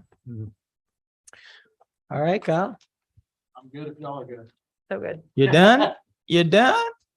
Oh, I think there's a citizen. Citizen. Who wants to. You good, James? Oh, no, Miss Jackie. Come on, Miss Jackie. As always, name and address, ma'am.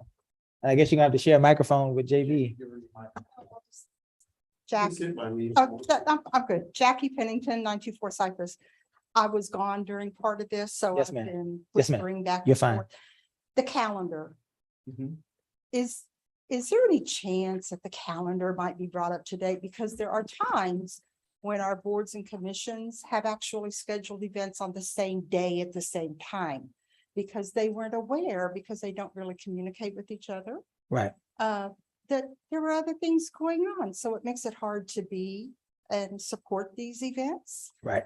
So I was just wondering if there's any reason why our calendar, So- you're tweaking your finger. So I'll just leave it there. Yes, ma'am. He's Yes, saying, ma'am. he's saying he'd answer it, but yes, the calendar is being worked on. It's not new technology, but it is something that we're trying to go back to implementing and using on a daily basis. With the app, Mrs. Pennington, when used properly, would prevent that from happening due to the fact that Kyle and I are really excited for this app. We're in the middle of debugging and testing it, but agenda, it sends out a push notification. As soon as a city clerk has the agenda, everyone has it at their fingertips. If you want to pay your bill 3 minutes before 5:30 on a Thursday or 3 minutes before City Hall closes to prevent a late charge, you can do it from your phone. This would allow each and every aspect of some of these kind of meticulous mishaps from happening, because not only is it the app, but it's the update and the reintegration with our website. And unfortunately, there are hard costs that come with things like that, but that's things that we're budgeting for so that we can, to your point, Mayor, to get that information in front of everyone's eyes, so that they can touch it, they can see it, they can feel it, they can hear it, all the above. Because to Mrs. Bennington's point, it is important that, hey, we wanted to use this room versus, oh, well, we've had it booked for weeks. Yeah. Well, you as staff should be able to figure that out. And whereas, again, instead of reactionary, to be proactive and say, hey, this allows and prevents that from happening, and would display it to the public at all given times, is something that we are currently working on. I Yes, would ma'am. say also that, and maybe I'm about to cut off Jackie, but I just want to say, it seems like a really lo-fi version would also work, is of just like a general main calendar of events across the city. Like it took a long time. It was like sort of a teeth pulling procedure, if I remember correctly, for KLMB to just solidify their calendar of events. But it was the same kind of thing where it was like, let's just have that in this part of October, there's normally this event. In this part, overlapping all of that so that there was just even like a PDF for across the city and just distributed to all the different commissions and boards. Were you thinking of something like that, Jackie? Something real simple. I mean, if you have a new program coming in, that's all great. And hopefully we as a city can do that. But for now, I still don't know where all the events are. And we do have a calendar, and it may be a little bit difficult, but I think people need to know where things are going on. I can't wait for you to come on Facebook and tell me, because I've actually already decided to go someplace else by then. So I'm just saying, make it a little bit easier. I mean, if we're low tech, we're low tech. I get it, but the Yep. communication needs to be better. Yeah. That's what I'm saying. We're working on that. We'll just got to get all the events on the Yeah, calendar. because we've talked Yeah, about this. it's before. on the website. We just got to get all the events typed in. Yeah, Staff. Once again, let me plug it, staff time. thanks. Yeah. Anything else, council? Thank you, Kyle. Thank you, JB. Thank That you, was JB. painless. Wait a minute, JB. Just kidding. All right, would you guys say something? Next, we have finance. That is our last item before we get into closures. We're talking about the last end of utilities and then the water fees. So water rates, excuse me. Miss Susie, take it away. Everybody, for the sake of our Yes, sir. conversation, page 44, please, will be the finance department. We'll allow Ms. Quincy some time to join us. Page 44.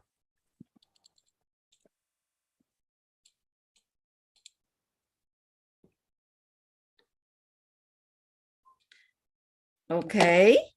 As you can tell, currently we have these individuals within our department. We did ask in the budget for an additional staff grants accountant, because as you may know, I spent last 12 months, actually last 18 months, I spent pretty much like 90% of my time on grants instead of financial, and those were not normal, usual thing. For example, the CARES due to COVID, Yuri, Laura, although we did get reimbursed for majority of it, but still it ate up a whole lot of my time and staff time.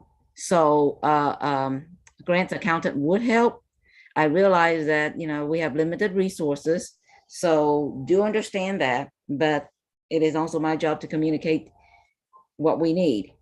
By the way, I do have good news regarding Mr. Compion. I know you asked this question before. If you recall with Yuri back then, and we were charged $157,000 for ancillary fees, and council, we had to take it to council, and council blessed on that. Not that we agreed with ERCOT, but we had to pay it. As you know, we never gave up. We kept fighting FEMA and TCAP, every which avenue that we can find to recoup. So end result is we can recoup roughly almost about $50,000 of the $157,000. Still better than nothing. And that will be reflective in the August bill, electricity bill, and we'll bring forth to you by then. So that is a little bit of good news, but it took a lot of time, just, negotiation, check all the legal parameters, what we can do through FEMA. So long story short, those kind of things eat up your time. But if successful, it's well worth it. I'm not saying that it's, not worth it at all. But quite frankly, if we have an additional personnel, it would be really helpful. Okay. Susie, just to clarify that reimbursement item, so people will understand that $150,000 was what ERCOT had charged us in our additional electric costs. And as a result of Uri, and because of this crazy utility system that we have in Texas that basically says, promises these companies that they're That not was a money, they surprise just pass blow. on the stuff. So I'm glad to hear that we got back at least 50,000 in reimbursement of that amount. Yeah, agreed. Let's take a moment to go like, yay. Yes. Well I mean, done. every penny counts, right? And Yes. Ms. Susie, I'm Now- sorry, you'll formally hear that come to you before council at the September meeting, if I'm not mistaken, where we slotted that on the agenda, correct, Kira? So you'll formally get that whole write-up on that, but that was just a brief tease on that. And that is not in the budget, because we couldn't anticipate something like that. But it is something that, what staff has been doing. So that's why sometimes there are storms, unexpected, and then we have to drop everything and we have to work with FEMA to recoup whatever that's cost that we can. So that's why the grants accountant would be extremely helpful, because storms nowadays is no longer something that's unusual, hurricane season. So just to let you know, just scratching the surface, what we do. All else, I think the city manager also cut our budget. It is what it is. We'll make dues. I don't know if we can, but we'll try our best. With or without his cutting our budget, we're still going to minimize the cost no matter what anyway. I mean, that's finance department. I mean, in charge of purchasing, shame on us if we don't minimize the cost at every transaction that we can. Let's see what else. In your budget 2023, we estimated 5% increase on windstorm. We don't know what the cost is going to be yet. We have not received any quotes yet from our TML partner. So that's just rough estimate. It is not in there, but I do need to bring to your attention that workers' comp for public safety has a significant increase moving into 2023. That is due to the new legislation regarding we must pay if they catch COVID. And that adds on the risk. It's a liability thing. So that's why TML decided to increase the premium significantly. Fire and police workers' comp, I would say over $100,000 of cost for next year, just workers' comp. Okay, so it is a major impact to the budget. So that's why I want to communicate to you to let you know the significant points that's in the budget that's different from prior years. Let's see what else that we do need to bring to your attention. Let's see, windstorm, and oh yes, last week, late last week, I did discover some errors in our budget regarding FICA cost. I caught only the police department. So I did communicate to the software company and I alerted them that, so we will have that corrected before you adopt the budget.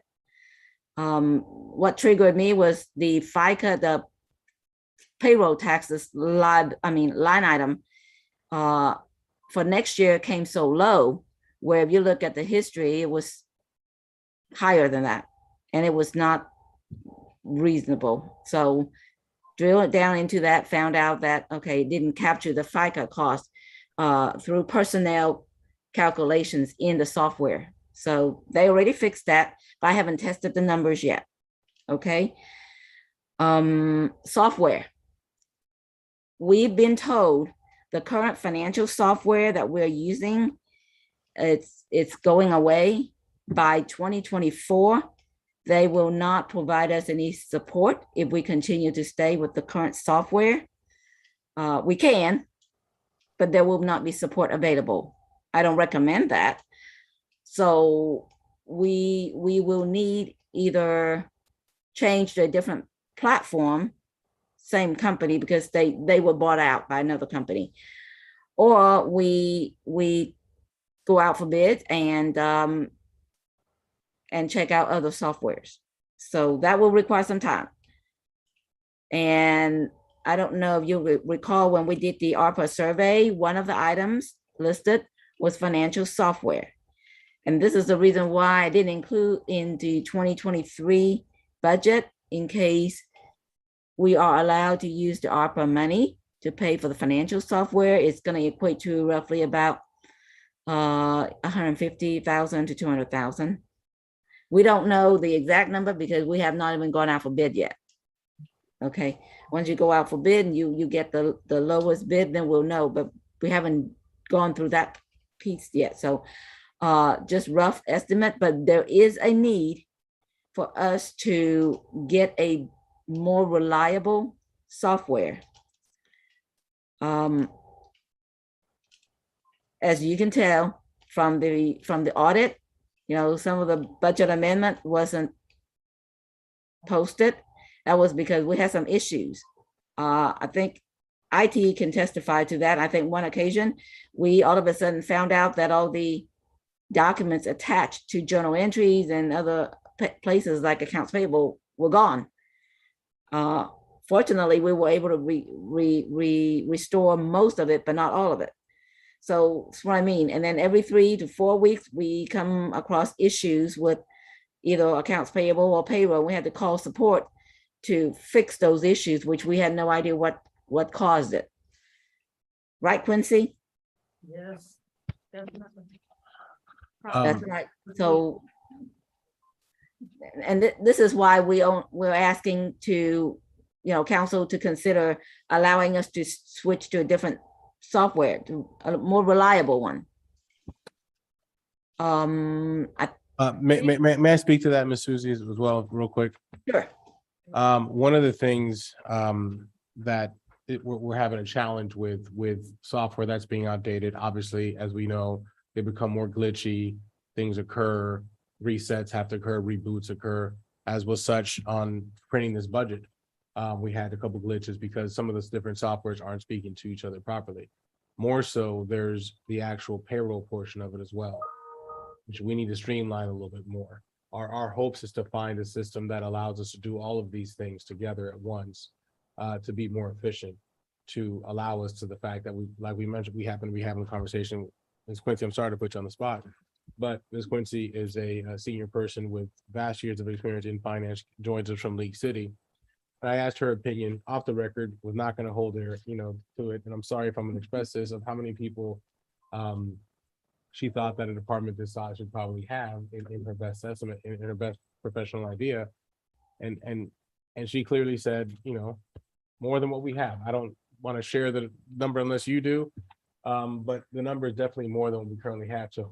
Why not share it? I mean, that's nothing wrong to say that. If I didn't want to put her on the spot. No, I know. So Well, Quincy, if you'd like to say what number it was. About 6 people. okay. that handle all the books.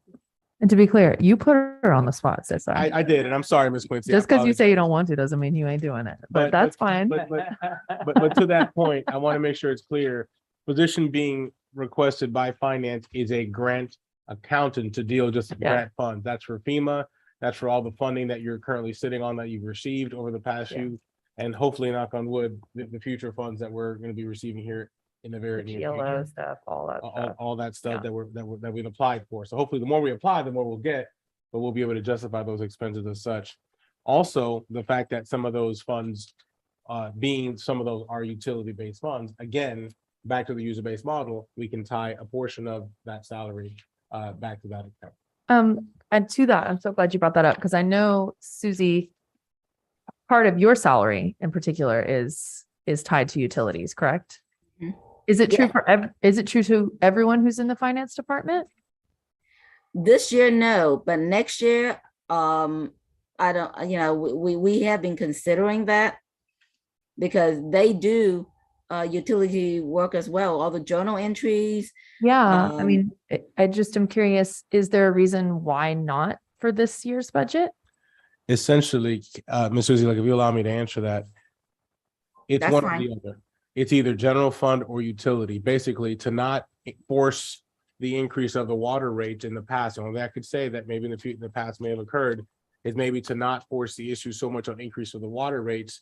It was offset by the general fund. But if we're going to be true to what we're moving to and what SB2 is asking us to do and what the public has asked us to do, and we're going to truly move to a user-based model, then a portion of whatever portion is equivalent to their work output. For example, if the accountant too spends 45% of their time working on stuff that's related to utilities, and hence Right. 45% of that person's Well- salary and benefits should be tied to that. And that's why I'm asking, why is that not reflected here? And Can I answer that? Yes, yes, If please. you may allow me.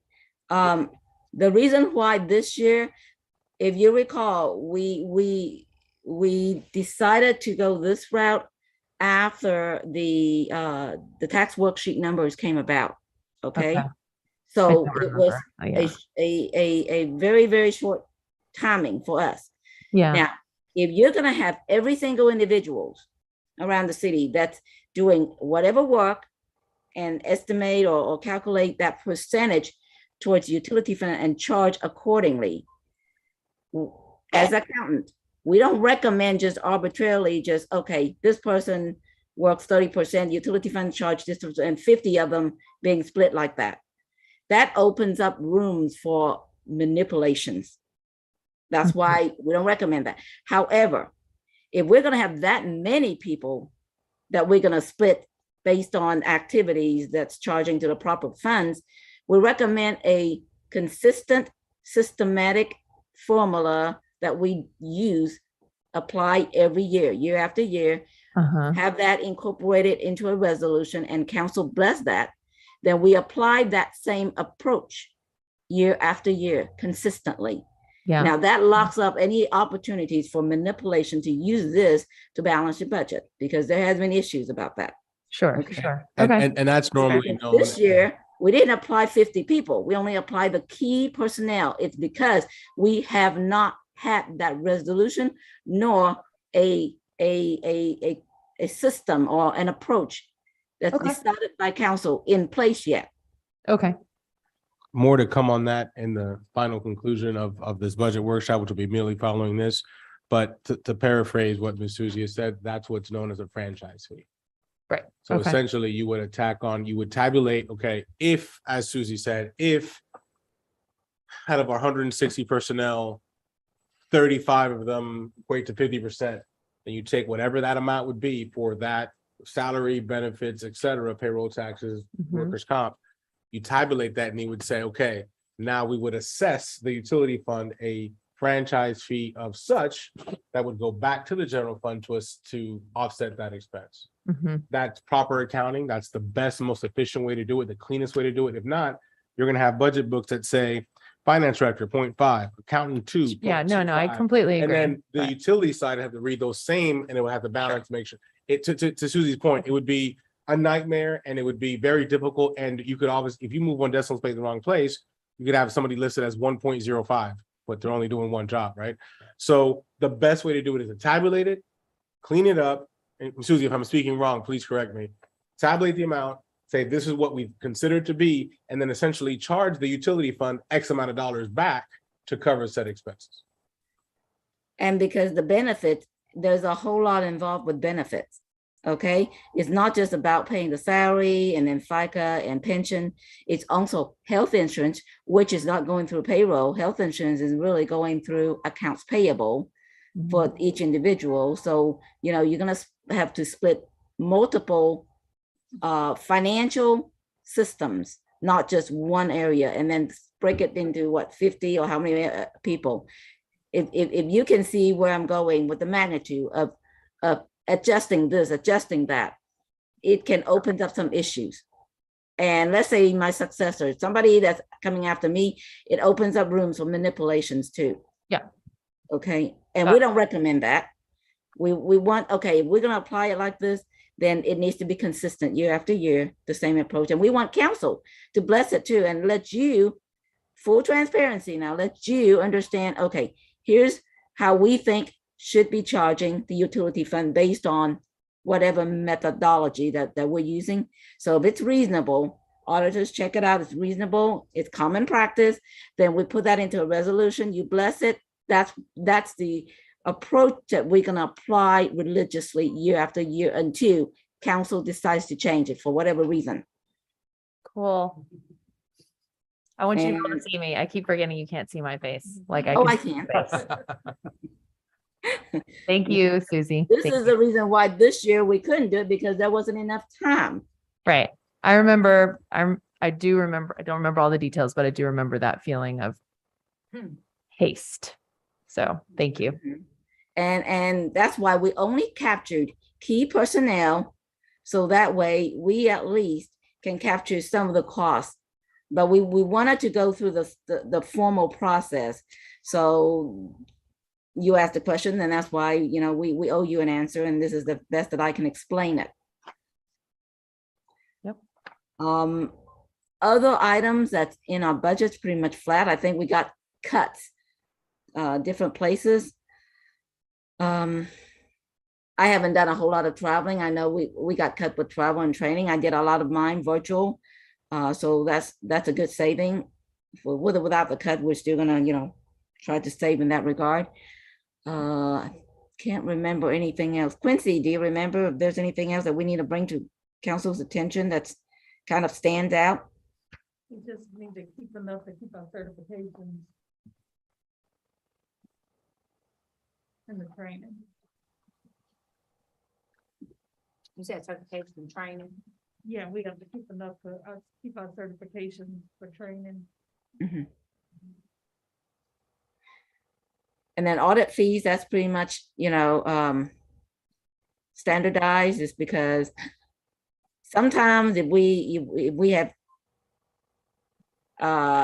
additional tasks or projects, we would like auditors to do going beyond the scope of the audit, then, you know, we include a little bit of money there just in case there is a need, and that's strictly based on needs.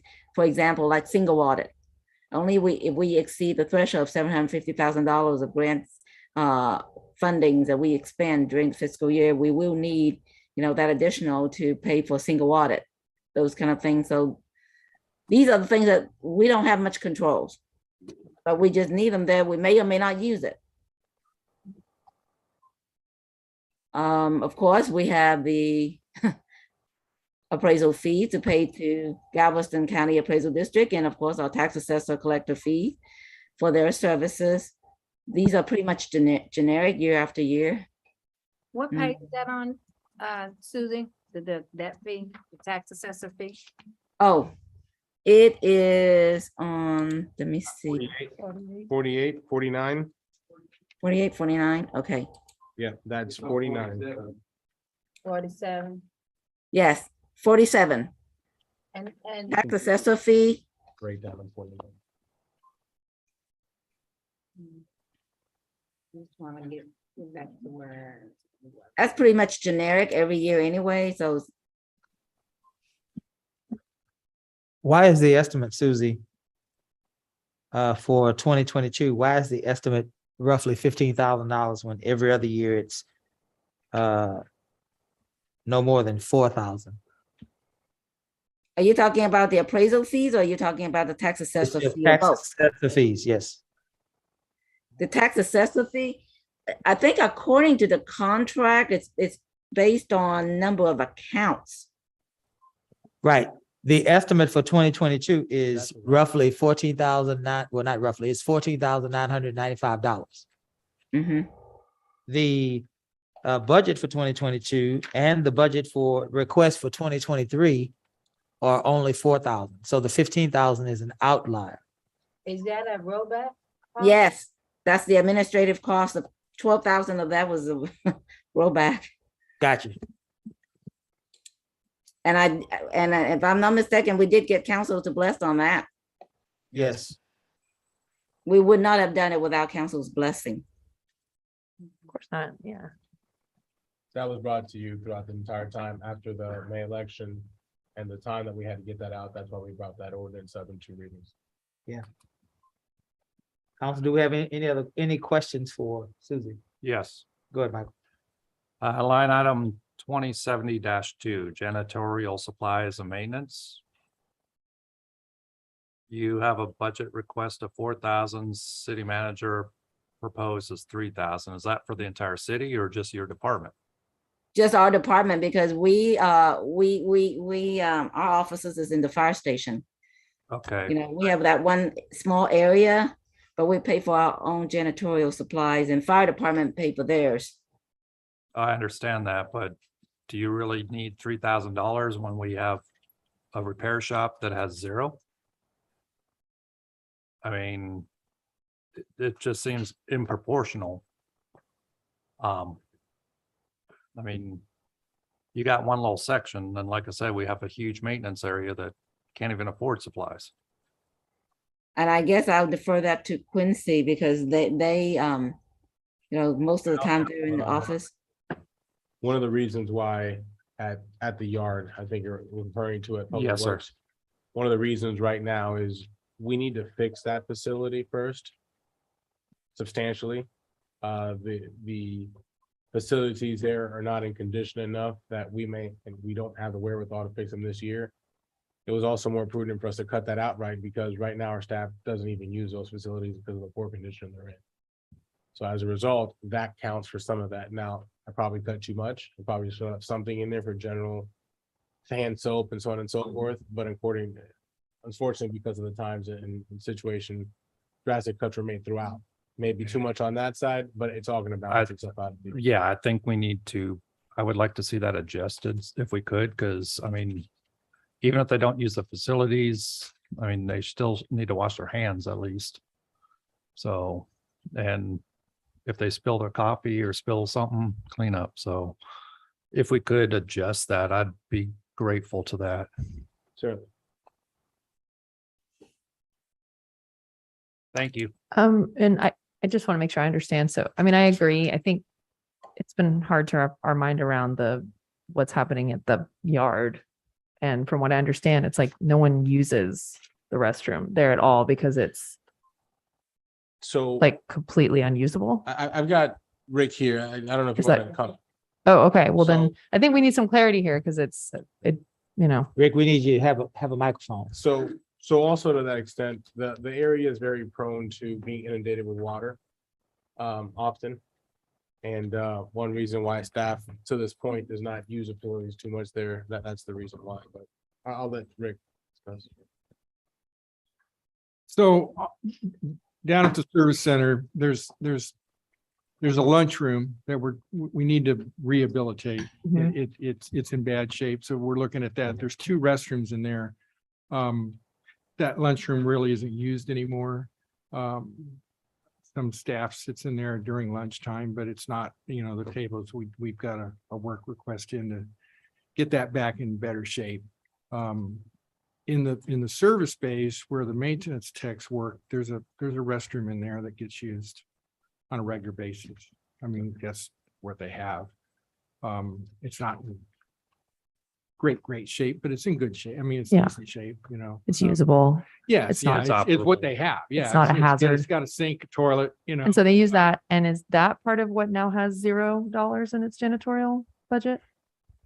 Yeah. Okay. So yeah, I think I completely agree. Obviously, we need to rectify that. Thank you. Thank you. And then I would say, Susie, you were saying that there's just monies allotted to the janitorial services, the toilet paper and whatnot for y'all. And like it's treated separately, then it's like y'all have your own little, oh my God, sorry, my words are failing me. You're sharing a larger space, but you account for like your proportion of janitorial supplies. Is that okay? Right. Okay. Well, so that we don't start nickel and diming toilet paper, I'm just going to say, I agree. Let's try to find a happier balance with some monies so that we actually don't approve a budget that has $0 for the bathroom that's used for the guys and the guys and gals in the yard and still maintains money. I mean, it doesn't have to come out of here is what I'm saying, but Right. agreed. It sticks in my craw too. I get it. And we get why it was done, but also moving on. Yeah, let's Tired of try to hearing my find an voice. equitable balance. Any other questions for Susie?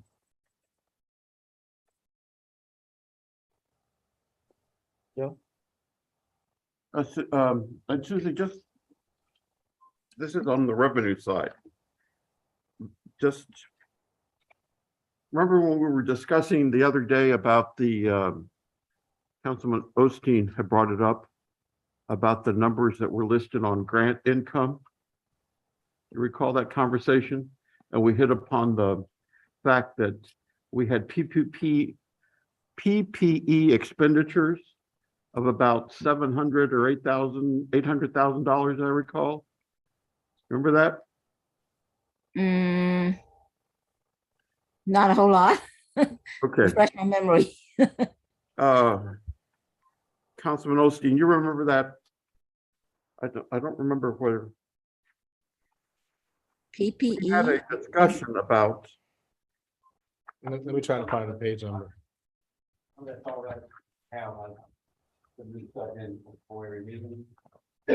I didn't mark it. I'm trying to find the page. Give me 1 second. Susie, it's in reference to grant funds that were used during the time of COVID. Oh, the CARES.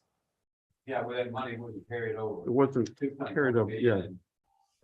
We had the 2.2 reflected on our American Rescue Plan. Right. And then we had an additional amount, that's what Councilman Osteen was referencing. And why was there a difference there? And we agreed that there was additional money that had been sent to the city because COVID was a declared disaster. And we had received monies for PPE and dollars to be utilized. And that was what was that exact amount? Do you know? Do you recall? Yes, it was, I don't have the exact amount, but I recall it was almost $1 million, a little shy of $1 million. Now, what happened about the CARES was this, because I spent quite a bit of time on that. If you recall, we had EDC gave out about $1 million to small businesses, the grants of COVID relief, right? That was their budget, right? And then we also had Tink spent quite a bit on masks, right? Okay, and other supplies for fire department, police to prevent COVID. Now, also payroll, we submitted a lot through payroll regarding fire and police that was related to COVID. And what happened was total, long story short, we submitted total of over $3 million worth of expenditure, COVID related. And during that time, we were only entitled to, I think it was based on the population. I can't remember what dollar amount per each city's population. So we were entitled to roughly about a little less than $1 million. Okay, and there was some challenges from the county, why you give it to the city and not the county, and based on population, so forth. So anyhow, the decision was based on population, and we were entitled to a little bit less than $1 million, but we filed through FEMA over $3 million. And of course, at the very tail end where we had to close everything, April, you either submit and have us make the decision to reimburse you, or this is it. We're cutting it off. We must resolve this by April of 2021, I believe. So we Susie, were if I told by may. FEMA, we were told by FEMA that public Page safety, 176. if we're capturing public safety payroll, it would be approved quicker. So we did that. And yes, it did go through very quickly. So we grabbed our almost $1 million of reimbursement from CARES through FEMA. But that doesn't mean that the others can just be gone forever. Now, there is something that's going on right now that we can still submit to get reimbursement through December of this year, which we do intend to. That's the masks that we spent, those kind of things. Okay, payroll. Payroll, when we pay police officers and fire personnel out of payroll that was COVID related, which we got reimbursed by FEMA, that was paid out of payroll, which general fund captured. It was not out of Fund 70. Only supplies like paying for masks, things like that, it through accounts payable, it was charged out of Fund 70. This is the reason why when the auditors came and did the audit, that $800 and some $1,000 went back to the general fund, because it was the payroll, police and fire that worked related to COVID that FEMA approved to reimburse us out of the CARES fund. That's why it had to go back to general fund. So I don't know if I answered the question. I hope I didn't confuse everyone even more. The rest of the remaining of that over $3 million, we're still going to continue to seek reimbursement. And there is a time frame between now until December that we must resubmit those documentations so we can get reimbursed for the rest of it. And that's the second round. So, you know, after all these budget workshops and things are done, that's going to be my next project too, because I'm under a short timeline between now until December to get all of that stuff through that tunnel. Okay. So Okay, so. we're not done yet with COVID grants. Okay, thank you. Mr. Garcia mentioned a page. That's not the page, the total amount.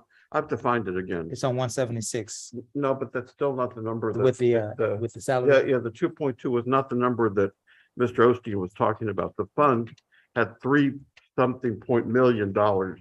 Oh, that's what we filed.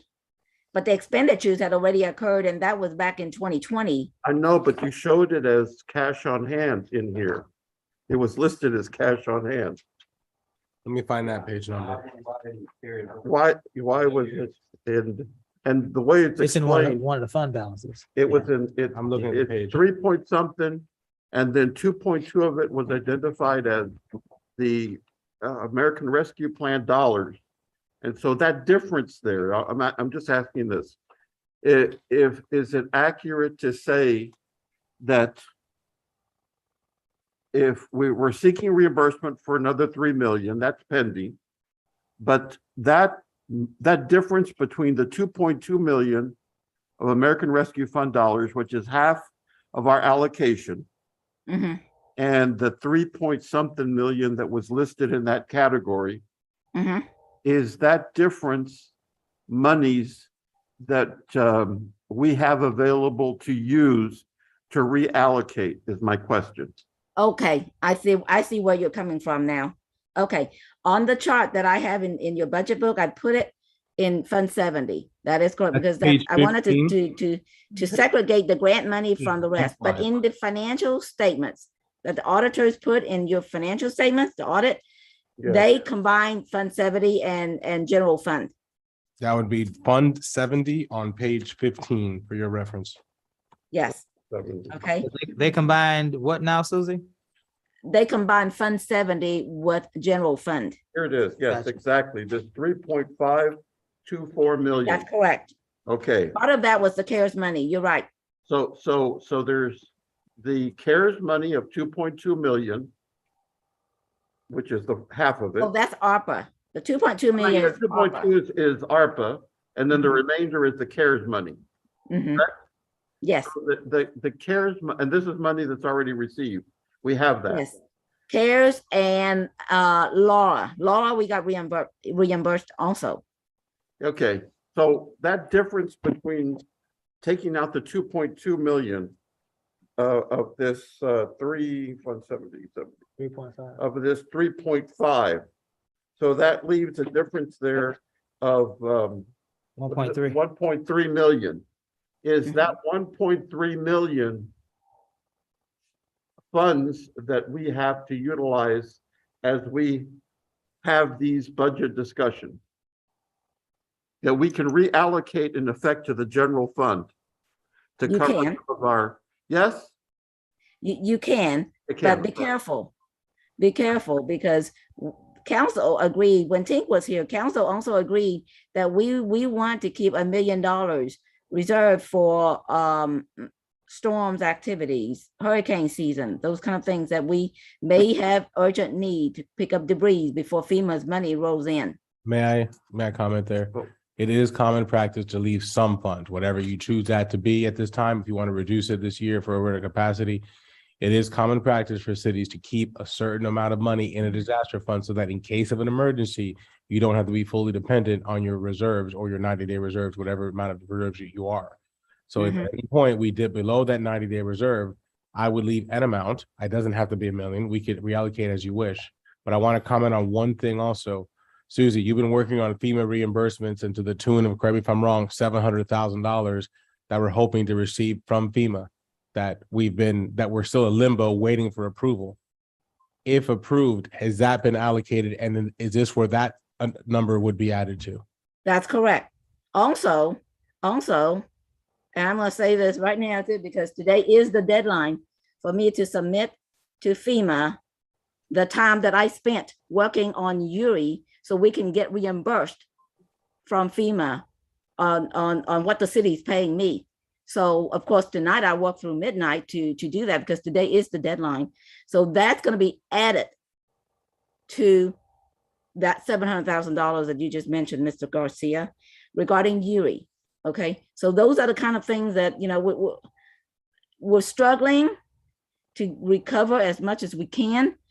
The ARPA money, once we have the new software, that I have some available numbers that I can set up new funds, we will pull that ARPA money separately, independently into a separate fund. So that way we can utilize ARPA money independent from the disaster money and all that.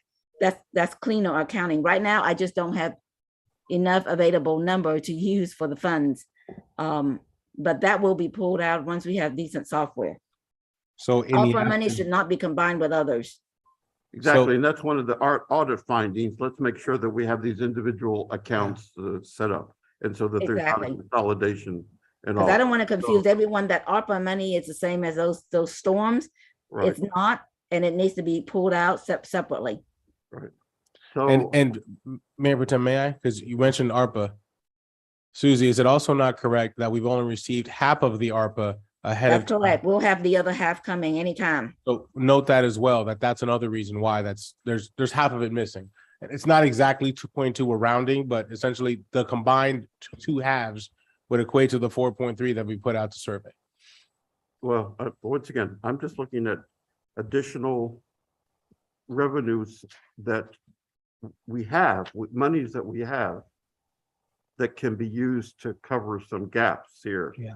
And as soon as we get our 2022 tax sheet calculations accurately done, by the way, okay? So we have a property tax to be well, we need that number one, but number two, on the low end, I'm suggesting to council that we at least have about $600,000 out of this money here, of this line, that's going to be available to us if we so wish to either, and you're going to get into the discussion here, utilize it somehow to underwrite part of the utility fund now.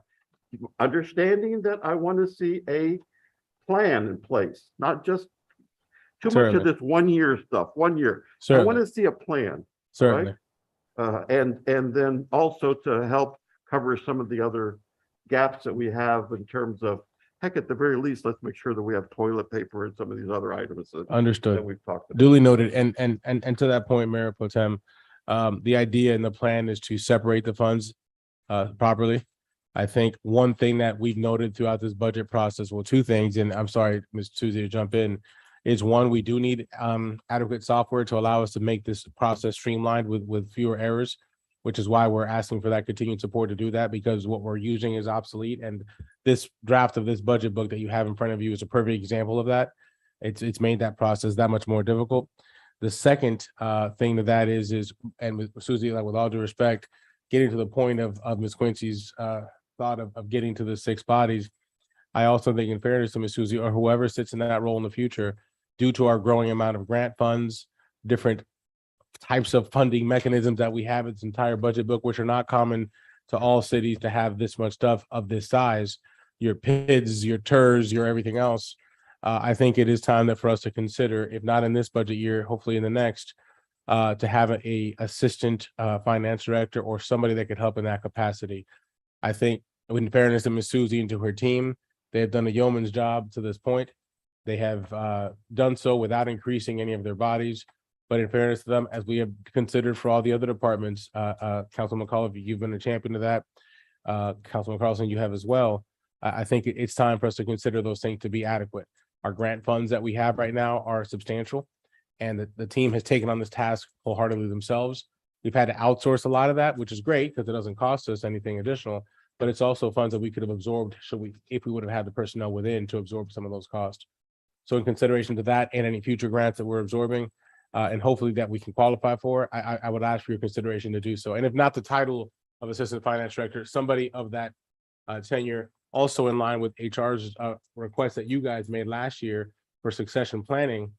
I think it's only adequate that we do so for all of our departments, not just finance, but since we're talking about that one right now, I'd like to emphasize that, in fairness to Ms. Susie, who spends 24 hours a day sometimes working on some of our stuff. I need some other clarity on our funding for the GLO, from the GLO, with regard to our infrastructure, I think our sewer system, as I recall. There's 3 different ones. Yes, the sir. sanitation plant, and there's others. But with regard to the larger one, the 56 million, I believe. It's 49. Correct me if I'm wrong, Rick. There's one for 49, one for 7 point such, and one for 1.5. The 3 grants of the GLO. Okay. We'll verify the numbers, but All right, nonetheless. just, are those reimbursement grants? That's to say, we have to spend the money first? Doesn't make any sense. Actually, no, it does not. Those, in that capacity, we actually serve as a pass-through, if you will. Okay. That's the way that those were set up through our relationship with both. You RFP'd the services for the grant administration as well as the engineering that is part of that. That's how that process works. So what happened is the money comes from the funding agency, and we have, is it 7 days or 5 days to cut the check? and add same exact amount. It was balanced. Ms. Susie, correct me if I'm wrong. When those checks come in, once we make certain deliverables, they verify that our deliverables are done by our engineer and by our grant administration team. They submit invoices. We validate that the invoices, the work indeed has been done. That goes to the funding agency. They cut us a check and we have 5 days in the exact, we keep nothing right now. The way that the way it was written and contracted, that money comes in and goes out. We are passed through. We get nothing from that. It just seems to me, once again, I go back and say this, we need a CPA to give us a guidance that has some background in municipal that would work with Susie on these, because I don't want Susie to be tagged in any way. She's been doing, that I've seen her for 2 years, an amazing job under very difficult situations. And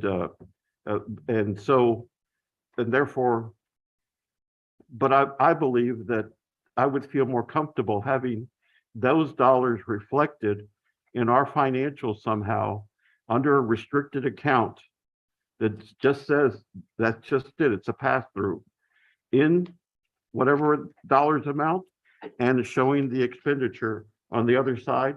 And we also showed it in our records to whom that money is going to as well. So that's just my hope and desire. And then finally, Mayor and Susie and Mr. Garcia, we don't have accurately reflected here, and these are, and I guess if I were looking at it, a future, just kind of like the 700,000 you talked about that we're waiting for as reimbursements. We also have, as soon as the state and HUD clarifies this, and we're going to That's the certify the letter. We also have Mid-mod. the 4 point. mid-mod. It's 4.1. million. That's through HCAC, and that's what everyone's deemed as the mid-mod. There is a $4.1 million allocation that the city is qualified for. We have submitted the letter. You heard that item last night. It was approved, and we have already submitted the letter prior to the deadline. The record reflected as such.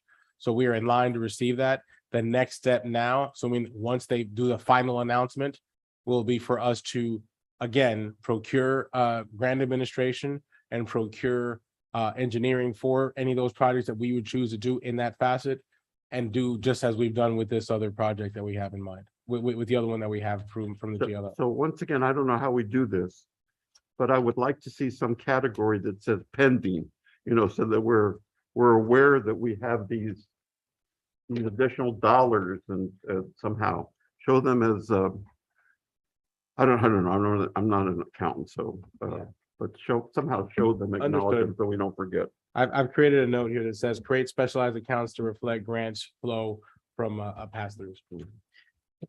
Susan Cesar, I wanted to use this as a teachable moment. I don't really want necessarily an elaborate answer. I just wanted us to kind of make sure that we're speaking about grants in a way that would educate our public, in a way that would keep everybody on the same page. So Susie Cesar, whichever one of you that can answer this in the most efficient manner. First of all, is it true that for every grant expenditure, for every grant revenue stream that we have, right? Grants coming into our city, whatever shape or form they look like, is it true that we have to have a grant administrator? Okay, Susie, you want to take this one, or you want me to? It's up to you. You're the boss. All right, so thank you, Susie. All right, so essentially, to answer that question, it is a best practice to have an assigned person administer any grant, whether that be financially, procurement wise, making sure that you're meeting your actual deliverables. Now, you usually have the offset to either do that in-house or to provide an outside source to do it. In the absence of, and again, I'm assuming at this point, my question, the answer, in the absence of having a grants administration or financial or accountant team within the city, it was most economical to outsource those services in the past. So to be clear, all of the revenue streams that we receive that are grants, we have contracted a grant administrator to oversee those funds? I'll answer that question with a very, either it's done out of house or in-house. And I'll say this, for example, ARPA is technically a grant. That one, we're working with GrantWorks. We're However, working with the grant administrator. GrantWorks. Okay. But the FEMA stuff that Susie has been talking about, that she's been working diligently on, that is dating back to 700,000, that if she would not have been diligent, and if she would have cranked the budget book out earlier, she would have missed out on the 700,000 that took hours and months of work, then she's been the administrator for that grant. Because technically, a reimbursement from FEMA is considered a grant because it's money we don't have to repay. Although it's considered a reimbursement, it still falls under the jurisdiction of a grant. So grants that we apply for, right? And for specific projects like the sewer grant, things of that nature, those all have grant administrators associated with them. Yes. And again, there's a threshold. For example, the boat ramp grant that's out there for Mahan Park, we have one for. The one that we just submitted for Texas Park and Wildlife the other day, we would assume the responsibilities. Okay. So to answer your question, some are done in-house and some are done out of house, but either way, it is best practice to have somebody responsible for that, which is why Susie is saying, if we're going to take on some of these expenses in-house, which is common practice, it's fine because you save dollars. But if I showed you what we're paying these folks to do this for us, you tell me to hire 10 people and I'd still have money to spare, to be really honest with you. I just want that to be. Yeah. Oh, reflected. yeah. No, so my next question in that line of thought would be, is it the role of the grant administrator to work with the federal government with these revenue streams? Like, is it that person's role to contact, communicate, work with the federal government or the entity that is funding the grant? Yes, sir. That is that liaison's responsibility to do that, whether it's through us directly or whether it's outsourced. And if not, it could be assigned and separated through other staff. So for example, Rick was in the back of the room, has also assisted in that role. So on the deliverables, it's been Rick per se, because Susie's not on the field to know if the work's getting done. And on the financial side, it'd be Susie, and then together working with GrantWorks to properly do that. So the role of the grant administrator is to work with the federal government. And I assume that means to follow any policies, procedures, and laws that govern those monies. Is that correct? If it's a federal grant, yes. So I would tweak your answer. It depends on the funding source. If it's a federal grant, then obviously, yes, they would work with the federal If government. it's a state grant, they would work with With state the state. agencies. If it's a private agency, if Valero down the street gives us a grant, well, that person would work with Valero, because I'm sure Valero's not going to just cut us a check. They're going to say, well, show us what you did. So You know, it's the role of the grant administrator to work with the funding source to make sure that all laws or policies or procedures or the intent of the grant funding, that it follows all applicable procedures, laws and policies and otherwise. That's their role, yes, correct? in the industry, we call that grant compliance. So Grant they would compliance. be like a grant compliance officer. So somebody other than you and somebody other than this council, somebody other than folks that people would normally think would be responsible, is responsible for making sure that all laws are followed and all monies are allocated according to state, federal, municipal laws and ordinances and the will of the grantor. To slightly correct what you said, I do have to step in that role sometimes, and I have since being here due to lack of resources. But you're complying with the governmental entity or Absolutely. not with us. Council has nothing to do with it. So my last question is this, and I'm asking you exactly what you just said, so we're clear.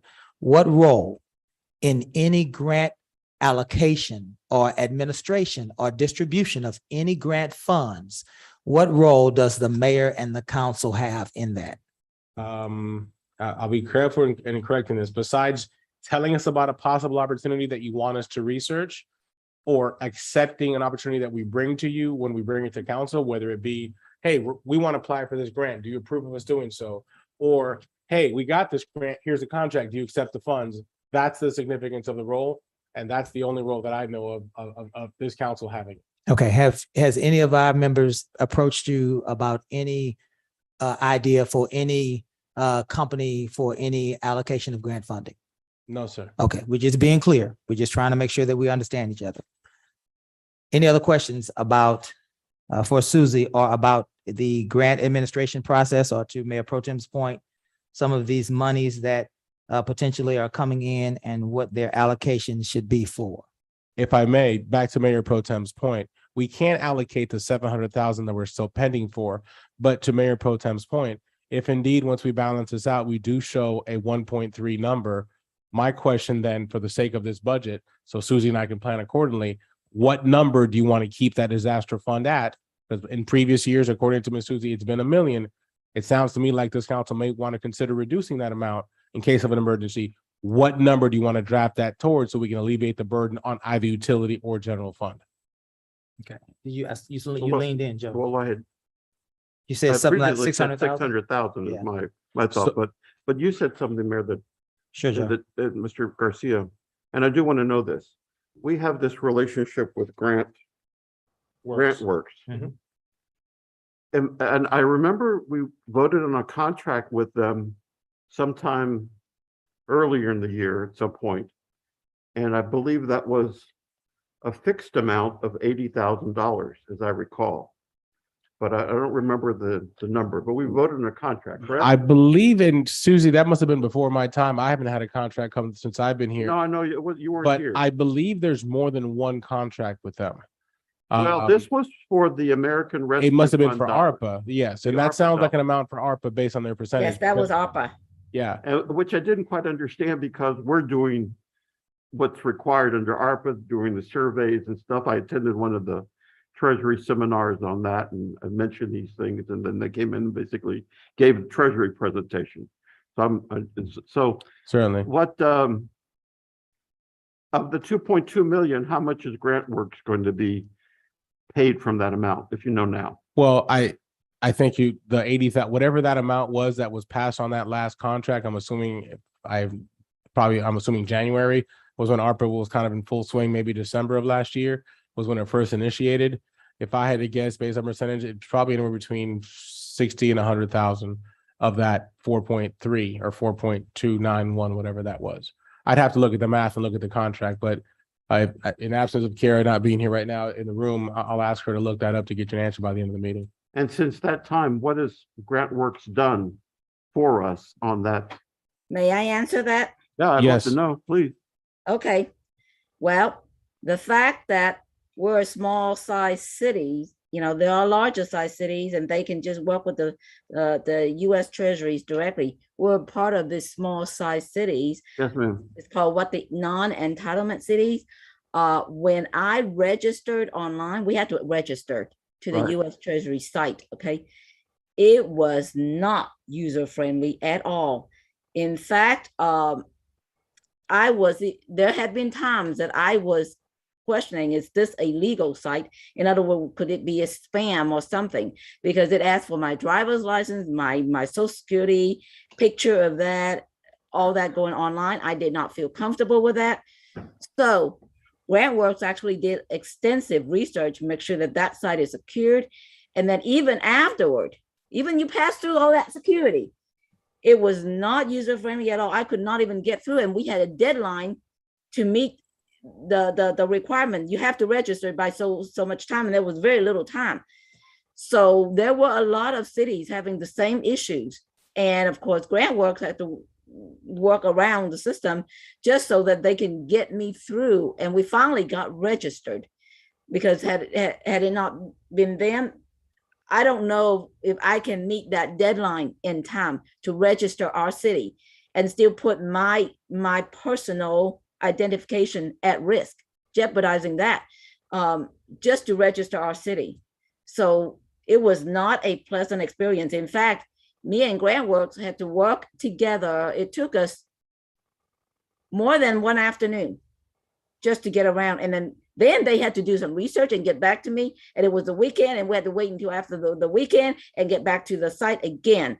So that was not pleasant at all. And that was the experience that I went through. Thank goodness for GrantWorks. Now, had we not had them, we just not registered. And I don't know what the consequences would be. I'm going to pick up on something that Council Person McAuliffe is great at saying outcomes. Wrap it up. We hear about the outcomes. And so this information is something that I hope that we can be kept abreast of, right? We signed a contract with these folks and let us know that they're doing their work. And that's that. So giving us the value that we're looking for. Mayor Pro Tem, like if I could answer that as well. I came from a city that had similar population size, received close to the same amount of grant funding. And because of the intent and wherewithal of the city to provide those services in-house, the equivalent of that $80,000 was actually able to be used to purchase a part of folks' salary that were doing that work. So it's either one or the other. It's potato. Either way, either we do it or it gets outsourced. Unfortunately, in this case, with the lack of resources compared to the amount of, output that is necessary from what we do, in previous leadership's wisdom, it felt better suited to outsource that activity. And obviously, Ms. Susie supports it because of the fact that it was a difficult process to go through. So to answer your question, how much of that has been expended thus far, I can't tell you because I don't know the amount yet. But if I had to relate to that, I haven't written a single check to them for that. I have not signed a single check since I've been here. The only check that I've signed for has been for the other project, and I think I've signed 2 of them so far, and that's as they've met certain deliverables. So they meet certain deliverables. As I said, they meet certain milestones within the grant, let's say 10% completion. They submit their invoice for that. We verify that that 10% indeed was done. That 10% then goes to the funding source, in this case, GLO. GLO then turns and says, yes, we agree that that's been supplied and it's done. They cut us a check for that amount of the invoice, verifying that the work's been done and we've signed off on the work. Then we literally take those same funds and separate it. Yeah. What happens is it becomes 2 invoices. It becomes the invoice from the engineer and the invoice from the grant administrator. Let's say it's this one's for 100,000, this one's for 50. Combined, we submit 1 invoice together with that as backup documentation to the funding source, and then certifying that the deliverables are met. Then they cut us a check for the 150, and we take that 150 and we supply those payments accordingly as per that. So we are simply a pass through, and we're just verifying the work is being done on our behalf. And I appreciate all the answers on that side. Susie mentioned something that also brought to my mind. She did say we are a non-entitlement city. That's to say we're a city of a certain population size, that any grants that are community development block grant monies are directed to our county, and then our county makes those distributions to non-entitlement cities. When was the last time that we got a distribution from the county as a non-entitlement city for CDBG dollars, which would be used to remedy blight? I think there's 4 categories. I used to know them all off the top of my head, but I know one of them is remedy blight. I think job opportunity is another one. Training, yeah. And there's 2 other categories. The county's receiving CDBG dollars. I'd like to know we're a part of that. That's all. I don't need an answer now. Susie, if you don't have the answer to that, I don't. I could research that, but unless you have it, we can come back. I'm sorry, what was the question? I wasn't listening. When was the last time Lamarck received CDBG funding from the county through that actual CDBG Community Development Block Grant is what CDBG stands for those. When was the last From the county? From the county? From GLO. County. Oh my God, it's been a while.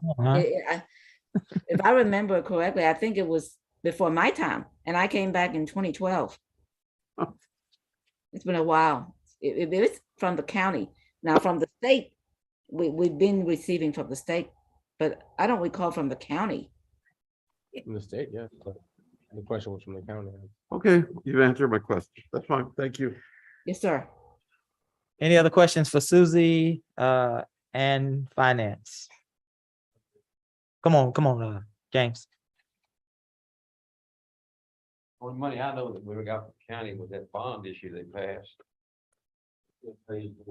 That's right. That was the one I was referring to. Yes, that's the only one. And to be That's not clear, what you're talking that's about. not No, CDBG dollars. yeah, no, I know that's not. If we could, let's go to page 165. On the court technology fund and the court security fund, does that money go through the general revenue first and then it's given to the, does that money go straight to the fund? No, the court technology fund, it's reserved, it's restricted for just court technology. So when we have a qualified expenditure, like when court pays Tyler for whatever that's court related, we charge directly out of that fund. Okay. I noticed in 2022, there was a budget $4,030 in that fund. Mhm. But we spent $10,570. I think it had something to do with the ticket writing, and Rosemary can give you more information regarding that. Yeah, but how'd we pay that $10,000 when we only had $4,030? From their fund balance. They accumulated in the fund balance that could only be used for whatever restricted purposes. Okay, that come out of the fund balance. In 2021, it only showed $5,308 in there at the end of 2021. So that I can't remember very which much of a fund year, balance. but they can use their fund balance to pay for whatever expenditure that meets the criteria required for that restricted fund. So do those dollars carry over because it's a restricted fund? Yes, So those dollars can actually accumulate. exactly. Okay. As Okay, long as you used it within the restricted guidelines for the law. okay. Does it, what is the total money in a court technology fund right now? How The much is? fund balance, let me go to page 15. Yeah, I don't have that, but Going back to that page, hold on, let me scroll it. I'll write it in here. I'm almost there. Let's see, what page is this? Okay, no, I know I'm slow. Bear with me. I'm almost there. They got this right now. Okay, court technology fund. Let me blow it up. Okay, that is Fund 82. They have about 24,000 in 2021, so projected is 16,000. Let me see, let me go to the header. 16. Ending 2021 balance 16,000, if I read it correctly. No, we don't see no 15,000 here. We see 17,281. Fund 82, Huh? Fund 82 on page 15. Fund 82. Yes, Fund 82, Court Technology Fund. Right, you're right. I'm sorry, Susan. No Okay, problem. so what y'all done is, even though you budgeted $4,030, you ran over, so you put it out of that fund, pulled it out of that fund, right? Exactly. Okay, I Yes, see sir. what you did. I see what you did. Okay. Now, if they all of a sudden unplanned, if they come up with something that they feel required and they need a purchase and is exceeding, $25,000, then yes, we go to council for that. Okay. Now, on the, And we'll have to amend the security- budget too. yeah, on the court security fund, that's restricted for security related issues for the judicial functions, right? Mm-hmm. So why was 2,500 transferred to the general fund out of this court security fund? I know it came from when Carol was here, and you may remember why better than I can. It was already in place when I came, during Carol's time. Yeah, I want to say it has something to do with the city marshal well, activities, we're still transferring it. right? Let me think what Carol told me. Well, it shouldn't go to the general fund if the marshal's office comes out of the court fund, should it? Or whatever. I mean, it specifically says you only use it for court-related judiciary functions. And on page 28, it shows where it was transferred to the. And at this point, my Oh, mind is. it went to, fried. it went to, I couldn't remember what Carol's reasoning was back then, but if I can think of it, I'll let you know. yeah, what account is 9083? Oh, What 0198. is 9083? Yeah, that's where it went to. It was transferred into that account. Oh, that's a transfer in the general fund. That's a revenue. Oh, that's the general fund? account? Yes. Well, do y'all need that transferring in the general fund? I can't remember right now what Carol's reasoning was, but my brains are fried right now. It's been a long day. Yeah, if we don't know what it's for, why we keep doing it? Well, I can't think of it right now. Okay. But I can remember, I have to pull up my notes back then in 2013 or 2012. Well, it's something to look at. I mean, if we don't know where it's going, we ought to stop it. In my opinion. We'll take a look at that, say so. Yes, sir. Recommendation come. Yeah, Yes, y'all look at that. Thank y'all. Yes, sir. Any other questions for Susie?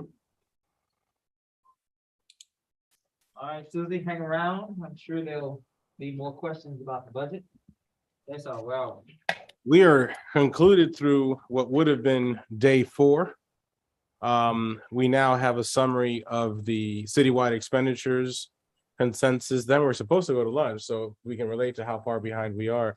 I want to take a moment and ask Rick to step to the table so we can go over briefly where we are as far as our plan for the. Go ahead. Come on, Rick. Do you have an up-to-date document for us to look at after we've discussed things? No, sir. We've worked hard on trying to get to one. Up-to-date numbers? I mean, how are we no. going to discuss? My plan is to, and I don't want to put Susie on the spot. We're hopeful to have you something in time for the 15th meeting. We have a lot that has to happen before the 15th. And you'll have 2 readings to adopt the tax rate, and then the final budget on September 13th, if I'm not mistaken, is when we have proposed to adopt it. We now have to go back and input all the additions and or changes, fill in the blanks that were left out with the software snafus that we had, do a full review of the entire budget book to make sure it's accurate. And then once we have a final tally of where we're going to end up with our tax rate or proposed tax rate that will come to you on the 15th, then we can have a better idea of where we are. So you're going to definitely need some thoughts from us here in the next few moments. I do. Okay. And I've been taking notes from your thoughts so far, both Susie and I and all the department heads. I think we've been very adamant in doing so. We've started some of those calculations behind the scenes as far as positions to consider to add and so forth.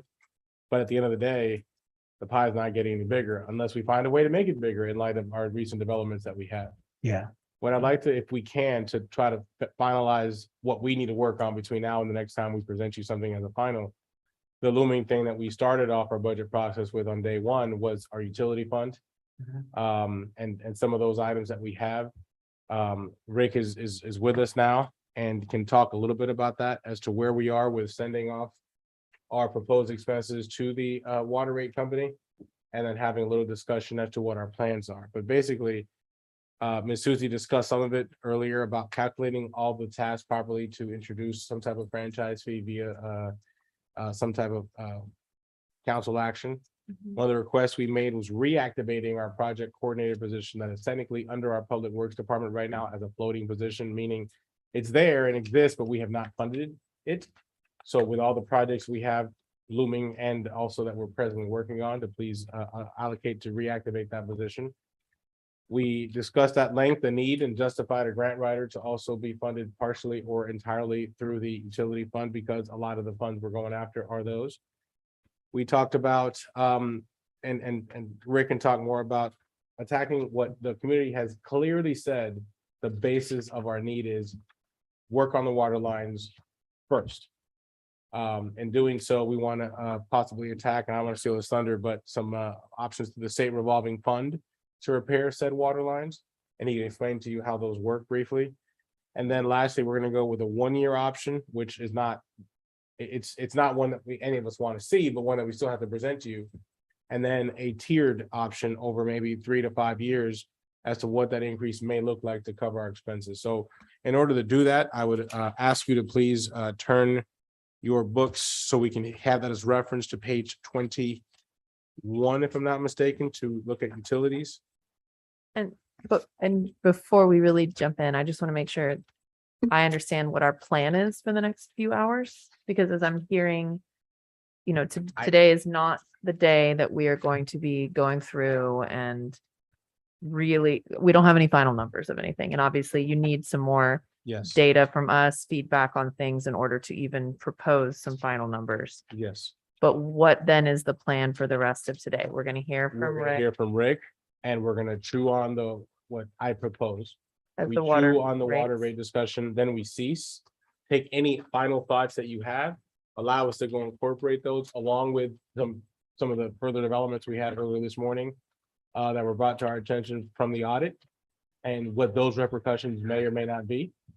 And then have ample time to bring back hopefully a finalized budget book to you within less than a week by the time we meet. for the Okay. 15th. And I would request that we talk a little bit more about, because I was not prepared for the 15th to be a meeting that has, I was prepared for like a 30-minute meeting. And obviously that is not where we are headed anymore. But Unfortunately. based on history of what that meeting was supposed to be, that's what I budgeted. My professional life, I can't take that day. So I know that means we're gonna have to talk about what that means. And if it's the will of council to reschedule that, push that back, rearrange that, I don't think we've officially announced an agenda for that meeting. So if we need it, that's just our tentative. I know, and I know we have we need to meet certain deadlines and whatnot, and that's why I'm saying we can confer later. I just wanted to Sure. put out there, and I also didn't want us to, sometimes we just keep going, then it's like, where were we going? I don't know. It's 4 hours later. What's going on? Just needed, I like a plan, y'all. The So, idea now is to take the what we would call, first, we kind of introduced the water situation before. Now Rick has some more data to share with you, and I'd like to turn the floor over to him. cool. Let's dig. The idea is for it to not take a couple of hours, but that would be diluted on what the questions may be based on what the plan that we serve you with. It sounded like you said that was diluted, and that might be true. That it was diluted. that we I would take can't, I 2 can't hours. No, control I'm that. just teasing. Oh, okay. Do we need Rosemary? No, I'm- I thought it was a I'm question confident. about the court. She may have been Yeah. listening. on. Oh, of course, if you, gotcha. But yeah, but if I'm you ready. allow us for the sake of time to go through utilities and then. Did you have something Thank you. That's fine. for Rosemary? So we don't get in a bind. I know everybody's got a lot on their mind now. You got to have a public hearing within 10 days prior to the date of the hearing. So you need to work that in your schedule.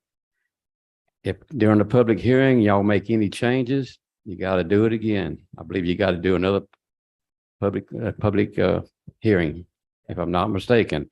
I know I'm right about the first one. Yeah. But you got to do it within 10 days prior. So you really got to do it no less than 11 days. Yeah. Okay, y'all straight on that? Yes, sir. And Ms. Kira, a point of clarification, it is normal custom that at the first meeting, you announce the tax rate and then have your hearing afterwards at the second meeting? Repeat the question. Or Gus, either or historically. How do we address your tax hearings, meaning the one that we have scheduled for the 15th and the 29th? There's usually 2 public hearings for our tax. Certainly. So back to Mr. Osteen's point, if we have that meeting scheduled for the 15th, That is. Don't run out of time. we will Well, look at the schedule and I'll ask Kira and Gus to confirm. Discourse about that, so we will. Yeah, Right. and we have to be mindful that we started off with an adjustment to our schedule, so Yes, sir. we had to push it back a little bit, so now we just have to recover. Let's make sure that as we recover, according to, to James's point, we're putting sufficient time in for the 10 days from the time that it hits the newspaper, 10 days after. There you go. So let's make sure we have enough time built in. That's all. Go ahead. It's actually, if it's okay, I'd like to turn it over to Rick to discuss water rates and his plans for fixing all the city's water problems. In his front pocket. We'll get serious Write the now, check, start Rick. spending some money. So just review a few things, because I know we don't want to get in real deep, but currently the operations and maintenance of water and sewer in the city is maintained through 2 funds. One is called the line maintenance fund, which is line 22, The other one is what's been referred to as wastewater fund, or we actually, I refer to it as operations, because that 24 fund actually has the funding for the wells, the storage tanks, the purchases from Gulf Coast Water, the wastewater treatment plant operations. Mm. So when you think of utilities and how it's broken down, we're running two separate operations. We're running a water utility, we're running a wastewater utility. One of the things that Susie and I talked with Waterworth earlier this year is most entities, most cities that are running utility operations actually run those funds separate. A water fund and a wastewater fund. We don't do that. Mhm. However, this year we've sent the numbers to Waterworth with a breakdown of water expenses versus wastewater expenses. And that includes materials and personnel. Of course, we have to break the personnel down similar to what we were discussing earlier with city staff personnel, because rather than everybody just being thrown in utilities, it's actually a certain portion is on water and certain portions on wastewater. So in your budget book that you have, there's a breakdown currently of line of expenses for water line maintenance, which I don't believe is going to change too much. Normally an O&M budget doesn't change that dramatically year to year. And they shouldn't. The main adders are normally capital improvement projects or items that you're funding differently outside of O&M. And I've got some history, just the current budget right now is about $6.4 million on between both the 22 fund and the 24 fund. No matter how you break that down, even if you break it out on water and wastewater, you're still back at $6.4 million. In 2021, it was just a little bit over $6 million. And in 2022, right now, we're estimated to be about 5.5 million. So there was some outlays in 2021 that we didn't have in 2022, what makes up those differences. Right now, the budget's set about 5.4 million. There's another $1 million added in this current budget for capital expenses that will incur on utilities if we start fixing water lines. The payments on the water lines on a $5 million loan that we can do through state revolving fund is about $345,000 a year. We've got currently about $25 million worth of water line in planning stages. We're trying to move forward with the engineering on that. All that's going to have to get engineering design work done first. But after we get that done, we actually got to do the construction. One of the objects that we can look at is state revolving fund money, which is very low interest money, 2%, 2.25%, 20 years. But you've got to build that payment into your budget. And right now we're not showing a lot of that. And those kind of expenses are pretty common with utilities. Normally they're carrying a bond. Susie and I talked. She's certainly expert on the bond money. So sometimes you can wrap utility funding in with other bond money, and it's how you obtain those funds is a financial wizardry, I guess, sometimes. But the bottom line is, once we use the SRF funding, we can use that for both drinking water fund and for clean water fund, which would cover wastewater and stormwater. So some of our stormwater needs right now, that new funding through GLO, the 4 million, is kind of directed maybe towards stormwater, but they really haven't finalized that program as far as what those funds can be used for. When they originally came out, it was seemingly directed towards hazard mitigation, which would normally be stormwater stuff. It's not going to do streets or water lines or wastewater lines, or things like that. When you but- say that, didn't we have to like we didn't have to have laid out exactly what the project funds would go towards? when we No, applied for actually, that funding came through the feds, through the states, and it's kind of a trickle down. So the county, the county actually has those funds through GLO and through Houston Mhm. County. So they're breaking all that down, but we didn't apply for that. I mean, that 4 million just kind of dropped in. Oh, the they 4 allotted- million. Yeah, I'm that was sorry. just I was these confusing recent it with the other meetings one. Forgive that I me. know Mr. Compion attended was how how HGAG is recommending to distribute those funds. see. And there was some pushback from some of the people I know in Harris County that Right. they didn't think they were getting enough funding. So they really haven't finalized that whole program. Okay, gotcha. Thank you. So if I may, we're talking about two different issues. On page 126 is our current deficit that we started talking about on day one. Current proposed deficit from our utility fund. Now we have some new developments today that show that there is not as much of a potential deficit. We'll look at that from the notes that the auditor shared with us this morning and incorporate that into this tally, if you will. However, having said that, what Rick is talking about is how to address some of the other situations. I'll also point out that a lot of the current, not a lot of it, all of the current grant funds that are necessary for the three big matching grants that we have, to the tune of roughly, and Susie, correct me if I'm wrong, $580,000 to $600,000 that we need to present as the matching funds were never allocated and were never tied to this. So back to what we've mentioned, the fact that folks have clamored for a user-based model and debt services to be tied to the appropriate spot. The appropriate place to tie them is to the utility funds, and those are utility services projects. So that's what some of what is incorporated into there also for future grants that we are aggressively pursuing and hope to be getting here soon that are utility based. We will need additional matching funds, and this is where they should come from. And Lastly, if I can just Yes, give you the number, yes. because I know we talked about this, that is about $850,000. That is right now basically unfunded.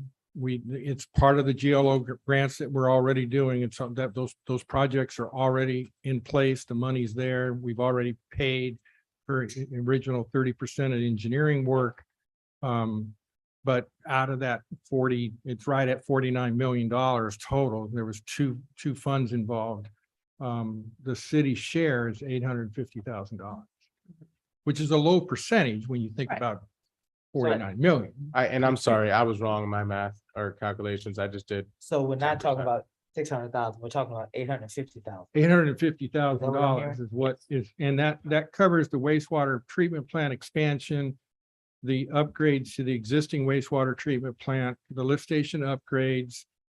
Those are all tied together. So that is one project. The other project is the manhole rehab work and some sanitary sewer pipeline replacement work, and that one is about 7.5 million.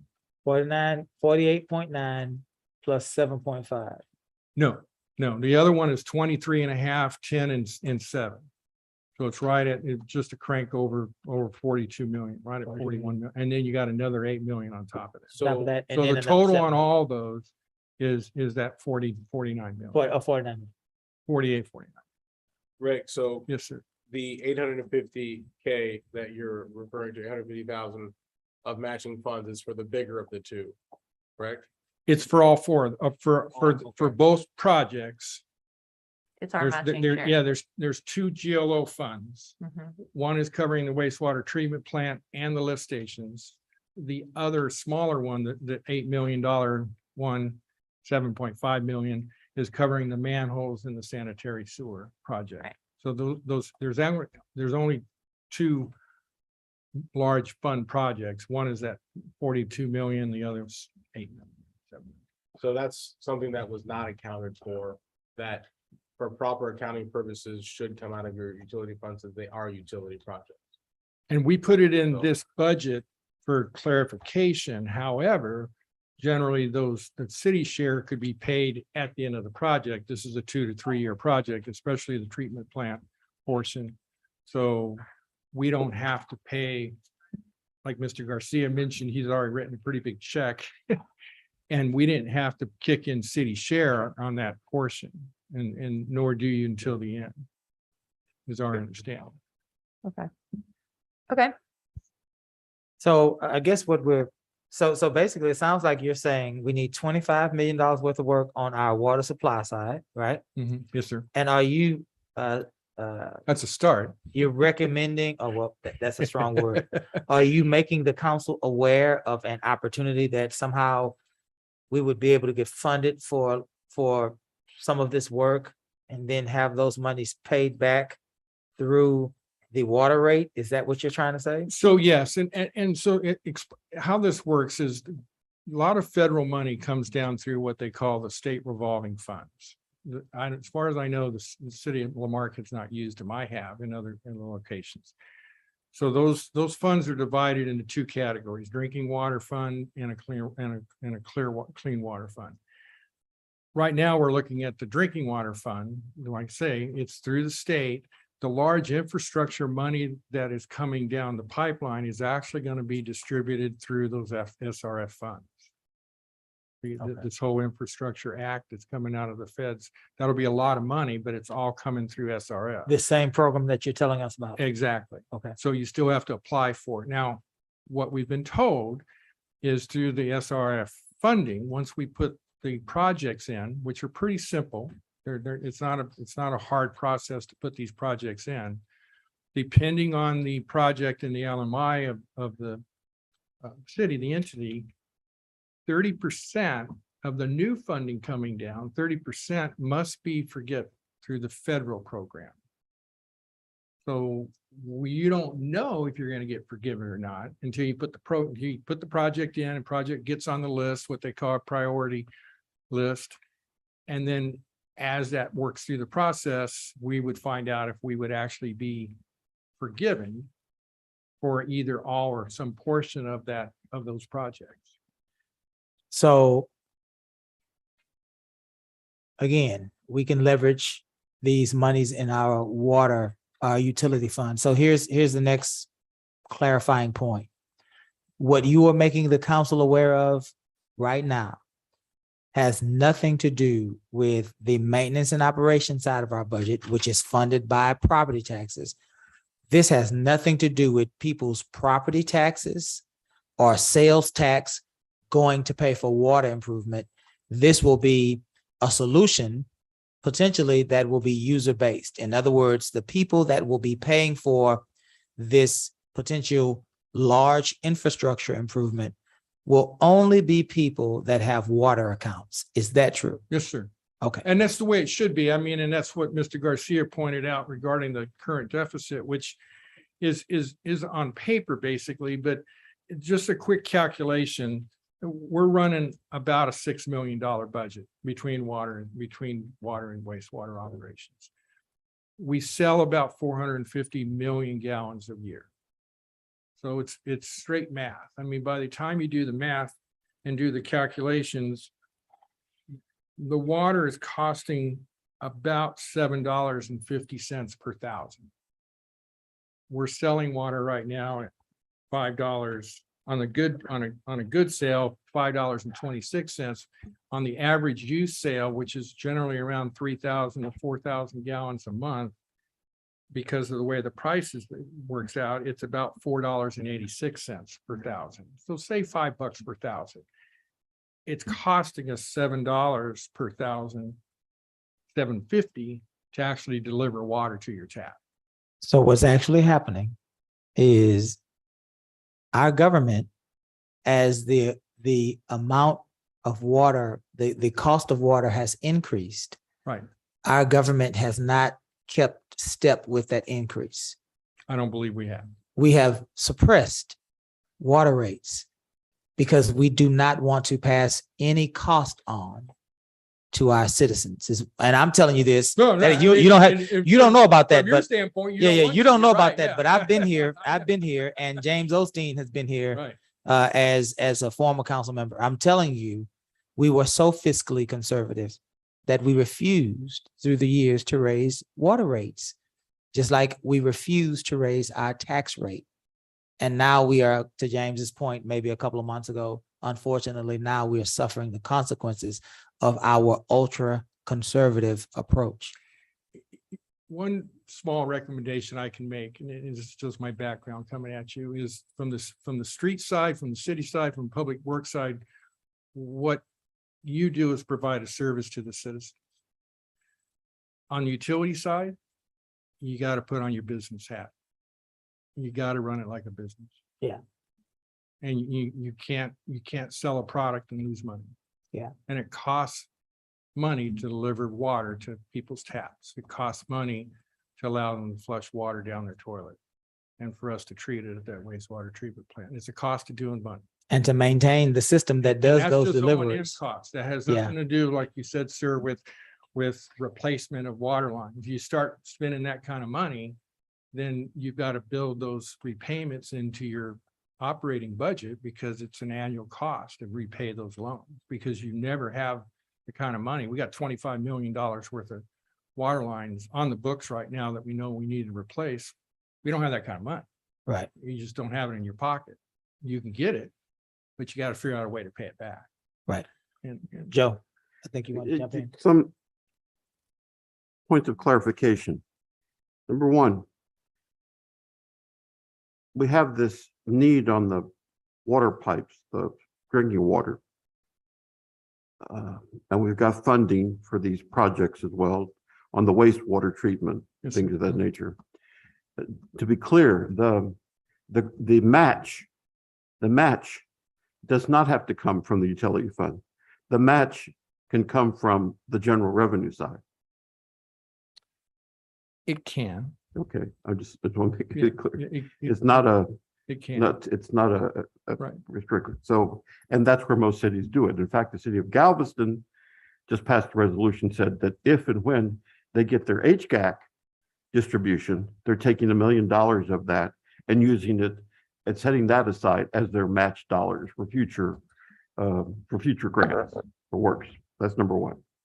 Number two, the single biggest customer of our water is not you and me.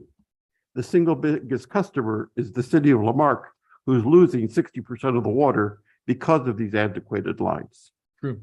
Okay, let's be clear on that too. It's not our. That's a it's- large we're- loss. we're That's a the- large loss of money. You're Yes, correct, yeah. we're the guys. Right. So therefore, there is that need to pursue grants or a plan. I say there is a need, and I've said this, a plan. It's not going to be all done in 1 year.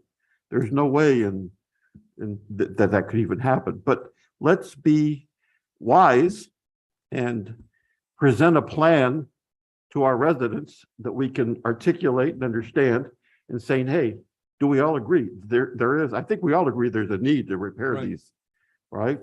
And so therefore we can avoid renegotiated contracts with the Gulf Coast Water Authority, who wants to say, oh, don't worry about it, folks, we've got more water to sell to you. And we're still losing 60% of our water. Okay, so I agree. at higher rates too, at higher rates. I mean, we're working, the plan that we're working off of is actually a 2016 plan. The 2016 audit, the water studies were all done many years ago. Unfortunately, the city didn't act on those plans. We're trying to act on them now. We don't need new data. We already have the data. We know which water lines are leaking. The $25 million will replace most, if not all, of the 2-inch water lines, which we believe are a big reasoning of our water loss. The seepers, as I call them, they're hard to find. We can find the big leaks. It's the little ones. And the little ones add up. So the plan's been there for many years. It's just a matter of Following through, it, finding the money. you to- all yeah, making a to get decision me serious that we're about actually this. going to do something about it, because you So- can't afford to keep losing that. And the last thing that I just, that we've not talked about, and I would like us to be, once again, wise enough that we deal with this. If we are replacing and digging up our streets to replace under whatever plan, the defective water connections or pipes or whatever the case may be, that we also have enough funding or estimates to say, what's it gonna cost our roads, to repair our roads as well too? And we've got a few projects on mine right now. I refer to those as full reconstruction. Mhm. So we can go into the major streets like Lake, and unfortunately, even with this current street project, the foresight maybe wasn't there, either the foresight or the funding. I don't know. I wasn't here. I mean, that project started 2 years ago. But some of the streets that we're overlaying right now, and they're not really, what they're doing is not full reconstruction. Yeah, I That's see number that. one. They're doing mill and overlay, which is really maintenance work on a street. But when you're talking about doing full reconstruction, tearing a street all the way down to the base is when you want to start looking at water lines, Mhm. because the cost to do mill and overlay is very cheap compared to reconstruct a street, which eventually you need to do. Streets normally last 25 to 35 years. After that point in time, they really need to get rebuilt, not just overlaid. But those projects you can kind of lay out separately, because by the time you do a full reconstruction on a street and you put in storm sidewalks, do your sanitary, do your water line, you're going to put some money on the ground. There's no doubt about it, but you're building something that's going to last for, at least underground infrastructure is going to last 60 to 80 years or longer. The street, if you take care of it, will last a long time, but that comes back to maintenance and even doing mill and overlays on it. And Mayor, you asked me, just a while ago, I threw my glasses down and I'm feeling all right. I just have one of those moments of, I'm so frustrated because we don't have an accurate tax calculation worksheet that we're able to say with 100% accuracy that this is what our tax rate should be based upon SB2, that this is what our tax revenues will be because of the I wouldn't even call it error, the failure to include some numbers in the 2021 calculation. So therefore, here's just so that you know, and this is why I was just shaking my head. The calculations with where the errors continue, this is the one that was put out by the tax assessor's collector's office. The no new revenue tax rate would be 0.416. The voter approved tax rate is 0.448, and the de minimis rate is 0.464. So based upon that, we're going to have to lower our rates by another penny, right? Another penny. Now, the recalculated Possibly up to 3 pennies, depending on which rate you which adopt. was just right, but it's up, but our de minimis rate at the least is that Correct. 1 penny lower. So once again, we don't know what that number is. But with the recalculated numbers, including that which was missing, the no new revenue tax rate is at 0.47 cents, which is our rate now, right? Which is what our voters said, this is what we want. And the voter approved tax rate is actually, get this folks, hold on, 0.621 with the accurate information. And the de minimis rate is 0.636 cents. So that's what's frustrating. I keep asking, let's get the numbers right so that we have a property tax calculation that we know, we as this group and the residents of our city have belief that this is finally the right numbers that we can work with and understand and go forth with. That's where my frustration comes in, because this impacts the utility fund. It impacts that share that we need to set aside to meet our portion of the grant obligations. And on that side. So, And, yeah. and this is something that happens to us every year. Last year, this council at the end of July started work on a budget with a 55-cent tax rate because the previous year we had a 55-cent tax rate. And I believe last year, Susie, if I'm wrong, you can jump in and correct me, but last year, in the middle of our budget workshop, numbers came from the tax assessor. And what Joe is referring to is when he speaks of these accurate numbers, sounds like to me, and he can correct me if I'm wrong, but these numbers have to come to us out of the tax assessor's office. And then we can have clarity. And if there has been issues, and there have been issues with receiving these numbers and making sure that these numbers are accurate, then it puts us at a disadvantage, even in fact disables us from moving forward. And this is the story that's happening, regardless of what perhaps have been communicated or said in our community. This is the true story that's happening, and it's been happening. And this council and this staff is doing the best we can, but without accurate numbers. If we had 47 cents, if that was the number, sounds like it was not the number, sounds like it was 62, and the council would have been fine staying at 55. That's what it sounds like is the truth about last year. But let's say the numbers were accurate. Even at 47 cents, if those numbers had gotten to this council earlier, this council would have helped work a budget that would have met 47 cents. But because we didn't know, we were going off of the previous year's tax rate. And that's the truth about what has happened. Now, council, Rick is giving us an option to get our water supply system repaired. And it is dealing with the utility fund. Council, I wanted us to weigh in on this because this is important to our community, and certainly we need to know what you all think about what he's proposing. So I'll have to excuse because both Gus and Susie are on different calls, so they'll probably be jumping on here soon. So I apologize, but one of the things that we need to look at, again, as I mentioned, we have a lot of different things that we need to conclude with as we're discussing this. And I have some information on that to lead to what rate you want us to start preparing for.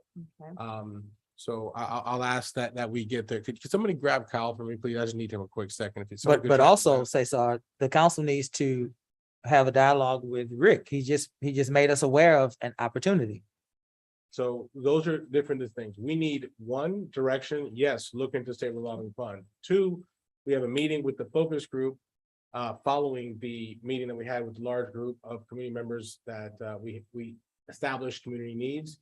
We prioritize those needs as the direction that was given. We created a focus group from that. That meeting is Thursday evening, the 11th. We're meeting with them Thursday evening. We want to compile that to give you a pretty much finalized CIP based on that, prioritizing those projects, putting the plan, Mayor Pro Tem, that you're mentioning in order, if you will, to give us our marching orders, what we need. So we need a finalized CIP plan. We need what rate you want us to propose, right? So we can plan a budget accordingly. Then we're going to need, obviously, budget, approval from that rate to make sure we're going to do so. Now, in light of that situation of what it is and what it's not, there's still a lot of moving parts as to what we can and cannot do in that sense. So I ask us to turn the attention to two things. One, direction on the state revolving fund to repair some of our water lines. If you want to give us direction to start really going aggressive after those projects in the order that we're going to get from the CIP, so we can start doing legwork on what we need to do on that. And two, there's still the looming fact that our costs are going up.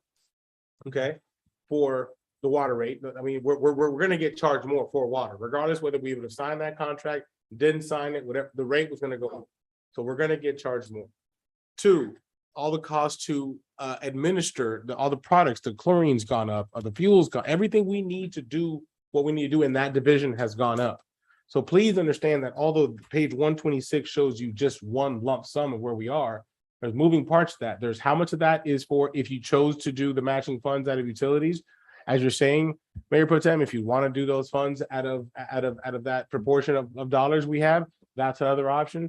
Hey, you can even tell me the only thing we can do, I have to find out if those funds are allowed to be used for matching funds or not. If the funding source allows us to do that, then that's an option we may have.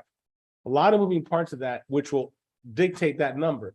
But regardless by how much we reduce this deficit that we're on pace to be, we're still on pace to be at a greater deficit. So something still has to occur. Now, the option, like I mentioned, rough math was increase your rate from the 486, if you will, roughly rough math, to about $8.10. If you want to do it in one swell view for 1 year, boom, do it. And that should be enough to try to get us to that pace where we are. Or there's a 5-year plan that incrementally raises the rate $1 per year for every year for 5 Okay. years. That could get us closer. And we still won't be there. Okay, hold, please. So I don't know how everyone else feels. Yeah. But I personally feel like I don't have enough mental bandwidth, honestly, and more just like more of the big picture that we were alluding to. There's so many big pieces of the picture right now that we don't have in place. You know, it's an abnormal budget year. But for me to talk more about whether we would want to pursue more of this state revolving fund, that seems to me to be influenced pretty dramatically by what other financial obligations we're going to take on. Maybe I'm misunderstanding, again, back to the bandwidth comment, but what you've been bringing up since day one and previously, Cesar, is the rates question. So I would rather us focus our attention right now on what's sort of giving you what you need, sort of the idea of, is this council leaning towards, let's make the jump right away, let's take a tiered jump, and wrap our mind around, again, what's the big money number we need to get to? That's just my personal opinion. If obviously we'll talk about whatever we need to, it just sounds like that is the really, really pressing issue. So let's deal with that before hours drag on and then we're all useless. One small insight I could give you is what has generally worked the best for rate increase is annually and incremental. Sure. Yeah. I mean, Cost goes up. And so if you're not raising rates every year, question always comes back from the public, or do they ever stop? And the answer is no, they don't. The rates will always go up. I mean, it's just the fact of life. You know, you all know we got 9% inflation out there right now. So everything, like Mr. Garcia says, everything's going up, cost going up, labor's going up. We've got the cost from Gulf Coast water that, you know, Mr. Garcia mentioned that, and the 13% rate increase with the additional contract money, that cost alone is going up 35% from what we were paying Gulf Coast to what we will be paying them. So those dollars have to get passed on through the business, through the fund, that people that come to town are paying for what they're getting, which is water, and paying for us transporting and treating their wastewater. And we can crank the numbers. I mean, like you say, you don't want to get rid of toilet paper, but it costs money to run these operations, and utility operations are huge operations. They cost a lot of money to operate. And that's just operation wise, not even replacing them and maintaining them. When you're talking about building a wastewater treatment plant, you're talking about $40 million. So Yeah. fortunately, we're able to get a grant to do that. Our portion of that's very small, but that'll have to get funded somehow. The SRF funding is a no-lose proposition. It's pretty easy to put the projects in. Even if you get awarded to do the projects, you don't have to do them. They can sit there in that UP program, what they call they stack everything in their funding program, and they stay there until you either do them or pull them out. You know, they kind of set the money aside, because a lot of cities put those projects in and they haven't started anything. It's something that they would like to do. So you put the project in, if you get funded, then you can start doing engineering and start doing the work. So it's nothing that if we put those projects in, the next funding for SRF is 2023. They won't, as long as we get the information submitted here during the fall for these projects that we're looking at doing, if that's something that council thinks a good idea, it's kind of, to me, it's no harm, no foul. You put the projects in, if we get funding another way, another source. So It's maybe I was hard to miss, get grant funding for water lines because it doesn't affect the environment. Wastewater does, stormwater does. So those clean water stuff, those type of projects tend to get grants easier than replacing water line infrastructure. Mhm. Okay. Thanks, Rick. Wanted to bring up on the screen, we're about to share the screen, going back to the presentation that was made by Gulf Coast Water Authority back in May. This shows you where we are compared to our customer retail rates and compared to others in our region for a visual of where we are. We're near the bottom when it comes to our rates. And that's not inclusive of the fact that everybody's rates are going up. We have confirmation that all the other cities on here will be raising their rates subsequently to offset the fact that they're gonna get charged more and the expenses are up. So this is just a visual for you to see kind of where we stand, where we are now. Further implicating the situation. If you look in fairness to our neighbors at Hitchcock, they are above what we're even proposing as a maximum, and they're right next to us as far as the water rates. So keep that in mind as you deliberate in whatever decision plan you want us to get to. If it is, we're gonna do a $1 increase every year for the next 5 years and to try to bring us closer. We know we still won't be there. If that's what you'd like for us to look at, then that's fine. We could bring what those numbers look like back to you. We can take this deficit divided evenly amongst 5 years based on our projected growth as to where we think we're gonna be in 5 years to present that as well. We can do that. Or we can tell you what's a cost in one fell swoop if you want to do that, and then jump to a higher rate and then come back to a more moderate rate if you so chose to do so. Again, any which route you want to go, you guys let me know. I was just gonna jump in. Casey. I mean, it's not complicated for me. What you just suggested works best. If we don't have the numbers to see it right now, then I want to see what's the big number? What does it look like if we were to say, buckle up, everybody, we're doing it next year? I highly doubt that's the way this council would go, but I would want to know what that number is. And then I want to see what it looks like staged over 3 years to get us to where we need to be to make us commensurate with our surrounding communities and to close our gap, our deficit. And then what it looks like over 5 years. That's for me personally, but it's easy. And I don't really see, for me, the need to deliberate over it more than that if we don't have the data right now. Certainly. If that's the direction the council wants to go, we can take that Just and be we clear, can. Casey, offer it again, so we're all clear. I want to see what our overall number needs to be that includes getting us out of a hole and also bringing us up to what we'll call industry standards so that we are following best practices, like on adopting a rate that covers our needs. And Gotcha.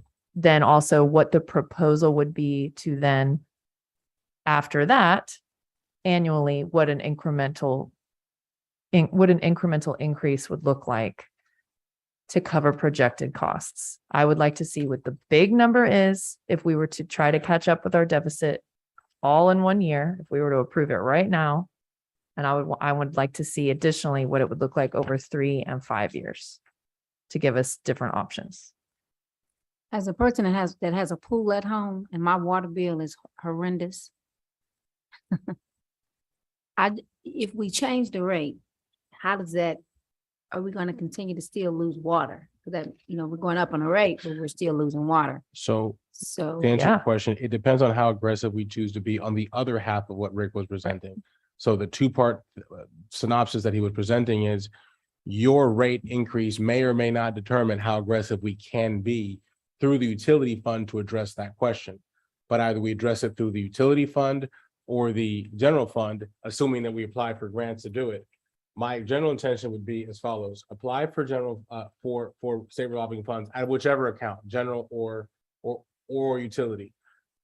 Utilize those funds project-based, then try to tack grants for said project, assuming we get them, then we can offset that amount and use the leverage to work on more. If we don't, then at least we'll know we would get projects A, B, and C that we applied for, done with that, and we attack them parts by parts. Some of the projects that Rick mentioned were the 2-inch line replacements that we're talking about $25 million.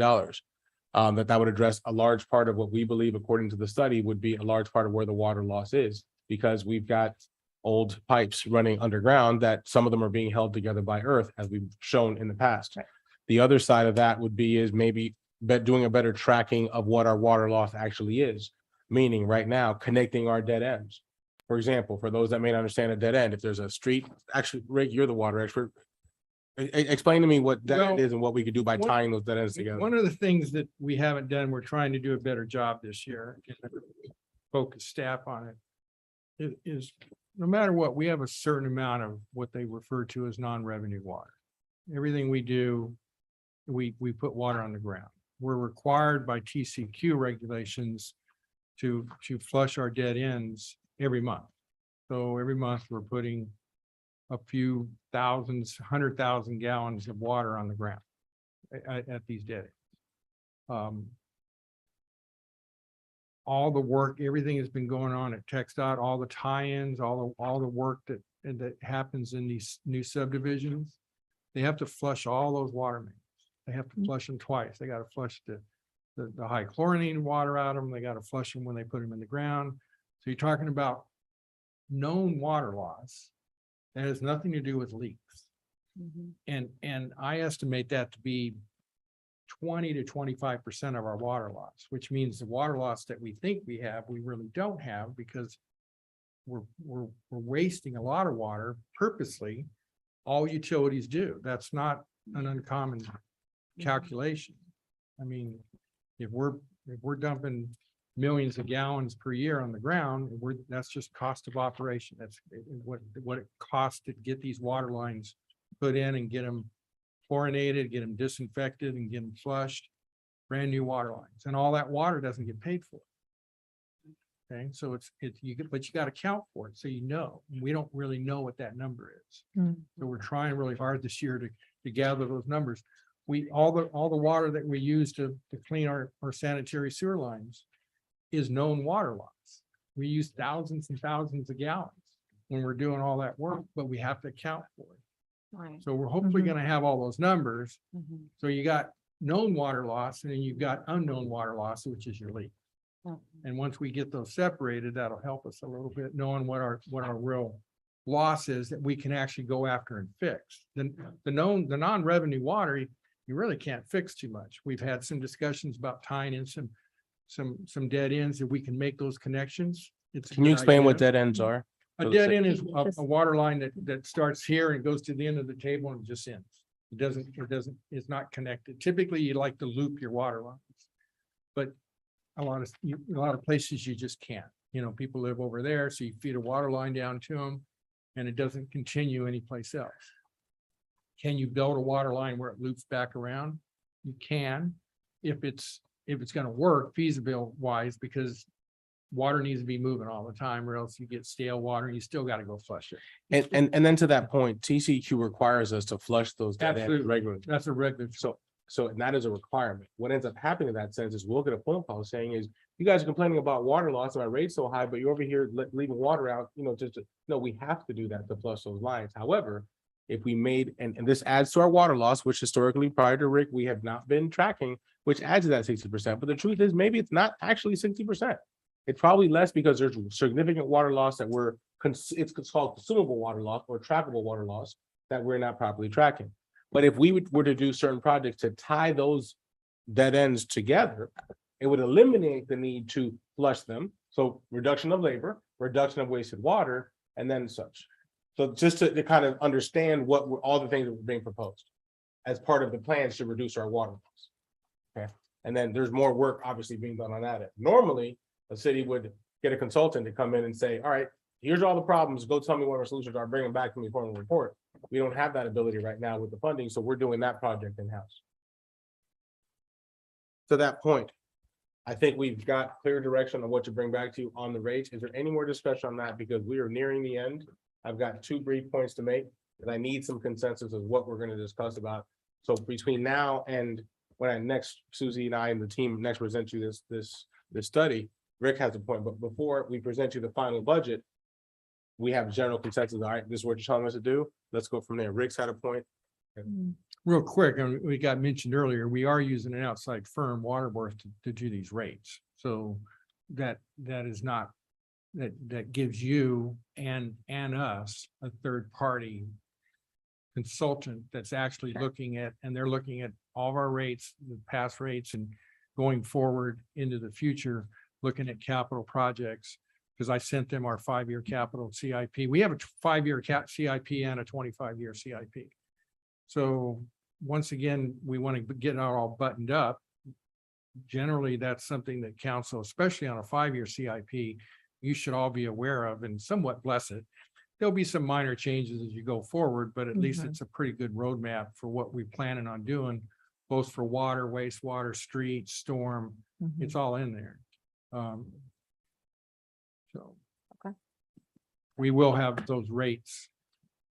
I would like to request one other category. Once, Casey, I want one that for the upcoming fiscal year does not reflect any sort of increase. Okay. Okay, Okay. and then start one thereafter. Well, I guess basically the 5-year schedule that you're gonna have, I can pick it up from there. Then, Sure. basically on that side.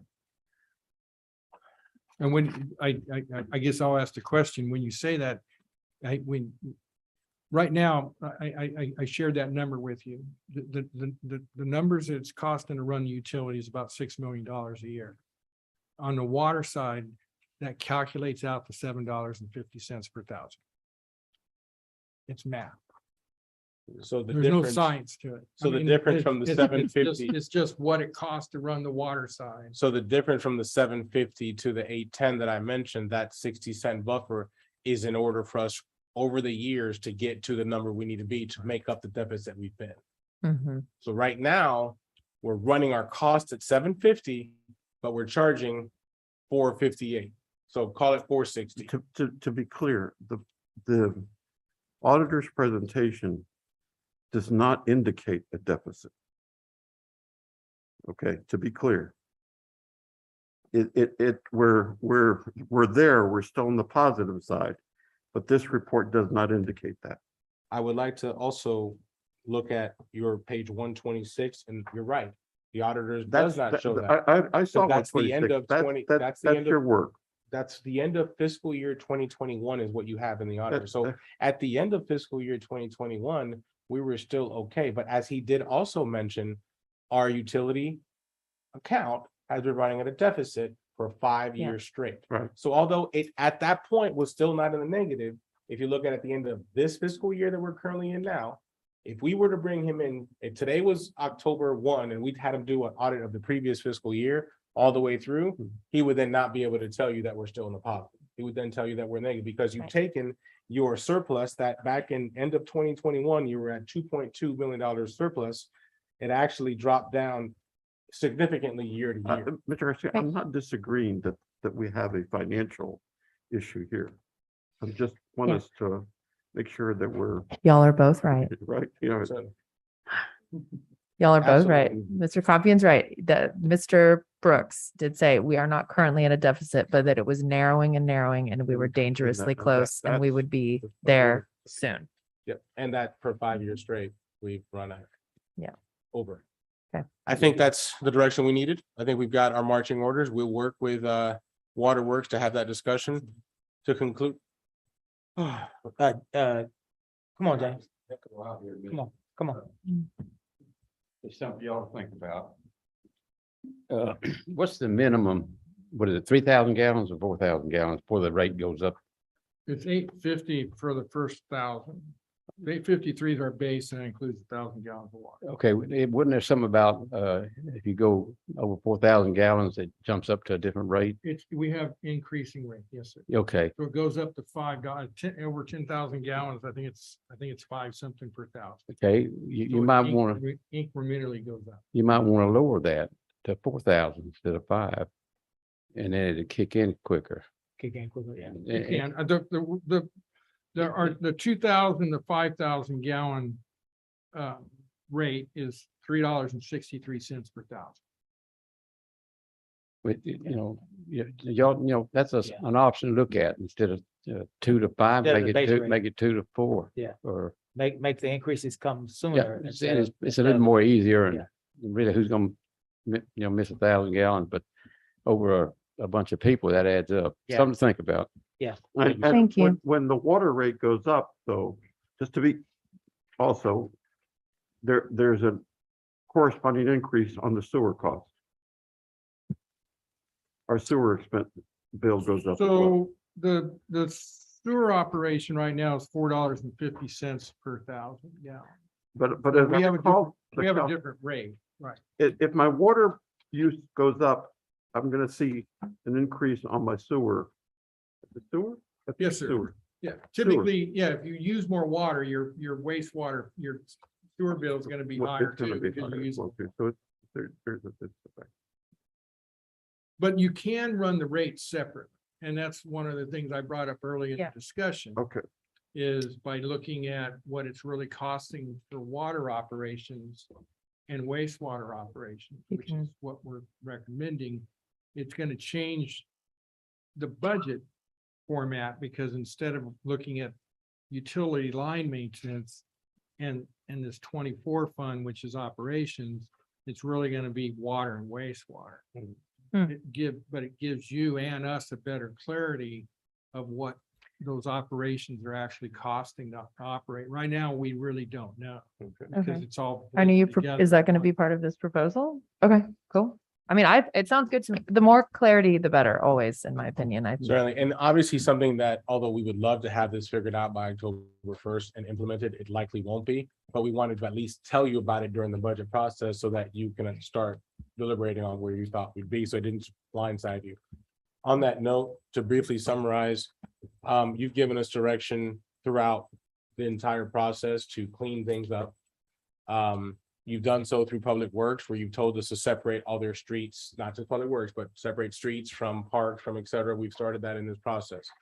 You've given us approval to do the same in our utility side. So it's not just one utility fund. Instead, here's water, here's stormwater, here's what I call groundwater. And I was gonna bring that up, not to overburden you, because I know it's been a long day for all of you. That is another option that we're looking at is actually stormwater utility. The ordinance is already set. The city actually has the stormwater utility. What we're not doing right now, we don't have a fee structure with that process. So you've authorized us to enact that moving forward, and we will do so. We'll find a rate and propose that to you to be added to the actual utility bills. Thank you, Rick. We'll carry on with the rest of the stuff that we've had throughout this entire process. You've asked us to work with the different departments and add the bodies they've requested. Ms. Kathleen's in the back of the room, fire presented, police presented. We're waiting to hear back on some potential budget funding. You've given us direction to take that disaster fund amount that is currently hovering at about 1.3. And I believe the consensus was that if possible, you would like to see that reduced to as low as 600,000 and utilize those funds. If that's direction that everybody agrees on, we can do that during this budget process, obviously not including the pending potential 700,000 that we may receive from FEMA that we've applied for, that Susie also mentioned. In addition to that, the other $50,000 she also mentioned from the actual Uri storm. I'd like to turn your attention to the next shared screen while I have it. I promised you I'd have this in time for our next meeting. Was a full synopsis of where we stand with a comparison to some of our partner cities that I told you I'd be doing. If you notice, we are all the way down to bottom. We are doing the very least in comparison to all other partner cities as to what they're doing for their COLA for their staff. These are all the other cities that have submitted their data so far. This is present time as we presented this, where they stand. If you notice, LaPorte is leading the way by offering across the board, all their staff will get 10%. I know I'm saying this and our staff's gonna start looking on LaPorte's website for employment here soon. But if you can see what everybody's doing, our partners right down the street at Galveston are going 9.2% across the board. And yes, I'm not saying that we need to do these same percentages because we know we can't afford it. I just wanted you to be aware of what folks are doing. I could share this table with everybody immediately following this meeting so you can see that, so you can give us general direction of what you'd like us to do. In addition to that, you'll notice that down at the bottom, at the time that we submitted our data, we were the first ones to respond to this. Actually, we were the first one to respond when the survey began. We were considering, Kyle, just go down just a little bit if you can. We were looking at 2% for civilian employees and 5 to 8% maximum for fire and or PD. Meaning it was 5 for PD and then up to 8% for our, up to 8% for fire and up to 5% for our PD to bring them commensurate to where we needed to be. So, or excuse me, other way around.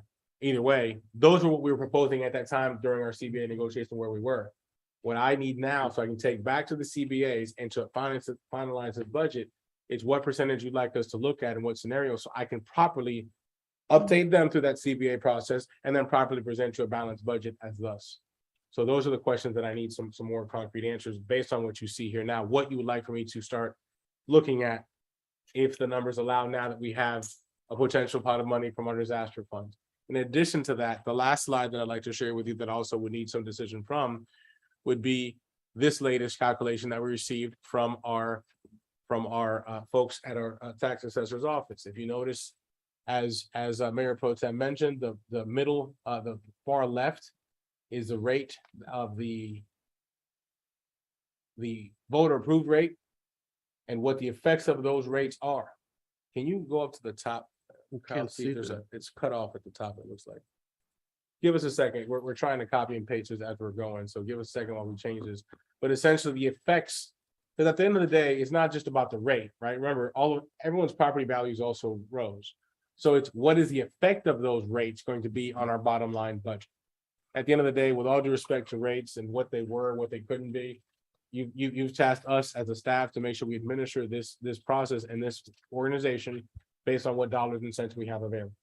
And that's what the effects of these are. So I would need your consensus because we need to now properly announce a tax hearing here, correct me if I'm wrong, and we need to announce that rate 10 days before we do so. Or not, either way, we need to announce whatever rate we're looking at before we make that announcement, correct?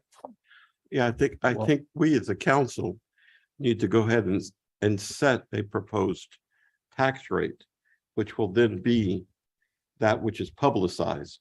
And can I speak to that? So, that's kind of one of the things that my little sidebar was about.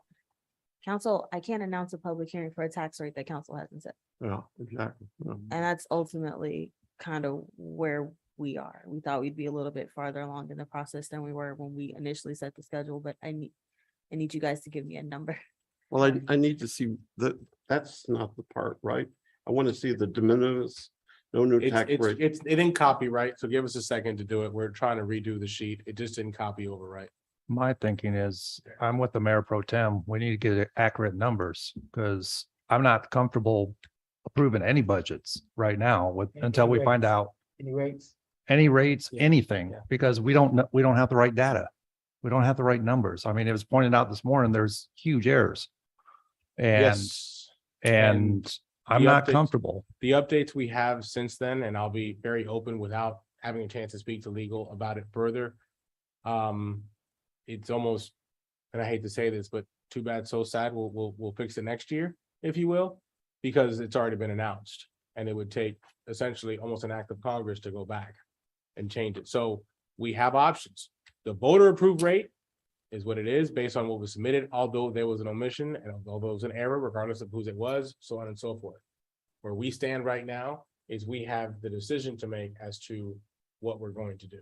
Right, but if we correct the back numbers, that should give us an updated figures of where we're at. So regardless of who made the mistake, it doesn't matter to me. I want to know I like the Mayor Pro Tem. I want to make sure that we have the right numbers because that's going to affect everything. Well, I think Staffing. there is a reason to have the right numbers, maybe in case you wanted to go above the voter approval rate. What I'm trying to say is right now, unless I'm told or find out differently after leaving this meeting, we can't change that sheet if it's already been announced. So we can't go back and announce a different rate. So what we can do is, as a council, we can propose to you, okay, based on what omissions or errors were made, the rate could have and should have been this. So that's why you're going to set your rate to be, I don't know, instead of 44, hypothetically, let's say the 14-cent error, 7 cents above, we're going to set it at 51 or 52. Let's just say for the sake of math. Right. Let's say you were to hypothetically do that. You would open yourself up to residents who may turn around and say, hey, that's not what's posted. if you would. Exactly, and that's why I'm like the mayor pro tem. I want the exact numbers, because if this was wrong, If I- then Yeah, if I can, I think we're missing each other. So I understand what he's saying. I Well- don't feel comfortable saying, hey, this is what our tax rate, because it was wrong well, numbers let to me, begin with. let me phrase it this way then. I don't think I'm understanding. So I share, and I would go ahead and assume that everyone up here feels alarmed and feels very, very reluctant to make big decisions about millions of dollars and a tax rate, because we know there's been an error in the past. And we all feel as if that has massive bearing on where we should be and has impact on what the rate should be now, or at least what the options are in front of us. However, I feel like there's also, if I'm understanding correctly, Texas legislator waits for no small municipality, and we have obligations to adopt rates, or else we are in extreme hot water.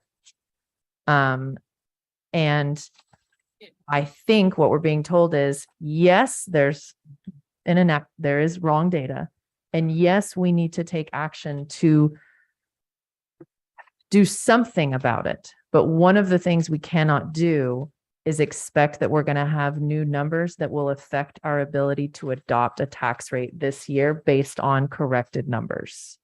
We have to make a decision about our tax rate for this incoming fiscal year based on the timesheet based on the tax roll worksheet that we know is not accurate. But we have to use it anyway. Is that correct? I will await confirmation for both Gus and Susan. We're also If I may, we will have more information on the process on the 15th. We will have updated calendars. We will have the effect of that, and we can discuss then. Okay. So do we need a? But I've heard what council wants. I've heard that. So. Right. I mean, and then, so my next question is, I feel like it's useless for us to give you any kind of indication on what we want, because what are we deciding on in this moment? Unless you can say for sure, and it sounds like Gus just said, no, we're going to have more information on the 15th. If we will, then let's wait for this discussion. However, does that put staff does that put us in a precarious position? Well, let's talk about calendar. Because that's No, the calendar, we need to update the calendar. Please let us do that, and then we will propose it. May I, if I may, Gus, because obviously you guys had a sidebar that I couldn't be privy to. We still are proposing to announce the budget on Tuesday, September 13th. Is that correct or no? I think we need to talk. I need the updated calendar. I'll say this differently. I was like, ultimately. I will say this differently. And Mr. Olson, you're in the room and you just went through this and all those on charter review. What does the charter say? Let's work backwards to make this easier. I think. No, please let us put together a calendar amongst ourselves, double, triple, quadruple check it, and then we can propose it. There are very specific guidelines, and we really need to do that amongst ourselves. I understand the want for transparency. I do, and I want that too. But doing that, and please let us propose that. I will just say this, and I'll say it, and I'm sorry. I know some people have thrown their glasses down and take their deep breath, but I'm gonna tell you guys very openly and honestly. Okay, this is me taking the hat off and just telling you what it is, and I'm sorry, but this has got to come out. It is very hard for the rest of us to put together a budget together without knowing this stuff. So whatever has to happen as far as the calendar and so on and so forth, that's fine. I just need to know. And what I was pointing for, point of clarification, is what date do I, as the holder of administratively of this charter, do I need to present a budget by? That's the only thing I need to do to work backwards. Whatever we do between them, because understand that we cannot present you as a council to vote on a budget that has omitted no errors as this one has. And we need to go back, manually do this. with all these things in place, and it's not gonna work at a snap of a finger. We can't start until I have direction. So whatever that means, that's fine. But I can tell you right now, and Susie, I know you're on, the amount of times that we've stayed up till 4 a.m. and such, working on this stuff and turn around back again, just in the past 3 weeks getting to this point, is totally out of our space. So let me ask you a question. So the tax rate for the budget that you just proposed, that we have in our hand, is at 47 cents? The budget that you proposed to us right now, that is based on a tax rate of 47 cents? Yes. That is based at 47 cents. Now, I would suggest that we follow our city attorney's advice every step along the way from this point on, and then we will come back to you the 15th with more guidance from our city attorney. And that's my And suggestion. that's Monday. Yeah. Okay. Well, let's do that then, guys. Let's give them the rest of the week to gather more information, get clarity, to check to see if there are any other options. And then Monday, can we pick this discussion up? Knowing that we will have more of an education on it. Would that be okay? Say so? Council? Yes. Yes. And that concludes our presentation for today on behalf of staff. Okay. And I want to say thank you. Yeah. It was comprehensive. I share your frustration right now. And, but I don't want to complicate legal responsibilities and obligations that we have, because somebody else made an error. It's already, okay. So you and staff have done an outstanding job. And so I'm most appreciative. I think all of us as residents of the city can be proud of you as our city manager and our other department. What did I steal from you there? Is this the cheerleader section now? Can we do this? Yeah, I would yeah. love to have my moment, but I want to make sure I don't, do it and then we have 30 minutes of talking. So. Time to go. Okay, well, I just want to say the same. This is,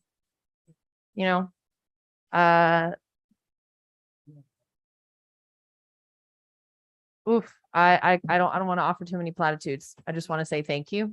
Thank you, Kara. Thank you, Gus. Thank you, Kyle. Thank you, Cesar. Thank you, Susie.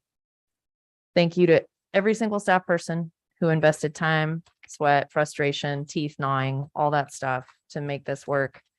It's so many moving pieces and it's emotional and it's terribly upsetting to have so much work get upended as well. I can't even imagine. And I just really appreciate everybody doing their best because that's all we can ask. And this has been a really long process and I know we've got more. And thank you for your patience in our questions. Thank you for our shortness. Thank you for having patience with our abruptness. And thank you for doing your best to be understanding and cooperative. And I'll stop because thank you for your time.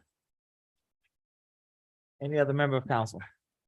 No, I just want to ditto everything. And this is what happens when, as a result of mistakes, mutual mistakes, several mistakes. And it's unfortunate that our staff has to go back and prepare perhaps another budget booklet. But we want to get it right. We were elected to get it right. And so what I can say, it is a new law. Sounds like we're setting some precedent for the state of how to deal with it when it comes to remedy. And what do you do when there's a mix-up? I don't know if we can get an extension. I don't know what, but it sounds like we're creating some history in this little city of Lamarque, Texas of 19,000.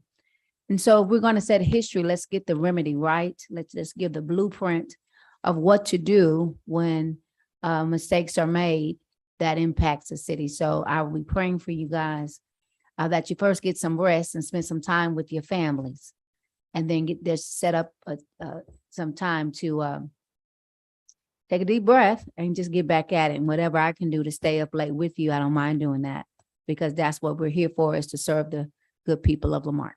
Thanks. City manager, staff, and those that participated, thank you very much. I know you guys spent a lot of time on this. And I know you guys put a lot of heart and soul in it, and I appreciate that. And I just want to make sure we get things right. So thank you, Susie. Thank you very much, city manager, and everybody on staff. So thank you. Very good. And I'll conclude with my appreciation for our staff, for Cesar and for Susie and the department heads and administrative support staff and every member of our organization that has contributed so far. It has been excellent work. Have there been issues with mistakes and typos and things of that? Obviously. Is that something that happens in our human effort? Obviously. Can we correct and move forward? Certainly. The fact of the matter is, it is what we have been through today was necessary because it shed light on a dark area of our operation and of our process. And it has brought to light some things that have happened that have adversely affected our city and our city's ability to provide services to our constituency. And certainly we're going to continue to navigate that, and we're going to explore that, and we're going to determine where those breakdowns are. And certainly every side ought to take responsibility. And this council will deal with those areas of concern as it relates to our operation, but we will also certainly do all in our power to bring information to our constituency about any potential failings of other organizations. It's our role to do that. It's our role to shed light on and bring the truth forward in whatever capacity that may be, because an educated electorate is an effective electorate, and we get that. We understand that. But the time now is a time for patience and calm, a time for us to be thoughtful and considerate and deliberate in our approach. And if we have council members that are apprehensive, concerned, and not ready, then certainly we have to slow down. If we have community members that are confused, we have to slow down. Most importantly, we ought to tell the truth and not shy away from the truth and not spin any of this information, but tell the truth to our constituency so that we can move forward in a positive way. Again, thank you. Thank you, Cesar. Thank you, those of you that have participated. It certainly sounds like we will meet again on Monday. For the public, what time is that meeting on Monday? 6 o'clock.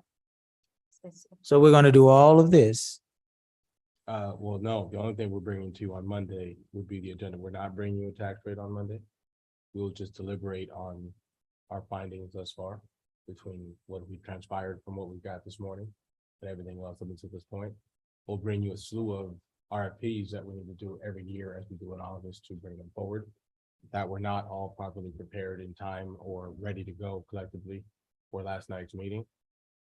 So we can get those going. Some of them include RFPs for potential funding opportunities. So those will be on the 15th.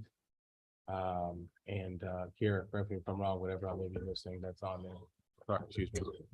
Anything else I may be missing? You have 2 elections to call on. Okay. Oh, yeah, that thing. Mr. Garcia and Gus and Kira, what did, here's a little, what I'm thinking. The tax rollback set our rate at 47. Yes, sir. Yes, sir. I Yes. am inclined to accept that as my guidance in terms of the tax rate, notwithstanding whatever the calculations are, right? The de minimis, whatever. And even though Cheryl's numbers actually put the de minimis rate at 46 cents, I'm inclined, as me as representing my area, is to say I'm accepting what the voter said of 47 cents. And that's the tax rate that I would be supporting. And which is to say, I would hope that perhaps as an agenda item, and we can always withdraw it, by the way, but that we have as an action item the possibility of setting the tax rate at that point and have that available to us should and if we have sufficient or the needs or numbers at that time, If- as if opposed to information is having coming in. another Yeah. delay associated We with can it. always table it. And always if table the it or numbers just come in not, or faster. not act upon. That's just my suggestion. That's it. I think that is a consideration. The only problem is, correct me if I'm wrong, Kira, do we have the time frame between now and the 15th to do that? I don't know the answer to that question based on what you guys discussed, if that's what you so chose to do. And in my brief discussion or exchange with staff in this time frame, I would say that we could consider that, but allow us to vet that prior to posting that agenda, which needs to be posted by Thursday at 6, if I'm not mistaken. So we will certainly take that consideration unless we deem there might be a difference that we could possibly suggest. At this rate, there's a lot of moving parts to this. As Councilwoman Yancey mentioned, this is something that is new, and no one really has any experience doing at this magnitude. So we're dealing with something that is unprecedented, but we're also up against the gun, if you will, to meet our charter. And the last thing I'm going to do is commit a charter violation within my first 6 or 7 months here. So hence my frustration in this case, because I'm between a rock and a hard place. However, we essentially have to start this budget process all over again in consideration to, yes, I want to commend all of you and staff for the efforts that were taken to get the schedule of fees passed that you did last night, which will have an effect. But one part of the positive effect that those schedule of fees would have that we could further benefit from those new fees that you passed last night is having the bodies, for example, in code enforcement, development services, and fire that were requested that are all revenue generating to exhibit most of that return. And it's also the unknown of you can project, but you don't know what to project based on what you could do. We've brought to light that there's some fees that maybe or may not have been collected since 2012 that haven't been able to maximize on. So again, there's a lot of moving parts, a lot of things that maybe have come to terms that we need to do a better job of tabulating. But you have taken the first step, which was that what I asked you all to do, please, is we will certainly yield to that consideration. We have between now and 6 p.m. on Thursday to announce the agenda properly. And we'll do our diligence between the next 48 hours to make sure that occurs properly. So we have a properly posted agenda that does not violate our charter and that properly announces that meeting. And we could do that consideration. The only reason why I say that is because if anything changes the next 48 hours, that allows us to maybe propose something higher than the 47 cents.